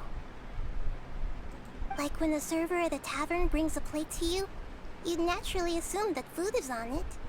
However, if you're the dream's host and you become aware that you're dreaming, when you imagine gold and more on the plate, the dream will respond in kind, and the server really will bring you gold and mora.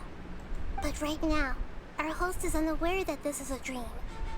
No matter how many times they're served, it will always be food. Find some way to make that person realize that they're dreaming.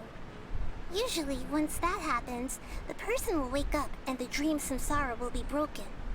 How are we going to find them, though? If it could be anyone, it'd be like looking for a needle in a haystack. And even if we did find them, how are we supposed to make them realize they're dreaming? After all, like you said, don't wake a sleepwalker. It's extremely difficult, yes. But the only ones who can do it are you two. Remember, everything you've achieved up to this point has all been for the sake of finding the host and ending the samsara. As for me, during this time, I'll be out of town. Out of town? Are you going to that place full of dreams where the Traveler went? Yes. I want to try something. There must still be a small wisp of possibility. Hurry and go. Dreams are supposed to be fantastical, romantic, and full of pleasant surprises. Unnecessary things like this samsara need to end. Hyman's still a little upset that we've come this far only for Dunyarzad to... She was such a good person, with such a simple wish. But fate was against her. Yeah, saving Dunyarzad is what kept us going this whole time, but we mustn't lose hope, Traveler. Dunyarzad would definitely want to see us save everyone else. So let's break the samsara for her sake. Hyman's wondering, do you think the sages would get one of their own to be the host of this stream? Feels like it would be easier to control it that way, no?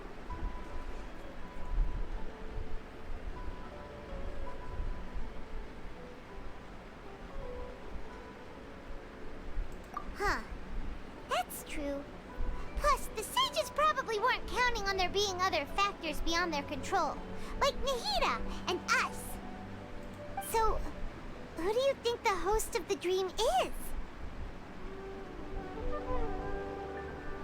Knight of the Flowers. Oh, that would make Yep. sense!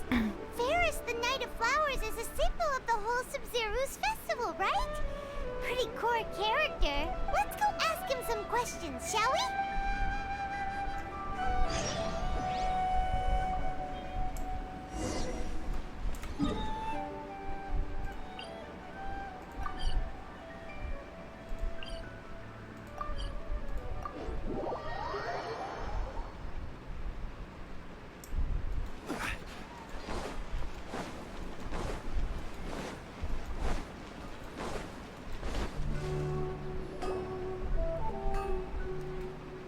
You're back. You left in a hurry last time. Is everything okay? Everything's fine. Just, it's a little hard to explain. Would you mind taking part in a little experiment with us? An experiment? That came out of nowhere. I'm listening, though. What do you need me to do? Could you make a wish? You want me to make a wish? Is that a new Sub-Zero's festival tradition or something? Less questions, more wishing! Okay. My wish. Okay. I'm a little nervous saying this out loud, but I want Miss Dunyarzad to be happy. Oh. I noticed earlier that she looked a bit down, and she wasn't really talking to anyone. She just doesn't seem like herself. She's always so gentle and kind, and all the kids love her. I've also wondered if the reason she asked me to be Ferris Knight of Flowers is because I'm special to her, or something. So, you have a crush on Dunyarzad? He sure does. Oh, is it that obvious? After what I just said, I guess it is.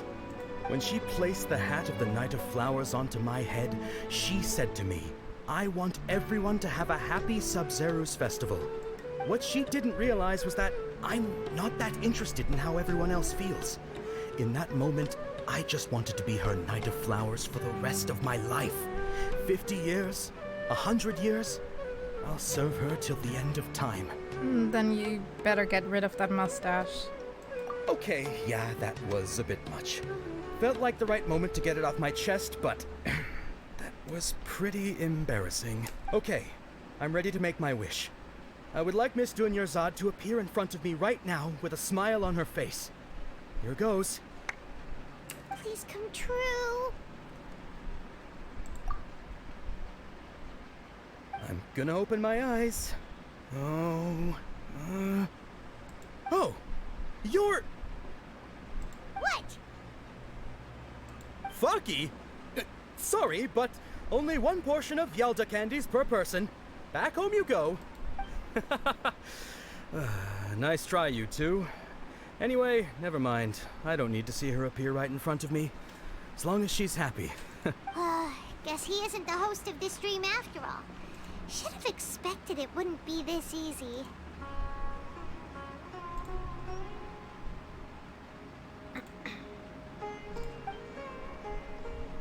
It seems like everyone who knows Dunyarzad loves her. But none of them has any idea that she... My lady, step back. That sounds like Dia! Oh, right. This... Huh? But Dia can handle them! Hey, Traveler!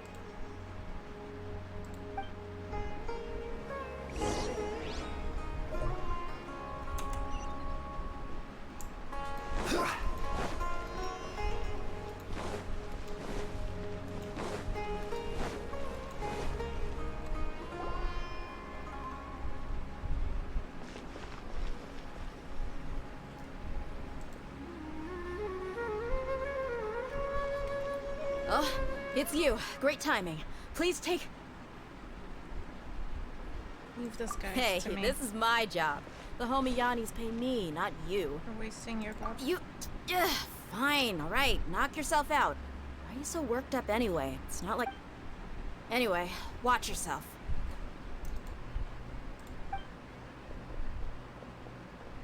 So you got yourself some backup. Suit yourself. That's close enough. A new punching. Gather!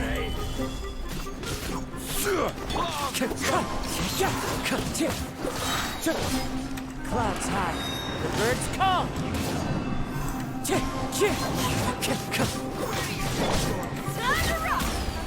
Feel the beat!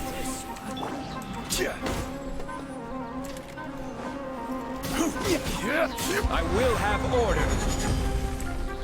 Stabilize.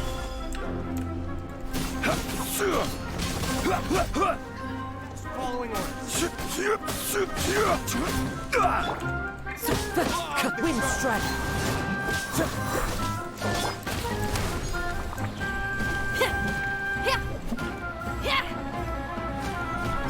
Where do you think you're out?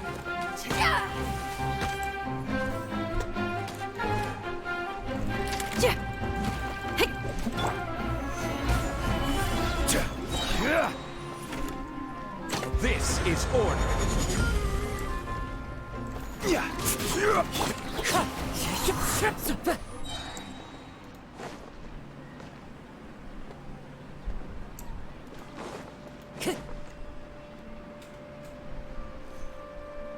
Traveler, were you just taking your anger out on those guys?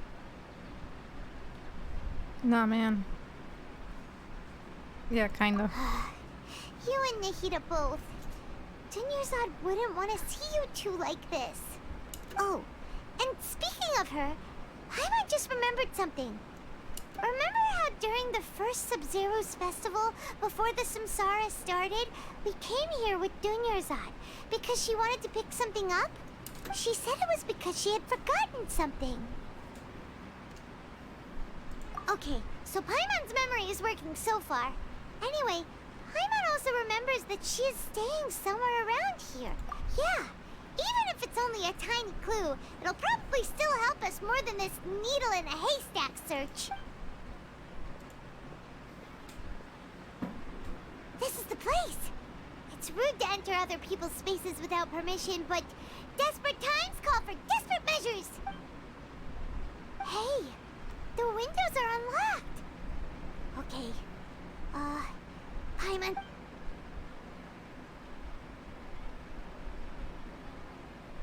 This was only a temporary residence, so there was pretty much nothing inside except this book on the table. Should we open it?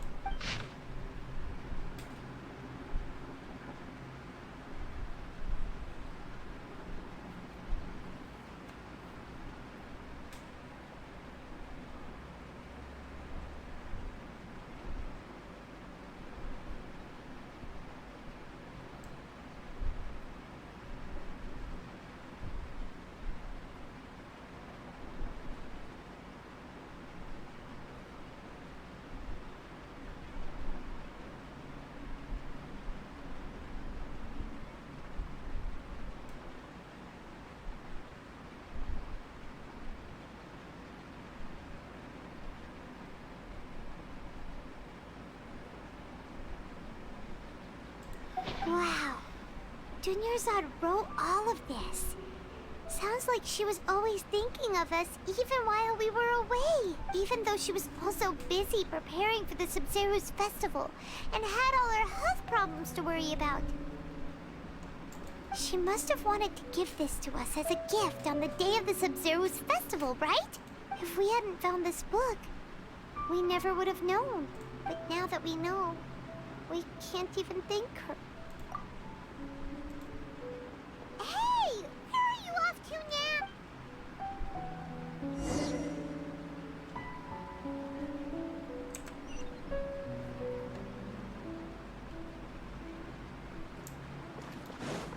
Time to go.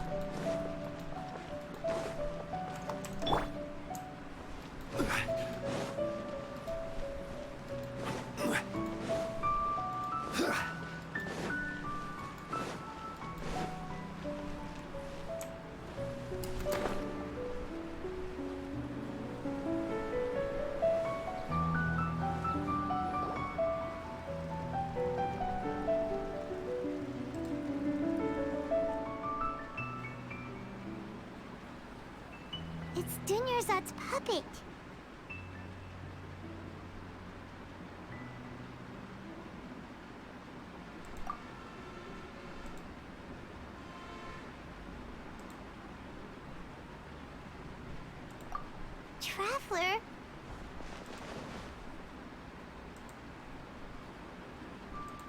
must be exhausted. No, man, I'm sad. I just lost my best friend. Come to think of it, we've been stuck in this place for a really, really long time. Heck, even the last time we were chatting happily with Dunyarzad feels like an eternity ago.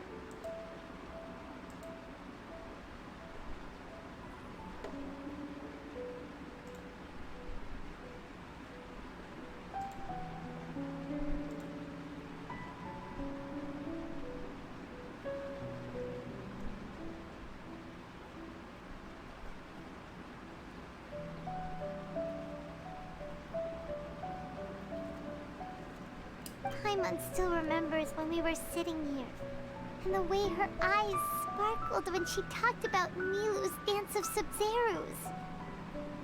There will always be frustrations in life, but I know that the point of living is not to leave behind any regrets. Yo, girl, you alive? Oh my gosh. No. Oh, that was just my memory. That was what the real Dunyarzad said, wasn't it? Does Oh, that mean... it's real. Yes, Traveler. What is it? Oh, so she's still just a puppet. But just now, how come... What? Where are we going this time? Yep. Finally. Finally.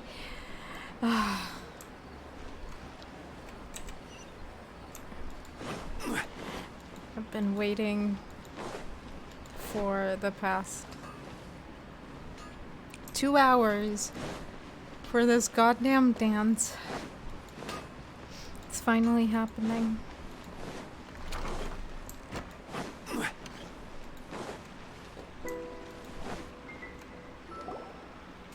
I'm gonna punch that old man. If you continue to resist, we will have to order an investigation into every single event organized. The Grand Sage has already granted you much leniency. I advise that you exercise tact. Oh.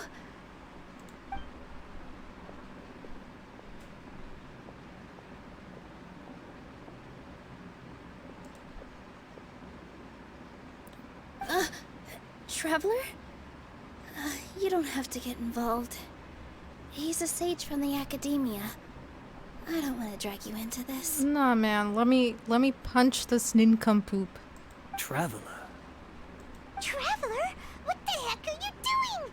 If you get arrested by the Academia, that's another day gone to waste.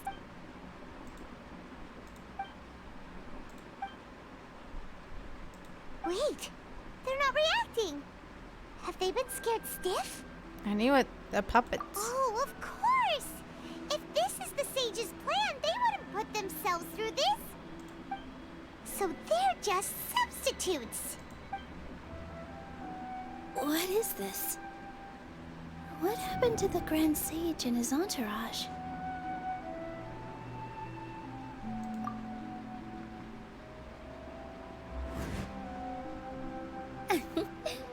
Like I said, they symbolize the goddess of flowers. It's just a shame that all the real Padisaras went extinct after her death. Yes. The Greater Lord brought forth new Padisaras in memory of the goddess of flowers. But she ultimately could never truly replicate that beautiful shade of purple.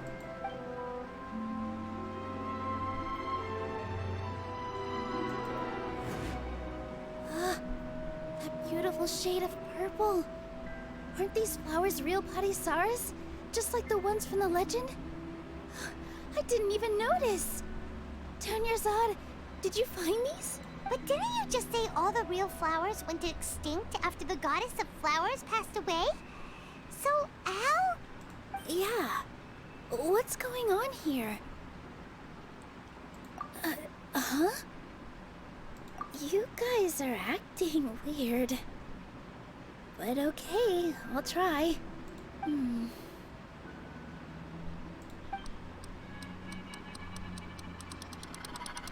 Hey!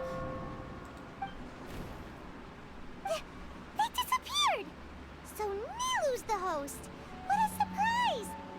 Purple Padisaras don't exist in the real world anymore.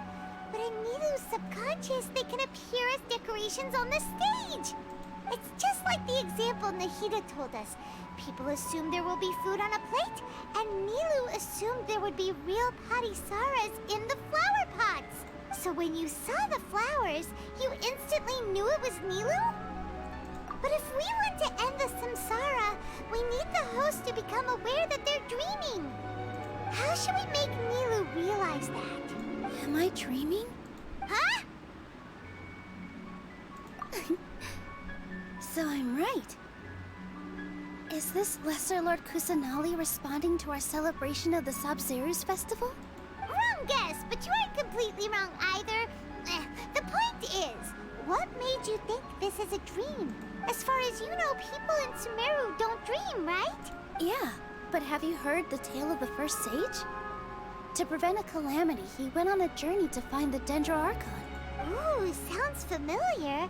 Dinyarzad told us a story like that when we first arrived in Sumeru City. So it was about the first sage, huh? Yep. But in the part you heard, he hadn't become the first sage yet. There's more to the story. His piety and wisdom were acknowledged by the Dendro Archon, and she finally gave her blessing to him. All kinds of spectacular scenes appeared in front of the first sage, as if all the knowledge in the world was being painted onto a canvas right before him. He was captivated. After who knows how long, he mastered all the knowledge he could comprehend. I wonder who this person is. Afterward, he said to the Dendro Archon, I miss my parents, my wife, and my children.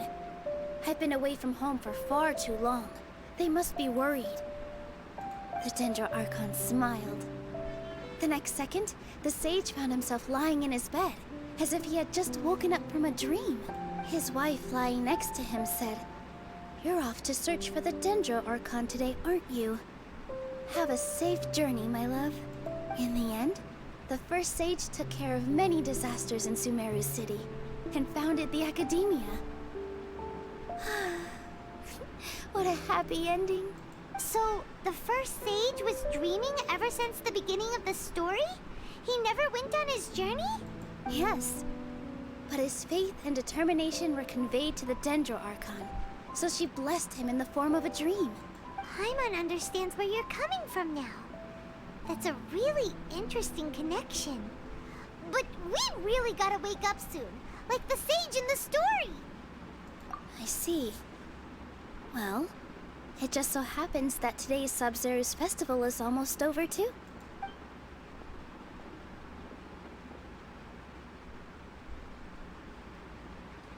Since we're in a dream, let's make this final dance of Sabzeruz as beautiful as we can. Oh my gosh, this is it, guys. This is it.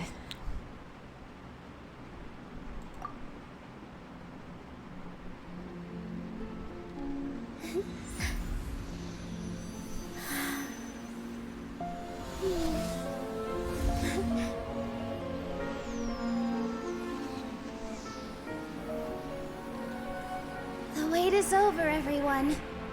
I dedicate this to our god, the Dance of Sabzeruz.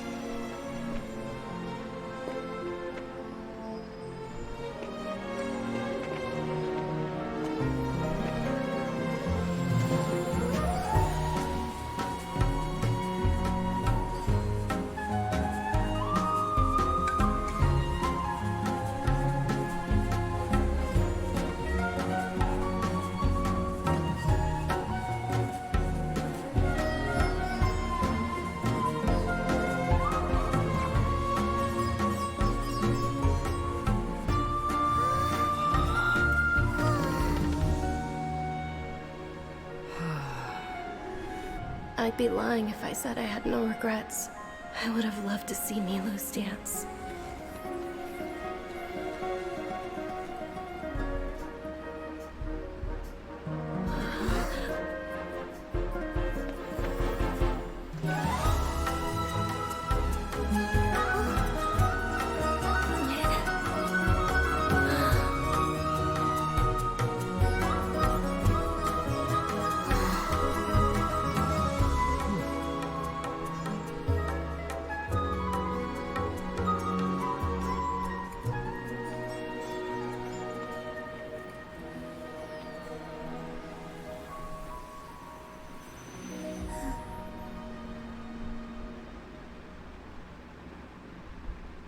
was beautiful.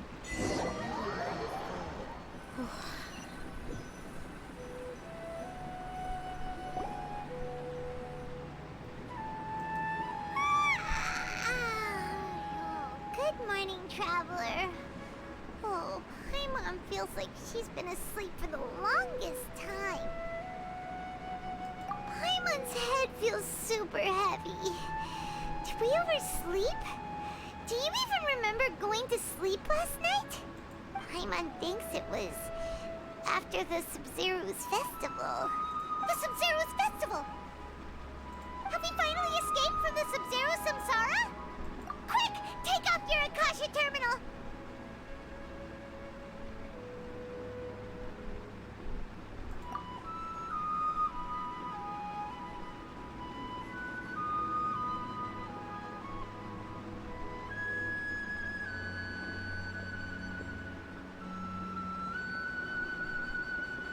She's not in her room. What happened? Huh? What usual spot?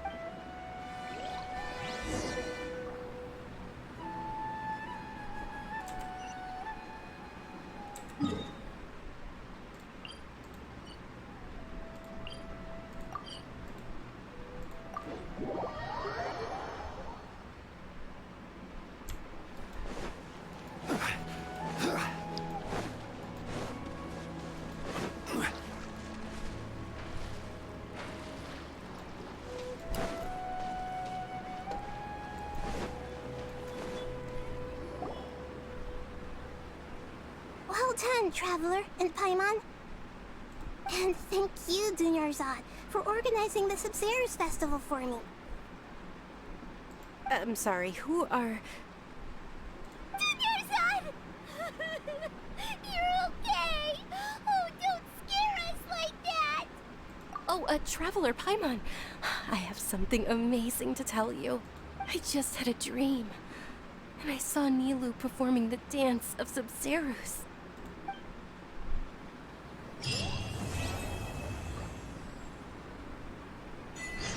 Oh my gosh. She said it was a dream.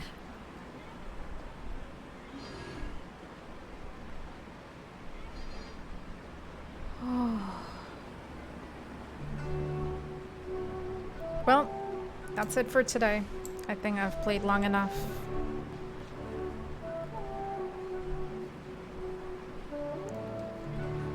Alright then. Ending my stream. Bye-bye.